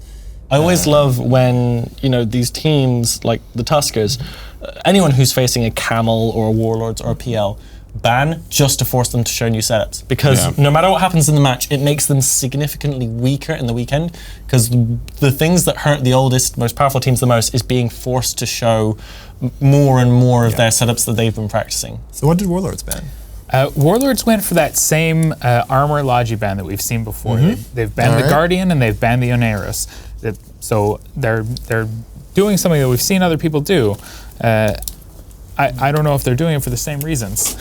Yeah, that'll be interesting to see. That might suggest they could be wanting to bring their flagship. Because they've got a Scorpion Navy issue flagship, would pair well. It would have paired great with an Atana, but would also pair well with a Scimitar. And it's possible they're choosing bands that don't get in the way of that. I feel like those bands don't give away much. Like they're bands that a lot of other people have done, and they're bands that, given that they can't bring their Malice comp, then they're less likely to want to bring armor. I feel like Tuskers can't see those bands and go, oh, they're probably going to try and bring this archetype setup. No, it's just any shield they're setup. way too open to be able to pick exactly what they're going to bring. And the Warlords flagship is also a bag one. I think they're still... No, theirs is the Scorpion Navy. The Tuskers, my bad. So now you said when we were talking about the Camel match that the Scorp Navy flagship would not be brought because of reasons. You might want to bring it against Tuskers though. That's true. Like that's the thing is a team this good, it may be worth it. I actually think that's a very good point. The fact that Tuskers have a Balgorn flagship, banning the armor logi, that effectively eliminates the flagship from Tuskers, which is something that they'd, I think, be very interested in doing if they had one of their best setups with the flagship. They got to bring everything against If the flagship fit into one of their best setups, then I wouldn't have been surprised to see it. But now, I wouldn't expect to see it with no armor logi. Do you think we might see a Tinker? Because Tengu is wide open. I think these teams know how to beat Tinkers. I think both of these teams would love it if they came up against a Tinker because they would dismantle it. Yeah. It's possible. I don't know. I in this general setup, I kind of want to say Tuskers just because I'd like to see someone come up and do something amazing. Warlords is a new name, but it's an old group, and it's like voting for Goliath a bit. Yes, they are one of the big Goliaths. But I'm gonna put it out there. I'm gonna follow my heart. I would like to see Tuskers carry this through. I'd like to see that Malice and Atana ban pay off. I'd like to see them just go in and do their best. That's all you can ask. And move on. I think actually, like, as much as I would love to see the Tuskers win, because it would definitely be an exciting upset, even though they did it before, I have to go with Warlords in this. My brain says Warlords. Warlords. I believe in my friends in the Tuskers. So now we're here together now, and we have a little bit of time to talk about it. That actually might be the first time the desk's been evenly split like this. we've happened a couple divvied it up times a little bit from time to time. I'm a little bit scared of being blobbed by CZP employees. Like I'm on the edge here. Like That's I'm in fine. PL now. I'm used to the one blobbing. And actually, to be fair, it's 3 CCPers, but also 3 PL affiliates. Possibly, could be argued. CCP need their endorsements. I know it's a very long time ago now. I don't know what you're talking about. Yeah. And we have CCP has no affiliation with any corporation or alliance in EVE. We have strong affiliations with all of our players, Capsuleers, corporations, and alliances. We love all our kids equally.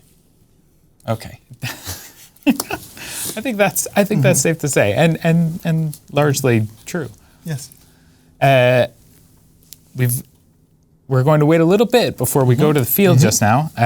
Predictions on ship types. Ship type predictions. Hull 1 hull. Oh, I think that's going to be very, very hard to do. It's a shot in the here. dark, to be honest. I honestly have no idea. Sleipnir. I think we're going to see a Sleipnir.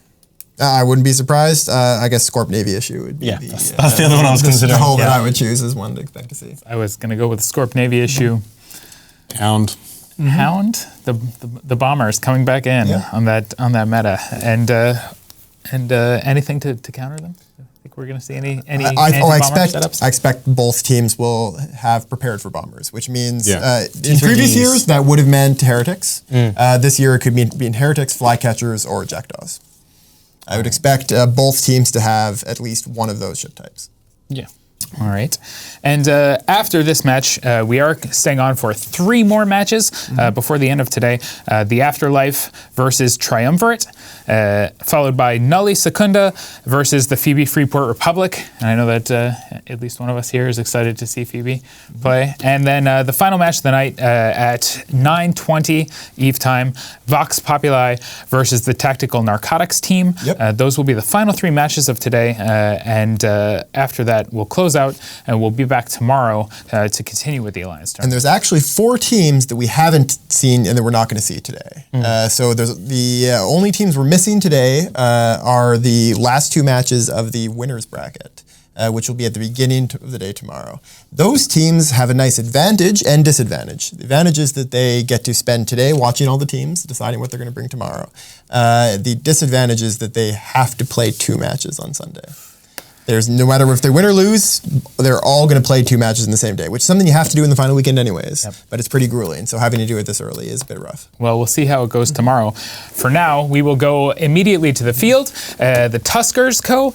versus Warlords of the Deep here at match 83 of Alliance Tournament 13. Alrighty, guys, welcome back. This is the showcase match. This is Tuskers versus Warlords of the Deep, formerly known as Hydra.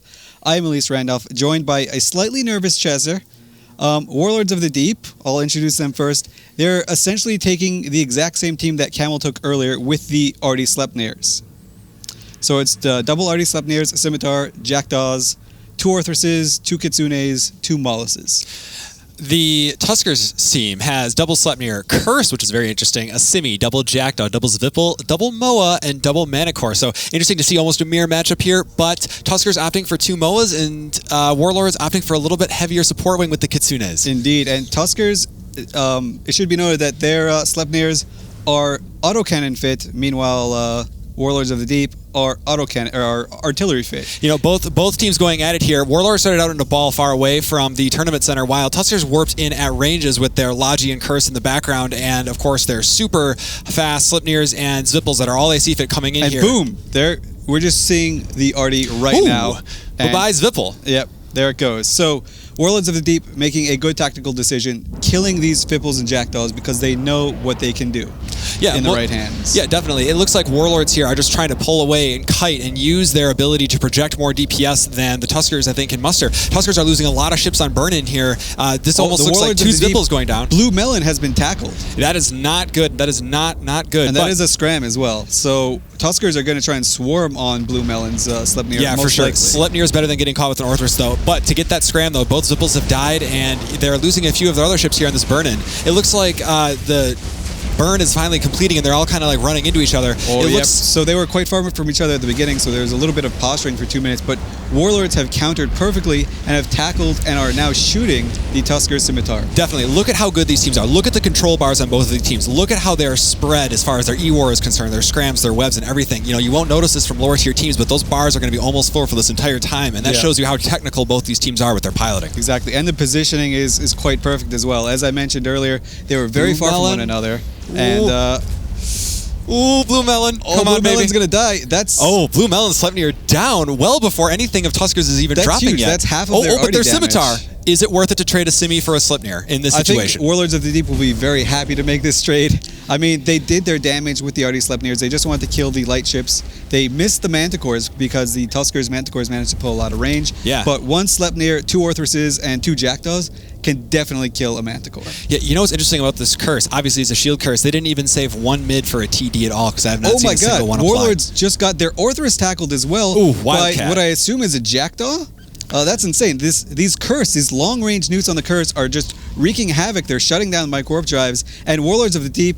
That was some good piloting. They got their Scimitar tackled immediately. Immediately they decided to kill what was tackling their Scimitar. I have to say, Malin on Warlord's side is just playing exceptionally well. He has not been tackled. He's not there yet, and that's really going to help in the long run. What we see here is 2 different strategies. We see Warlords going after the support team of Tuskers, while Tuskers are going for these big ships. You know, they're immediately running their Sleipnirs over there.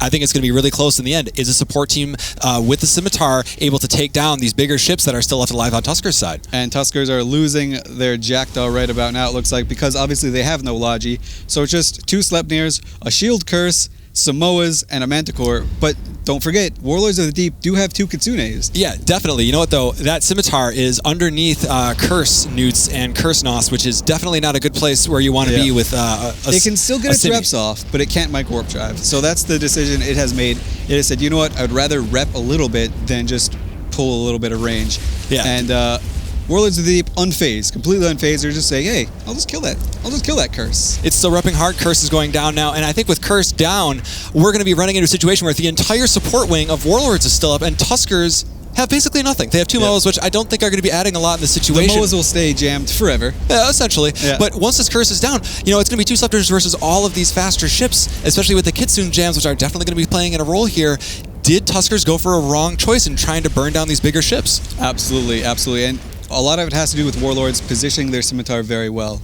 This was all about positioning. They both wanted to kill Scimitars at some point quite early. Warlords of the Deep wanted to go for the Manticores quickly, failed, but they managed to get the Feeples instead, which is perfectly a fine trade. Then they made the split decision, I'm going to kill the Logi, and their pilots managed to tackle it out of position. Yeah, you know, Moa taking a little bit of damage here now too. Ooh, and it's just basically eliminated. So what we're going to be left with here is Sleipnir Orthrus and a handful of support ships, Jackdaws, Kitsunes, you know, Heretics. Those jams of the Kitsunes are just going to get more and more powerful as the Tuskers team die. It's going to be pretty interesting. Tuskers wasted a lot of their Zipples on burn-in to try and get those initial tackles, which is the Zipple's very good at. In speed mode, it's very fast. And in defense mode, once it hits you, it's going to be on for a while. It's going to be interesting to play this out here. If Warlords makes a mistake with their light tackle, excuse me, not with their light tackle, but with their support fleet, this is going to be over. So it's going to be an interesting fight, I think, in the end. Yep, definitely. And it's pretty cool to see what Warlords of the Deep actually did is they were jamming the Moas from the beginning, and then as soon as the Sleipnirs got very close, they just swapped all of the jams that were on the Moas before and said, okay, Moas, just shoot me. I'm going to swap all of my control bar onto these two Tusker Sleipnirs. You know what the Sleipnirs are doing that's very, very smart, which other teams or maybe other people won't notice? They're sticking together. Mm-hmm. If these Sleipnirs would have been separated and they would have been able to be held down by either the Jackdaws or some other Sleipnir and just isolated and the long distance damage that Jackdaws can do, this would have been maybe a lot more difficult, but they're sticking together, which I think is the best thing that they can do in this situation. Absolutely, ducks fly together, as they say. Exactly. And against the Kite team, obviously you'd want to spread out more, but they know they're not necessarily against or they're not necessarily flying as a Kite team, so... No, definitely not. This is going to just come down here to, I think it was the abilities of Warlords with their more projected DPS, choosing to go with artillery. Tuskers, obviously, super high damage autocannons, and they showed what that can do if they can run into a team quickly. And a lesser team might have shattered off of that and might have broke free, but the Simi staying alive for as long as it does, Malin did good work there. But I think we might see a painful death here for Tuskers just because of their inability to apply their damage. What do you think of Tuskers' choice to go with the Curse? I really like the Curse. I think in TQ, it is literally my favorite ship. It is very powerful. But with the meta that we've been seeing, and we know that Tuskers is obviously very well aware of the meta, bringing a curse is, I think, dangerous. They didn't put any TDs on it, which I think is a smart move, especially in a shield comp. But, you know, for how many more points you can be looking at a Geddon? And a Geddon offers you, you know, maybe not as much speed, but a lot more EHP, a little bit more utility with a larger drone bay, and, you know, a better drone damage bonus, you know, as well as just the EHP raw buffer. You saw that curse just melt once they looked at it, and an Armageddon is going to be staying on the field for a little bit longer. So for that little bit of extra points, I think the Geddon might have been worth it here. I'm just really questioning the Tuskers' decision to go with MOAs. Yeah, the MOAs seem a little bit suspect, and it has nothing to do with the bans. Like, the bans didn't make them bring out the MOAs. They were just like, yeah, let's bring some MOAs. I mean, maybe if they're Blackbirds, they do a little bit more. Obviously, the Tuskers were hoping to kind of pull some surprises with the MOAs. It's not a ship we see outside of a Tinker. I'm not really sure what surprises would be pulled. I mean, like, at least in your opinion. I don't know. I mean, Tuskers are pretty clever guys. Maybe they know something that I don't know about the MOA. Maybe they're like, we can get dank MOA frags if we just bring them. It's true. You believe. It's true. If you believe hard enough, you know, I think that 6 points could have been sunk better anywhere. But as Suleiman slowly goes down, Warlords pulled this out. All right, Tuskers are eliminated. Warlords continue on without revealing a different setup at all. Quite impressive. Most definitely. We'll throw it back to the analysts. That was a really, really close and well played match. It was definitely well played.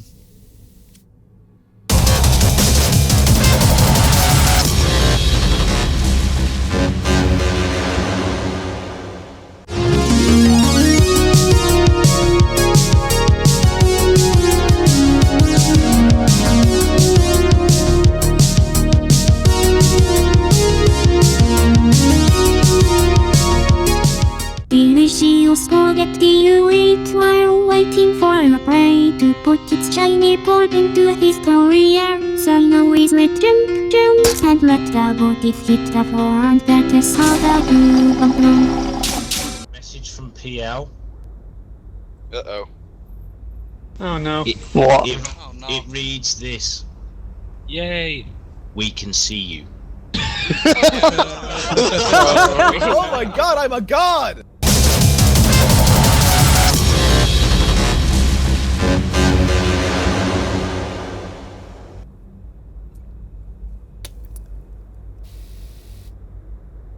And Tuskers slide down into the losers bracket as Warlords of the Deep move forward in the winners bracket. Both teams putting out Sleipnir fleets, both of them doing fairly well, but Warlords just taking the advantage. Tuskers maybe rushing in a little bit too fast. I mean, with the autocannons, you kind of have to get in there and get tackles. When I saw the curse, I was wondering if they had some advanced information, but if they'd had advanced information, they would have put TDs on the curse. So that was just a general purpose setup. Yeah. The tracking surfers would have been really effective against artillery on the Sleipnirs. Long range guns don't track very well. I feel like there was quite a bit of hubris from the Hydra team, in the Warlords of the Deep team, in that they brought the team Camel just showed. And, you know, the Tuskers know the relationship between Warlords of the Deep and Camel. They knew they'd know about that setup, they'd have that setup, they'd practice that setup. And the Tuskers brought a somewhat similar setup. And to not bring a new setup, to bring an old setup to say, even though Tuskers have just seen this work, we still think we can use it to beat them. In such an important match against such an important team, I feel like Warlords had balls of steel at the very least to bring that setup. I'll admit it's a bit riskier. Obviously higher reward because you're not giving anything out. Yeah. The one thing that makes it not too risky is there's only 40 minutes difference between those two matches. Yes. That's not a lot of time when it comes to the AT. I would expect that Tuskers had chosen exactly what setup they're going to be using before the Camel Gorgon match finished. Because they were teleported not too long after you have to be ready to go basically pretty quickly.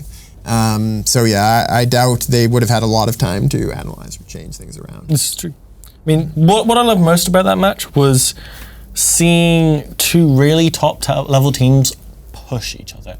And, you know, Warlords of the Deep came out with, I think they did fly it better, as we were talking about during the game, but I really like seeing a top team like Hydra really be pushed. You know, Hydra did not come away from that unbloodied. They lost a couple ships. Like, Tuskers should not be ashamed by that performance. Like, they really pushed Warlords of the Deep there. And I feel really sorry for whoever it is the Tuskers are about to face in the losers bracket, because they are in for a rough road. But I think the Tuskers really had to push against that team. Correct me if I'm wrong, but a lot of the whole power of the Warlords of the Deep team came down with their Kitsunes. They had to get in there, try and knock down that control really fast, and they knew they were going to lose ships doing it. But if they didn't manage to start knocking down the control of the Warlords of the Deep team, they were going to be in a spot of bother. I mean, the Kitsunes, the thing is, ECM, there's a reason that ECM is only showing up again in this tournament and that it was kind of gone for a while. Combined with the Maulers. Damps and Track Interceptors were a lot more effective, but also ECM is not very reliable. And it's not the kind of thing you can get kind of constant jams, especially against Tech 2 ships like this.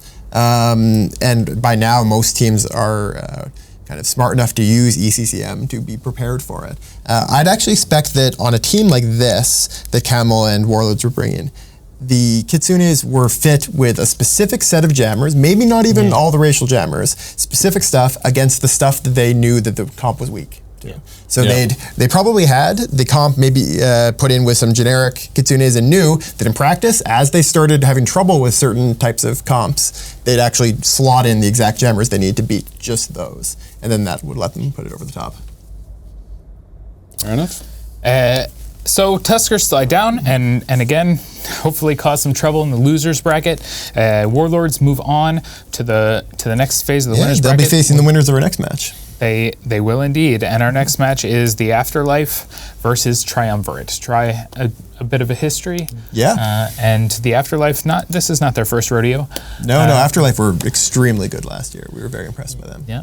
I mean, so this is the second, I mentioned this before, it's an elimination rematch. So last year, close to the end of the losers bracket, Afterlife versus Triumvirate. Afterlife knocks Triumvirate out. I think we knew Afterlife were good already, but we didn't necessarily think they were beat Triumvirate good, but they absolutely did. And that, for me, was what really solidified the Afterlife as a really top-tier team, just showing they could do that. And now they meet again. And is it the case where we have this thing, as Hydra were more motivated, they come back and they beat the guys who eliminated them? We'll manage to do that, or are the Afterlife just a better team? Yeah, I mean, it's going to be, I think this is another very competitive match. My money would be on Afterlife, though. I think they're just a better all-around team. Well, don't make your call just yet. We do have the bans in for this match. Afterlife choosing to ban the Barghest and the Loki. Triumvirate taking a different tack, well, not entirely. Did they ban the Tengu? No, they went for the Scorpion Navy issue and the Typhoon Fleet issue. So a Loki ban without a Tengu ban is not something we've seen a lot of. That's unusual. I mean, I can only assume in testing Afterlife had a serious problem with this particular comp or something like that, and that's why they've gone for this Loki ban. So here's the thing you might like. The Afterlife have banned Barghest, but they have a Barghest flagship, so they can totally bring a Barghest if they want. The flagship for Tri, if I look for it here, is the Balgorn. So not much to do there. Both can bring their flagships if they want to, but I do love seeing a Barghest ban knowing that you can still bring a Barghest. There's something about that I just quite like. And again, as we said, that Loki without a Tengu ban seems odd. Really strange. Yeah. I mean, we have seen one set of Lokis that weren't a Tinker core in this tournament so far, but it wasn't very effective. In general, they're a little bit expensive for what they give you if you're not using them as the center of a Tinker. Yeah, I don't know. It'll be interesting. Obviously they've done a lot of practicing. I'm sure they've got a good reason for it. Absolutely. Calls for the match. The Afterlife. Afterlife. Like I said, Afterlife. Yeah. Yeah, I guess we're gonna go for the full Afterlife set here on the desk. I don't know that. I don't know that it's really gonna matter that Loki ban. It doesn't seem like it's likely to have an effect. It just seems. No, it doesn't. It just seems like an unusual call, but I think that they know what they're doing, and it's entirely possible that they're doing that as some sort of like bait tactic. Yeah, They're just putting it out there, saying, "Oh well, we've had some problems with the Tinker Fleet before," hoping that Triumvirate. Whoops, we forgot to ban the Tengu. Please don't bring a Tengu. Oh no! Really? Whatever would we do? The bans from Triumvirate much more standard. They're just banning solid ships used in a lot of different comps. And actually, with the Barghest ban, other than the flagship, that means that probably the three most popular missile battleships are all banned. Have you guys been surprised by the prevalence of missile battleships this year? No? Not really. I mean, we made some rule changes this year that made drones, which had been powerful in the past, a bit less effective. Turrets are solid, especially in kind of normal combat. In the tournament arena, they're not quite as strong on battleships. You generally don't need the range that long-range battleship turrets give you. They're kind of overkill for the 125-kilometer arena. And then the tracking is just a huge weakness. And the introduction of the missile mods too had a big impact on. And also that the low-cost bombers means that if you want to bring bomber support, you need something that synergizes well with bombers. So if you're bringing all the things that mean bombers can apply damage well, those are also things that would cause missile battleships to apply well, because it is literally the same weapon system. It's just stealth bombers get that weird bonus so they can put battleship-sized weapons on some frigates. So, plus rapid missiles are all overpowered. Yes, of course. Thanks, Fozzie. It's too much. Too much. We were talking earlier about the meta for this particular tournament and what we mean when we say that. And I think you had some interesting things to say about it specifically. Like what do we mean in this instance for Alliance Tournament 13 when we say the meta? Okay, so when we're looking at what we call the metagame, we have the game, which is EVE Online, and it's got all the ships in it, and it's got all the modules in it. The metagame is the game that people actually kind of play. So we're seeing the Typhoon Fleet issues and the Scorpion Navy issues brought up a lot and used a lot. That is what we call the metagame. It is the styles of play that result from the previous existing game. And then we say if one team is out metaing the other, for example, PL are very famous for having better theory crafters and for coming up with a lot more advanced comps and knowing the late game meta. And for metaing themselves into a corner and falling off a cliff. Also true. And for knowing how the meta is going to change, which comps are going to be popular early on, which comps are going to be popular in the middle, which comps are going to be popular in the end. So if you understand the actual ships people are going to bring, what is actually strong within the rule set of the overall game, that is what we refer to by the metagame. It's the strategies you actually pick, rather than just the list of all possible ships and all possible modules, which is the regular game. And in this particular instance, we're all assuming, or at least believing, that Afterlife is reading the meta correctly, and that they know what Triumvirate's going to bring, and they know what they're banning, and they know how to perform on field. Yeah. I mean, they've been a very solid team, and I expect that to continue. The ban, again, it's kind of odd, but there's a lot of different ways they could be playing this. The meta so far in the first 2 weekends has been very missile heavy, very bomber heavy. The three ships that have been very dominant in that meta are all banned out in this match, so it'll be really exciting to see what comes. I was expecting anti-bomber teams to come in sooner. Yeah, I mean, I think you were seeing some of them last weekend already. A lot of teams had more heavily. Yeah, they're definitely more popular this weekend. Well, let's see how these guys get on as we go to the Afterlife versus Triumvirate match 84 of Alliance Tournament 13, and we'll go to Elise Randolph and Chesser in the booth. Guys, welcome back to the fighting. You're joining me and Elise Randolph here, and we're going to get started right away with the Afterlife versus Triumvirate. We have Triumvirate, the blue team, bringing a very interesting setup where they have Raptor, double Griffin, double Jackdaw, Simi, double Merlin, Gnosis, Golem, double Raven with a Rattlesnake. Elise, what do they have on the other side? And as you saw the camera shot beginning, that is definitely a Drake, which Twitch chat was asking for. So the Afterlife, they brought 2 Rattlesnakes, a Drake, because why not? Scimitar, Saber, double Hounds, double Sweeples, double Jackdaws, and they actually have 2 Sabers. Sorry about that. And matches underway. They are actually very, very far from one another, but I don't think the Tri team is going to care. No, I don't think so at all. They're running their Zipples over very, very quickly, and I have to say that Afterlife and both Triumvirate both have these really, really good fleshed out support wings. I'm a little bit curious what Triumvirate is going to do with all these Merlins, but you'll notice they just don't have ships and then just bombers. Yeah. The Afterlife right now are going after the Tri Scimitar. They're painting it and just trying to knock that down quickly. Meanwhile, Tri, they're screening a lot of the Afterlife tackle. As you saw, those little red fast-moving triangles. Those are the Sweeples going in. Yeah, excellent screening done by Tri right now. Absolutely excellent screening. Tri is now pulling back with their Simi, which is where it should be, and they're screening off the Zipples and keeping them locked down and just trying to see if they can break one of them down. Maybe they burned out of range of their Logi, and this is a great opportunity to maybe get a kill on one easily. Yep, and meanwhile, Afterlife, they've said, you know, we're not going to try and kill your Logi anymore because it's too far, it's going too fast. We're just going to try and jam it. So right now they're just going to try and get a good jam cycle off so that the Sweeples can get free again. Because once the logic gets jammed, the Sweeples can kill the tackle Merlins and whatnot. Yeah, definitely. As far as everything is concerned, you know, the Tri-Simi is piloting very, very well. He's off in a corner. As long as he stays basically within 70k, he's doing his job absolutely just fine.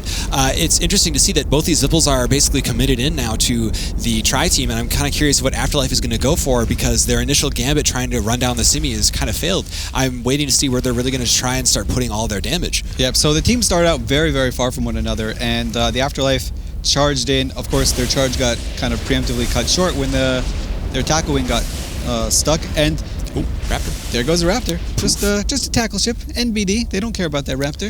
Yeah, it's not a huge deal, but when you're trying to screen ships as vast as Vipples, Raptor is really, really great for that initial maybe scram and then just peel away a second, just to slow it down. Maybe let Merlins or something a little heavier like your Jackdaws get on top of it. Meanwhile, Tri has said, you know what, I've got a Golem Super Painter and 2 Ravens. Let's just kill a Scimitar, and that's what they did. It couldn't even get off its entire ASB cycle. They just volleyed through everything. Golems so the Afterlife are that's huge. In a huge hole right now. Huge hole. Yeah, now they're just going to start dropping Hounds, and it looks like they're just going right after the Hounds right away. Excellent calling by Triumvirate, knowing exactly what's dangerous to them in the long run. Yep. And the jams are just going to start coming down heavier and heavier and heavier now. When the Griffins are not looking at that Scimitar as hard, and they can start going after Zvipples and Jackdaws and everything else. Meanwhile, Afterlife, they're trying to claw their way back into this. They managed to get a tackle on the Tri-Scimitar. It is scrammed, webbed, nuded, painted. So the rattlesnakes are definitely going to go for it. Yeah, it's going to be a question of if T3Ds can bring down this Scimitar. This is actually doing really, really good work, but during this entire time, all of these ships are just going to be slowly being pecked down by Tri's team, and I really think it's smart that they're going after the Sabres right away. Absolutely. This is the mistake that we saw Dead Terrorists make a couple matches ago. Tri not making that mistake. They're trying to leverage the life of their Scimitar out to just completely kill the entire Afterlife support wing, and at the end of it, it's just going to be 2 rattlesnakes and a Drake. Yeah, definitely. There's a big difference between teams that are very familiar with screening, learning how to stop these initial rushes of very scary ships that can hold down your Logi. And in this missile meta, if you're scram-webbed, missiles are going to do a lot more damage to you. Yeah, and especially with the Golem. Oh yeah, especially with the Golem. And the thing is while it's a great idea to rush the Logi like that, you need to also be very careful, because if you get caught out, you're in really a bad situation and you're isolated. So what we saw happen is Tri used 4 points in the Merlins to keep the 2 Sweeples away, which are 12 points. Yeah, and you know what? That worked out really, really great here. The Griffin jams are coming down really nicely, and a Zwipple or Jackdaw switching into sharpshooter mode to maybe try and get better sensor strength to stop that are going to be just ripe for the picking when it comes to damage, because their SIG speed ratio is going to go out the door. And that looks exactly what happened. These Jackdaws are not moving. Oh, well, they're moving pretty quick now, but Tri are still going after the support wing. They're not just giving up on their plan. They're just going for the Jackdaws. And after these 2 Jackdaws die, as one just explodes, their Griffins are going to be fine. Yeah, I think it's going to be a really nice cleanup at the end. Elise, I have to ask, with drones not being as good this year, and you don't really see a very hard drone meta, why do people keep bringing rattlesnakes? I think they just try to substitute in for the Scorp Navy issue. Do you think it's a good substitute? No, I think it's pretty garbagey. I think it's pretty garbagey. Just because so much of its damage is actually based on using these drones, right? So when you have to use damage drones, that means you can't use rep drones. And so it's kind of like it's just bad twice, right? So you have to rely on drones, and you can't use your rep drones. So they're just using cruise rattlesnakes, which aren't too good. I'd much rather see those to be like Navy Ravens or something. Oh yeah, definitely. Navy Ravens are, even just regular Ravens. I mean, as much flack as they get on TQ, in a tournament setting with this very heavy missile kind of dominant thing we're seeing, they're not a terrible ship. Yep. We see this poor Drake here just getting completely caught out, and the Drake will not survive. I'm sorry. Drake will not survive. It looks like Noses is superior to Drake when it comes to T1 battlecruisers on the grid. But at this point, it's basically just a killing field for Tri. They did really well. The semi-pilot of Tri, just a hero. He played that exceptionally well. Everyone did a great job screening him, and he stayed alive for a long time. Yeah, so the semi is piloted by Starfleet Commander, who is like the main guy for the Tri team. Very experienced. They've taken this Alliance Horn very seriously. They've been skirmishing with Exodus and Ronin, and they definitely are just proving that they belong here. Oh yeah, most definitely. Afterlife is going to be in losers bracket. Tri will continue on, and rightly so. They did a really good showing here. Rattlers, I think, are just going to be completely neutered by Griffins and everything else, and I think this is just kind of a close case. Rattlers have a lot of EHP, but you know what? So do Golems and Ravens. So we're definitely getting to the point where there's going to be some mana looting, which is great, which means we can talk about a few things that happened in the last match. So we were kind of wondering what these MOAs were doing. Yeah. On the Tuskers side. So we went to the kill boards, looked at it. They were blaster MOAs, just straight out full DPS, 3 mag stab blaster MOAs. You know, Tuskers, I've got a lot of respect for you. I got a lot of respect for Sully. I've seen him in EVE-NT, but blaster MOAs. Yeah, that was the linchpin that was going to do it. Unfortunately, they were jammed the whole time, and they had no ECCM. Well, I mean, it's not like they're fast enough to catch really much of anything anyway, but yeah. They believed. Yeah. And now, so we're in the winner's bracket. We're not supposed to see clowny ships. We see a Drake, which is okay because it gets some blinks, right? Yeah. Cheap blinks. Which actually, now that I think about it, probably has to do more with the fact that they had to change the Scorpion Navy issues to Rattlesnake, so the points didn't work out for the Drake anymore. Yeah, that's true, but you know, as you were kind of describing earlier on the Rattlesnake side, I would rather have just kept Ravens or you know, just kept Raven Navies, have it gone that way. You know, if you were really going to invest into links, which I think are an important part of every tournament team. Every team needs links. You know, you want a ship that also has a little bit of utility along with the links. A lot of teams opt for going with a T2 command ship, which I think is a great move.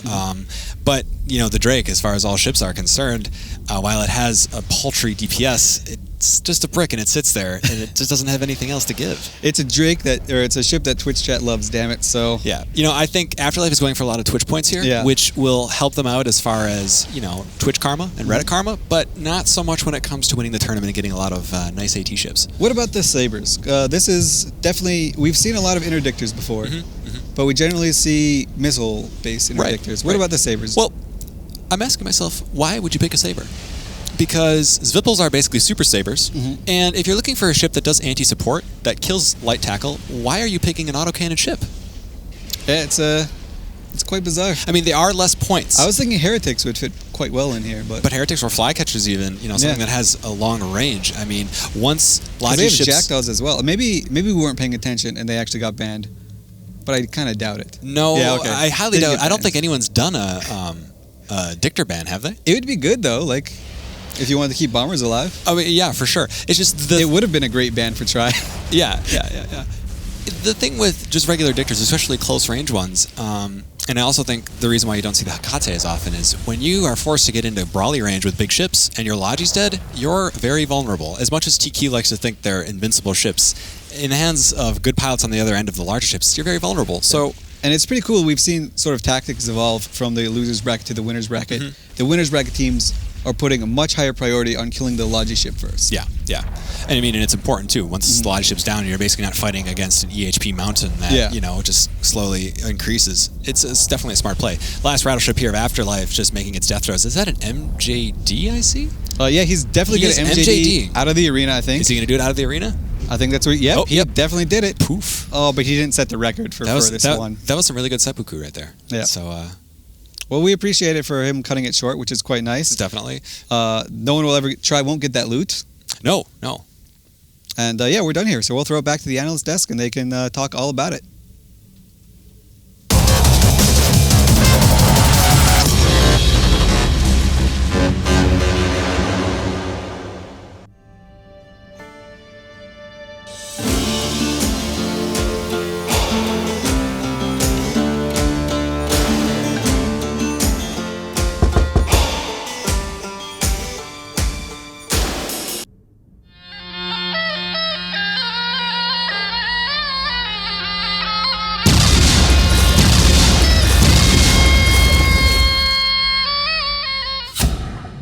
Kapelle!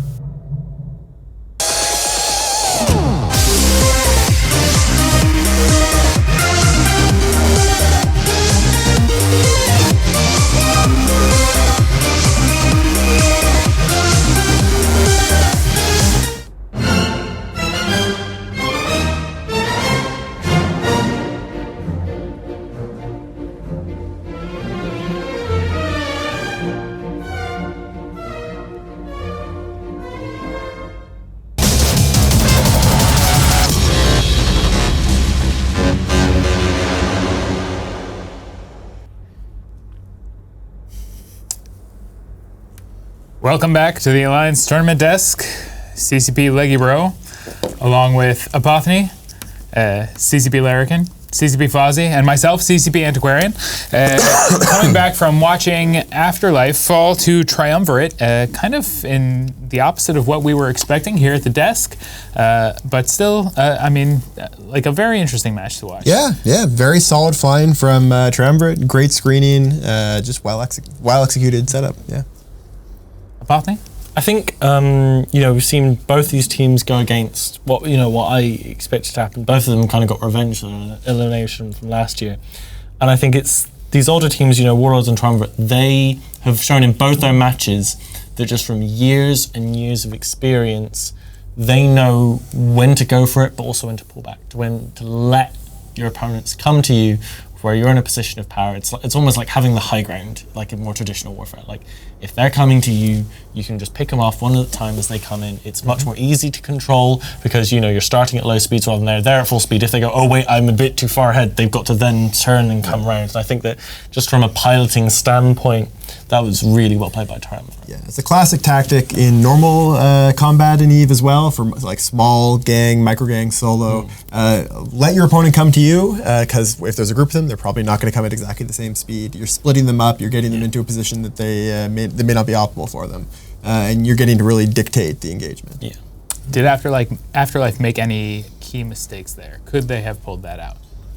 I think the rattlesnakes. I mean, as Elise was saying, I just really don't like rattlesnakes. I mean, they look like a Scorpion Navy. They have the resist bonus of a Scorpion Navy. And last year, they were amazing. This year, go for the Raven. I know it sounds weird. It doesn't have the extra resist profile, but it does. It has all that DPS in the missiles. It's got the range or application bonus if you go for the Navy version. I mean, really, the substitute for the SNI is not the rattlesnake. 2 teams or more have made this mistake already just today, and you really need to go to the Ravens. Look at the Raven, even though they're not that great on TQ at the moment. Navy Raven works. Also, just use another setup.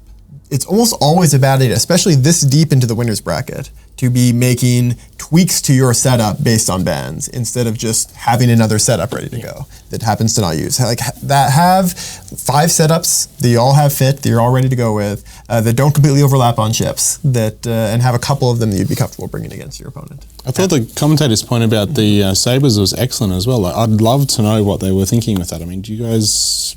Sabres have been very strong tournament ships in the past. Sure, but the meta has changed. In this case, it's basically light missiles have gotten stronger, and heretics have gotten stronger, and flycatchers have gotten stronger, and they've just been now a little bit outclassed by them. But I don't think they're bad ships. But yeah, in general, I think the heretics would have just been a better fit for that team. Yeah. Do we see the teams respond to this type of analysis first thing tomorrow morning? Like, are we done with the rattlesnakes as of We Sunday? can only hope. No, I'd expect people will keep making that mistake. Probably not too many people in the winners bracket. Again, the people in the winners bracket usually have a bunch of setups, and you shouldn't need to be adjusting them like that. After today, every single team in the winners bracket is a top tier team. Absolutely. All right. Coming up on the next match, Nulli Secunda, long-standing history with the Alliance tournament, versus the Phoebe Freeport Republic. Now, I know... It didn't exist when we had the last Alliance tournament. Very little about the Phoebe Freeport Republic. Nulli, I don't know that we really need to get into them too much. They both have very interesting history. I mean, Nulli is a team that's competed in the AT several times before, but last year they were really bolstered by getting the addition of a bunch of pilots that had came from the Freegates Corp, from Hun Reloaded. Nulli Reloaded, if you will. Yeah, they combined their 2 teams together, and the end result was much stronger, and that's what got them to second place last year. Did they not knock out PL? Yes, they did. They did in fact do that. Yep. I think I saw that. They were. Don't look at me. I was in waffles at the time. We should totally talk We to died Lisa way about it earlier in the tournament. And then Phoebe Freeport Republic, again, didn't exist when we had the last Alliance tournament. They were formed last November. They basically decided to go and take some nullsec space, and they've been doing it. They've been hanging out. They capture stations, make them free ports, and then fight with all their neighbors. They're one of my favorite alliances in the game at the moment, because they kind of started in the same way, your Brave Newbie, your Test, your Goons Rigid, get a bunch of new players, go in and have a bunch of fun, but even though they've been around for nearly a year now, they haven't kind of lost who they are. They go, they make free ports, they have a lot of fun, they have a lot of fights. I'm in a Skype chat, the Crossing Zebra staff one, with Diana Olympos, who's one of their leading members. Super fun to talk to her. She just gives me little reports, and everybody in PFR just seems to be really happy with the game, really loving it. You know, they're not the boogeyman PL, they don't have all the space of the Imperium, but they're loving the game, they're having a really good time, and that causes a great deal of motivation. And I think loving the game helps you so much in the Alliance tournament, because, you know, some teams, especially the older teams or some of the new teams even, they've been playing the game for ages and they've started getting some apathy and they're not motivated, and they log into TQ less throughout the year, and it makes practice a bit more difficult. But you have these teams that are just so in love with the game, so passionate, and just having so much fun that it makes them more creative and makes them want to do more, and it allows them to put in more of themselves to the tournament. And, you know, Phoebe have done so well so far that I'm really impressed. Yeah, their first match I was especially impressed with. Yeah. Really good piloting. Second match was a little bit shakier. They came up against a stronger team in Brave, but they pulled it out. They came out on top. And now this is their big challenge. They're now up against the defending semifinalists. They are. That's going to be a rough match, but they're the Cinderella story at this point. They're the team in the winner's bracket right now that has that great narrative behind them of the team that came out of nowhere and just exceeded all expectations. They're not exclusively new players, though. There's actually quite a lot of experienced players that have come from high sec and other areas of space to get into null sec, right? Yep. Yeah, they've got people from all over the place. They have people that were in other null sec alliances, people that have lived for a while elsewhere, and new players, and they've kind of brought them all together. And so this team probably has quite a few old characters as well. Yeah. Yep. Now we do have the bands in for this match. Nulli has taken a look at the Blackbird and the Kitsune and decided that they're not going to make an appearance. They really don't want ECM. No, they're trying to get that off Incoming of the field. Griffins, FC. It's Nulli, so incoming Vargers. Lots and lots of Vargers. The Phoebe Freeport Republic have gone on a different tack. They are taking out the Svepel and the Scimitar. Okay. So the joke with Nulli, the guys that came from Freegates, from the Huns, they love their Marauders and have for years. Back before anyone else was using Marauders, they were using Marauders. So that's because they have a weakness to E-War. That's actually, I think, a very possible thing they might be bringing out now. Potentially Golems and Bomber support. We've seen what the Painters can do there, or Golems and cruise missiles. But it could also be something like Paladins or Vargers, especially with the Simi band. I wouldn't be entirely surprised to see Paladins. I'm really interested by the Svipple ban, because I feel like the Jackdaw, especially, and the Confessor have just been doing more work as T3 destroyers. I mean, the Svipple, I think, does more of a tackling role. So if they're scared of getting chased down and tackled, maybe that implies a kite team, but they've also banned Simi, which takes us away from a kite team. So I really don't know what PFR are going to bring, but I really want them to win. The Svipple does a lot of work. It can do a lot of things. It can kill small ships. It can tackle really well. It can fit into both armor and shield, which you don't see from the other Tech 3 destroyers. I think it's probably been the most popular Tech 3 destroyer used. The Confessor, sort of general purpose, compared to the Jackdaw, which is Gorski Carr has a lot to say about the Svipple, as I'm sure you've heard from the CSM chat. I know you want to see him. Do you think Phoebe's going to win it? I think Nulli Secunda are probably going to win. That's a no. But wait. It's a no. My heart says Phoebe, and I have friends in Phoebe. You have to choose heart in your head. I care more about my friends than I do about being right on internet television, so go PFR. Phoebe. Nulli's definitely going to win it, but Nulli. Phoebe is my vote. Phoebe. I think they're both great teams. I'm going to go with Nulli, though. I'm gonna stand with Nulli myself, but only because I know very little about the Phoebe Freeport Republic. I wish them all the best, and whatever happens, it's gonna be great. We're gonna go to the booth right now with Elise and Chesser, and match 85 of Alliance Tournament 13 is gonna kick right off. All right, guys, and welcome back to Alliance Tournament 13. I am Elise Randolph, joined by Chesser, and we've got one heck of a match between Nulli Secunda and Phoebe Freeport Republic. The analyst desk was right, sort of. There's a Vargar, but it's not a Nulli Vargar. It is, in fact, a Phoebe Freeport Republic Vargar. And they also... they brought a Nightmare, because why not? As you do. So let's see. Phoebe Freeport Republic have a Nightmare, Vargar, Sleipnir, Hugin, Bassi, a pair of Jackdaws, and a pair of Flycatchers. Definitely an underman team.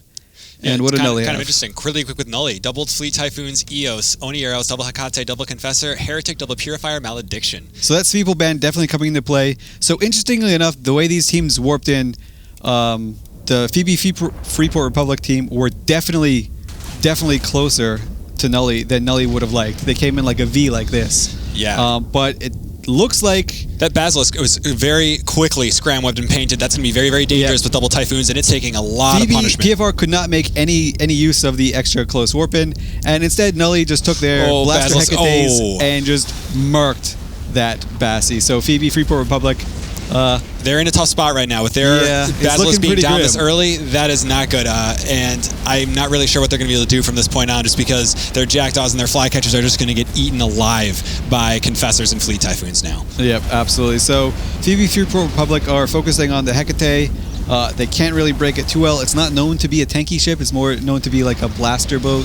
Yeah, that does a lot of damage. I mean, I guess it's cute that they're going after the Hecate, but that's not like one of the big hitters that you really need to be concerned about right now with your Logi dead. You know, you can kite them pretty much indefinitely. They're blaster fit.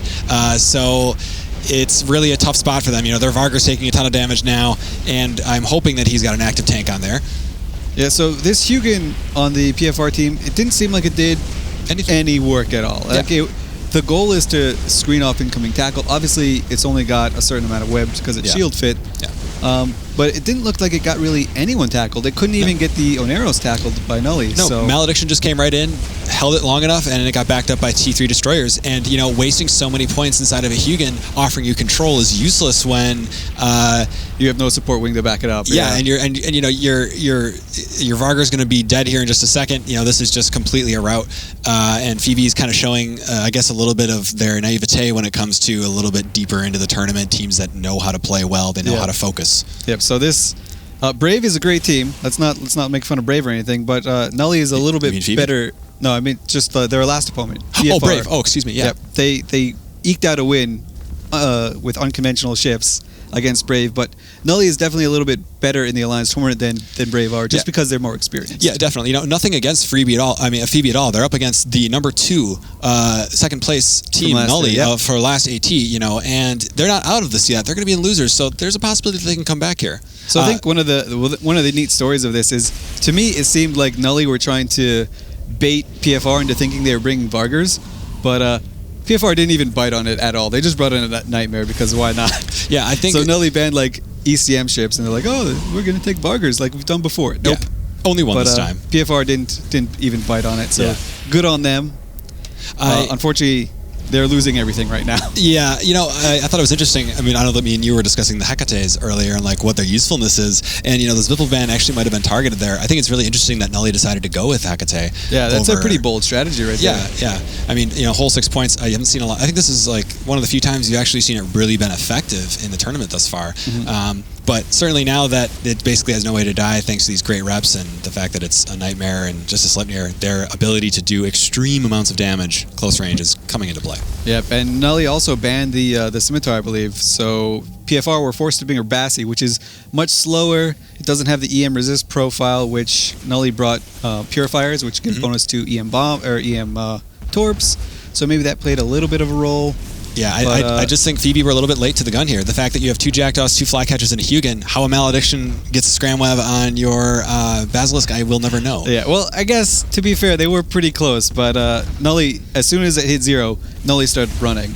As soon as it hit 0, PFR were kind of saying, oh, they're still organizing their strategy a little bit. Yeah, At least that's what it seemed to be from this side. Target calling on Nulli's side is really great, just completely ignoring the Hugin as, you know, it does nothing. It's not really doing anything. It just annoys them. Though, the Hugin did tackle the Oneros for a couple seconds there, so there were some web good. supply. Too bad there's just basically no damage left to be had here. Yeah, well, the Nightmare, it's kind of cool. Yeah, it's a 0-speed Nightmare because, I mean, might as well get the best tracking you can by not moving. I mean, it's a good strategy. I'm not even seeing him really shoot right now, so he's boosting. Maybe he's just wondering where it all went wrong, or maybe they're just realizing it's futile. It just. Oh, he's moving now, so he's definitely listening. Good job, so there we PFR. go. Yeah. Listening straight up. Overall, a really, really strong performance by Nulli. Showing why they went far second place last year, and you know they're definitely going to be a team to watch. They're still in winners. They're still in the winners bracket, and they're still in the part of the bracket that has Camel, Hydra, and it used to have Tuskers in it. So Yeah, Man, I mean, that is going Camel, to be grim. Warlords. I mean, you're gonna have Exodus. Yeah, I mean, and then if you manage to lose one of those games, it's even worse in the losers bracket. yeah, it's just gonna be. I think in the next coming days, especially next weekend, the matches are gonna be great because there's a lot of really, really high caliber teams here. Yep. So let's see. PFR is just losing their last Nightmare right now, who is afterburning around, but not really long for this world. He's painted. Damage is going to be applied. It looks like Nulli are doing a little bit of celebration. Got to loot the field a little bit. Yeah, the Nightmare's mana loot. taking a ton They're of getting the damage. good fights in local, which is quite nice to see. I believe there was a good luck, have fun just before the match started as well. Yeah, everyone's been like really manner in local, which is always nice to see. You know, when you get to for the this most level. part, there have been some matches where a little salty. There was a little bit of bravado in some of the local, but most of the time it's been quite nice. These guys respect the effort and the work that's gone down. It's just nice to see. Just nice to see.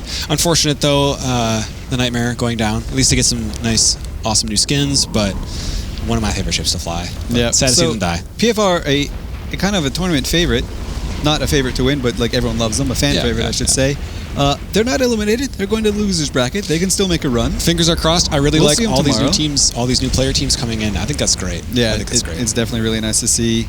Not only that they're enjoying themselves, but they're actually excelling pretty well. Like, these guys are in the winners bracket in the second week. Yeah, I know. I mean, there are a lot of that's teams that huge. were eliminated who you wouldn't have expected to be eliminated. Considering that they're just a random collection of guys and pilots that just came together and decided to do this thing, I mean, impressive nonetheless. All right, and that Nightmare goes down. Finally, Nulli take this victory, continue on in the winners bracket, and PFR, it's going to break a few hearts, but they'll be back tomorrow. We'll see you in the losers bracket. Yep, so long. See you, we'll just throw it back to the analyst desk.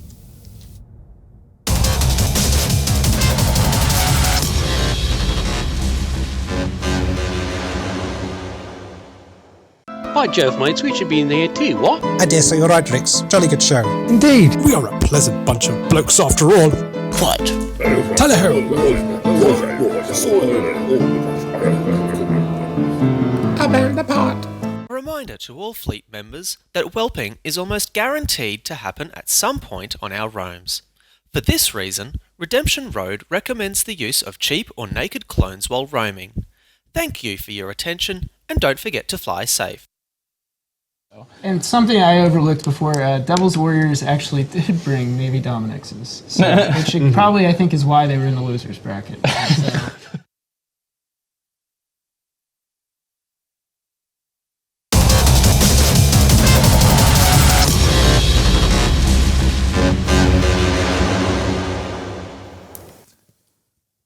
Welcome back to the desk. Nulli Secunda advancing ahead of Phoebe Freeport Republic in the winners bracket. Phoebe dropping down into the losers bracket for tomorrow's matches. My heart is broken. Not entirely surprising. It's Phoebe, great group of people, but Nulli is our defending second place team and are very, very strong. I think I've actually got one potential explanation for the ECM jams other than trying to fake out PFR. It's possible that Nulli is concerned when you have two teams that are maybe a big mismatch in tournament experience, in kind of expected quality. One of the ways that the weaker team can make a Hail Mary is to go with a really heavy ECM team and just cross your fingers for the best hope jams. they get the right Continuous dice rolls. Because if you come up against someone like Nulli, somebody like Warlords, somebody like Camel, you might think that's your way of winning. You just wouldn't be able to beat them with a normal setup, but hey, you bring a bunch of ECM, 1 out of every 100 times, it'll work every time. I mean, one of the things we can learn from that match is we can discuss the Hugin as a ship choice, because long-range webs and paints are amazing in this Alliance tournament. With all the missiles going on, they are fantastic. Hugin's not have a great win rate so far, though. But the Hugin is a poor choice of ship.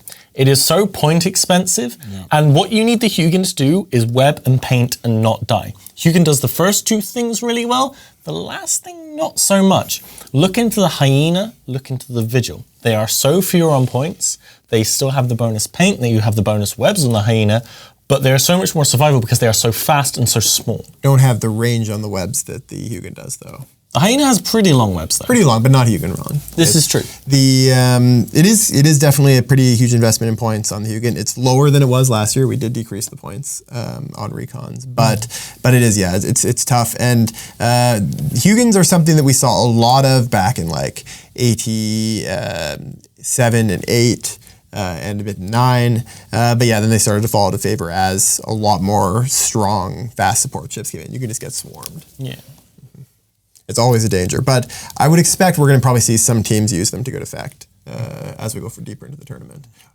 I was going to say they do have a certain synergy with bombers, but then we are seeing a lot less bombers than some of us expected at this stage. So I really like the Hecate or Hecate or Hecate or whatever you want to call it as a replacement for the Svipple in that they just do so much damage blast to fit. They are insane. Like, we saw 2 of them just go straight through the enemy team, get onto that Bazzi, and I'm willing to bet that the Bazzi didn't die primarily because of the Fleet Foons getting painted web on it. Like, that would have helped, but the Hecates on their own do a ton of DPS, and that is a big part of what caused the Bazzi to die so quickly, which meant Nulli could move on to the other ships so quickly, and I think that so far we haven't seen them, and I can see why, but I also think that you should be aware of how good they can be. Yes, yeah. They were used to great effect, and it's nice to see that all 4 T3 destroyers do have a role, even in this kind of structured play setup, where sometimes that would rule out, an entire ship or like one of an entire class of ship. It's nice to see that they can be used, and they did just target in there, and it melted. There was no resistance. Coming up is our last match of the day. Vox Populi versus the Tactical Narcotics team. What have we got? So TNT, I think it's safe to say, have been a bit unimpressive in their tactics so far. They definitely have an opportunity to turn it around here, though. I wish the we anchoring had, was a bit weak. Yeah, I wish we had Chester on the desk, because I know he's a huge fan of anchoring and thus could probably defend it well. But really, if you're in the Alliance tournament and you have to rely on anchoring, you are not going to get far. The fact that Chester TNT never flies with a group less than 500 people. So. That's true. Like, he puts PL to shame with the amount of supers he drops with. But still, so like anchoring, if you're relying on that, it's amazing that you're this far in the winners bracket. I would probably say it's because of the lack of competition, possibly in that part of the bracket. Do you think that's fair? Here's I'm going to put forward a suggestion. TNT is magic. That they have some kind of magical aura around them, because they did this last year too. We kept thinking, they're not going to do very well. Oh, they didn't do really great last match. Then they just kept winning. So I'm like expecting them to repeat kind of the Mr. Magoo path they took last year, where they're just going to keep walking through the tournament and everything's just going to like run into each other all around them and explode all around them. They got really far last AT. Maybe as we are in Jove space, TNT have learned some secrets of the Jove. Like the Jove have been more and more involved in EVE politics as of late. Maybe TNT got hooked up. I think, Tactical Narcotics team, that you're wonderful, that you've done excellent work in the tournament thus far and in tournaments previous. And personally, I'm looking forward to watching you go up against Vox Populi. And die to them. And that's my official stance. We do have the bans in for this match.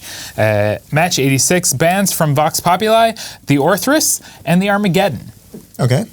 And the bans coming in for the Tactical Narcotics team, the Sleipnir and the Widow.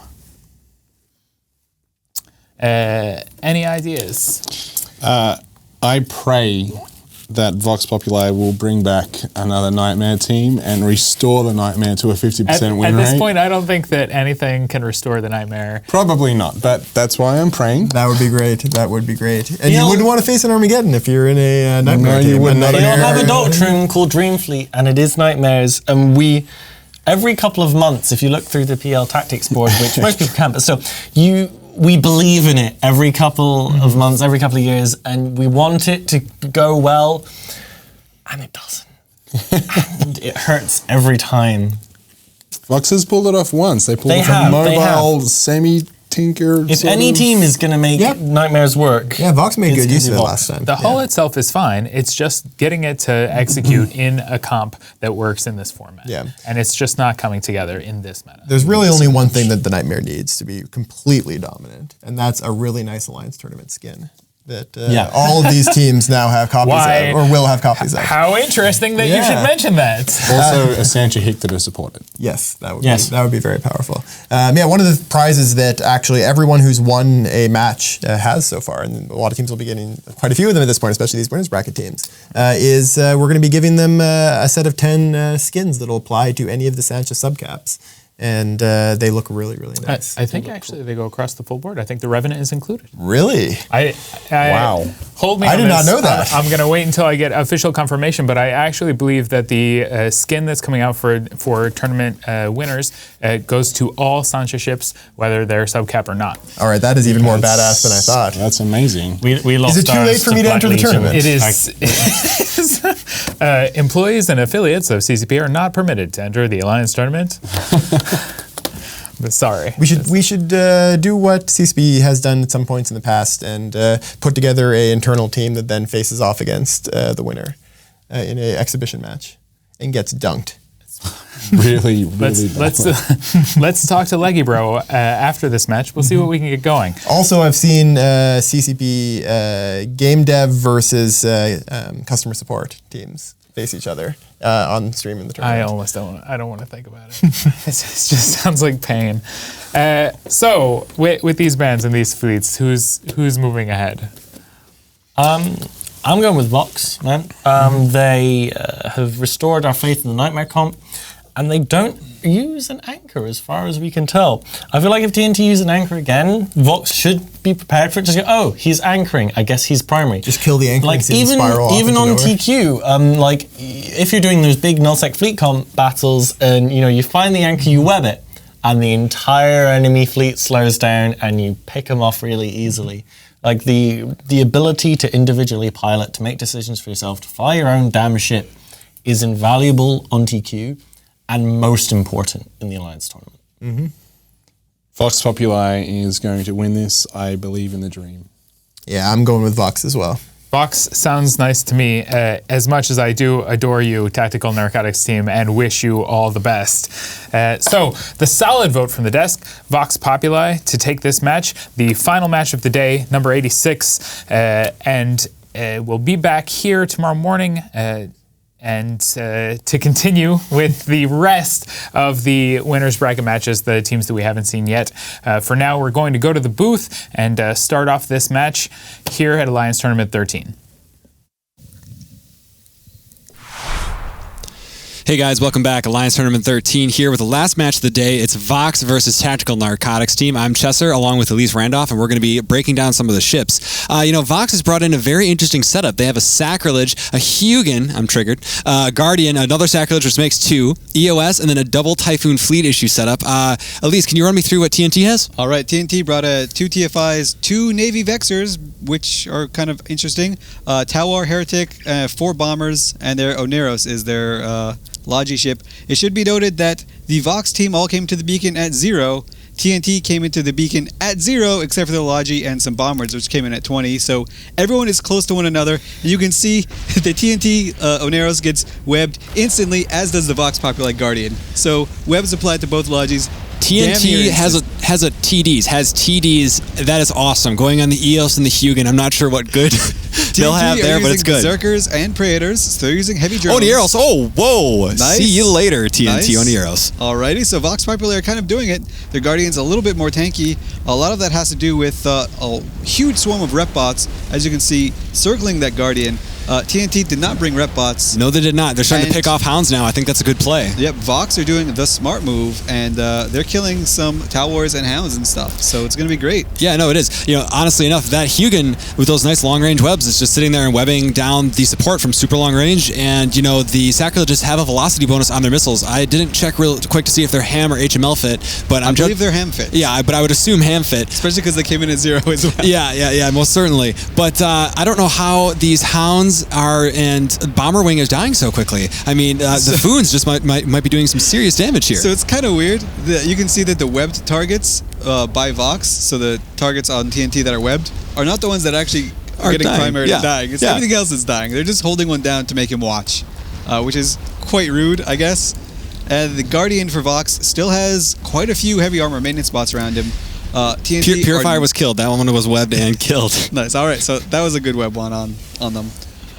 Guardian still tanking, still Logi drones all over it. So Vox Populi are essentially baiting with this Guardian. Yeah, Rote is doing just a perfect job, right on the limit. Haven't figured it out yet. No. With this last Purifier down, I mean, they're going to be stuck with T1 drones and basically RLML Typhoons, and it's basically going to be almost a mirror at this point. But I really am going to take the Sacrilege and Logi helping my Typhoons here. But actually, the Guardian's still alive. Okay, just a little bit too much, and it's down. But look at that trade. You trade your Logi for the other team's Logi, and basically their entire support wing. Yeah, no, it was definitely made it worth it. This Hugin is just going to work with its webs. The Fleet Typhoons are just picking off their entire bomber wing, and I think it's going to be a fairly easy cleanup. I like Sacrileges a lot better, certainly in this meta, against Foons and than Vexor Navies with their T1 drones only. Yep, so TNT is trying to magoo their way through this thing. They just killed the Vox Populi EOS, or are about to kill the EOS, so that's the links that are gone, and a fair amount of both rep drones and damage drones, because the EOS can fit both. You know what I find interesting about the majority of the TNT team is that their ships, Purifiers, Bombers, their light missile ships actually have a longer range than the Hugin web, so I'm not really sure why they're staying in range and getting webbed. But I think it's causing issues. Now we see a Vexor Navy here taking some serious damage, webbed and painted. Those Fleet Typhoons are going to be applying wonderfully, as well as the Sacrilege. But look at the Vox Populi Sacrilege. It's actually going down. Like, you think these ships are way more tankier than they are, but these TNT Foons, they're doing it. They should be. It looks like the Sacs are AB fit, and they're just getting webbed down by their Vexor Navies and TD'd. I was really surprised that the first one went down that quickly, to be honest with you. This is pretty confusing, because Vox Populi have all of the control with the Hugin, and yet they're not really able to get anything. They're only webbing one ship down at a time. Yeah. Which, kind of weird, but okay, they're going to trade both Sacrileges for one Vexor Navy issue. TNT is magooing their way back. They're going to do it. I think the big difference here is the fact that Vox doesn't have any link ship left, while TNT have these great links, which might actually are in the long run going to be helping out the survivability. Now we start seeing the they also energy brought a nuke 7-man team, so that's part of the reason as well, I think. Yeah, that's true. And now the Typhoons have TDs on them, so getting. I'm sorry, Elise. This is definitely the clowniest match of the winners bracket. But it's going back and forth. Like, you don't know what's going to happen. These TNT Foons are actually anchored on one another. Not even joking. They're right next to each other, as you can see. They're not cap transferring. Oh no! On the screen, they just straight up buffer ones. fit. Is this a? I'm trying to figure out if they're structure tank or not. He's going down much slower here, but are the other Typhoons on reload? Oh no, they're not. Oh hello, no. All right, so these Navy Vexors, we haven't seen them since last year because drones got nerfed in this Alliance tournament, and they're just doing work. But I can't believe it. They actually get the speed bonus to the drones, so the drones can kind of chase the targets much better. So they chase down these Sacrileges and Hugins. It's true, but I mean, the Hugin and the Typhoons, from what I'm seeing, most of the match have been slow voting. So, yeah. Well, I mean, it's really interesting here. This TNT is going to pull this out. Like, they're doing it. In fact, just can't. This is great. It's quite amazing. No one knows how they do it, but they just make it look so easy. Like, they lost their Logi instantly, like maybe 5 seconds. They didn't shoot rep drones for about 4 minutes, and they did it anyways. Who cares? I love it. TNT. Yeah, TNT. Definitely Mr. Magoo. I don't know if it's from exhaustion or whatever, but I'm like totally just this like is definitely in tears a over here. A clowny match for sure. Vox, they're still in the Alliance tournament as well. Like, they're not eliminated. They are. Should be noted, and their Armor Hugin is going to go down now. And TNT, man, like royal roading now, just cruising through the winners. Yeah, I think they've got a pretty good chance. They've definitely got a pretty good chance because, as Fozzie said, they did this exact same thing last year. You make fun of them, you say their tactics are kind of sketchy at best, but they win.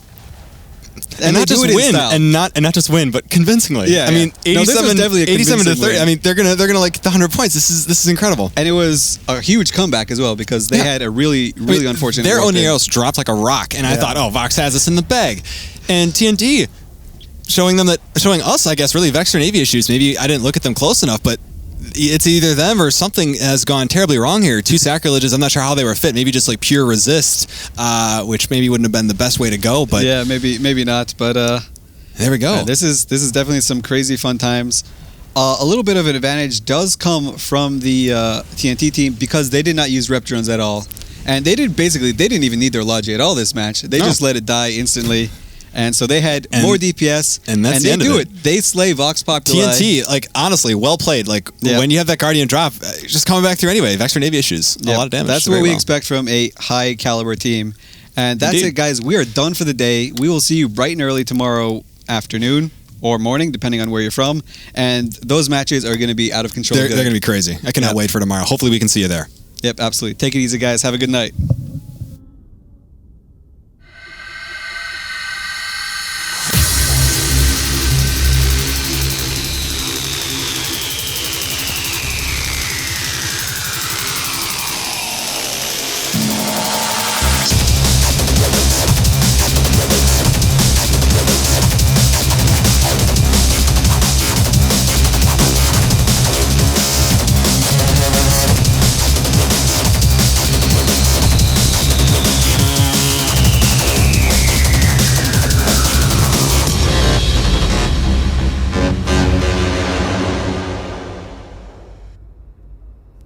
And that concludes day 3 of Alliance Tournament 13. Again, another great match. A magical comeback from TNT. Sorry for ever doubting TNT. I know I just made fun of them, but they won that one fair and square. Like, that was an honest win. That was not a Magoo win. That was, they just had a better setup and won. They executed. Did great work. Yeah. First thing this morning, I posted my predictions on the Twitter.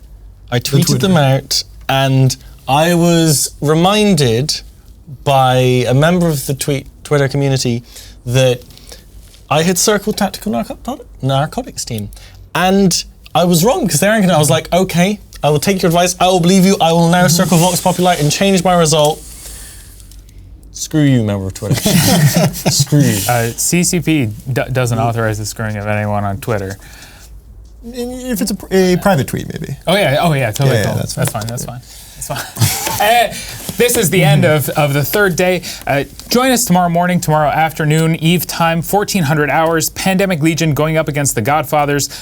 Immediately after that, the Ronin versus Shadow Cartel. Yep. Both of those matches are going to be intense. And everyone here, both in the booth, Chesser, Elise Randolph, Sir Squeebles, Apothny, CCP Fozzie, CCP Larrikin, and myself, CCP Antiquarian, will be happy to see you and happy to host yet another amazing lineup of battles here in Jove Space for Alliance Tournament 13.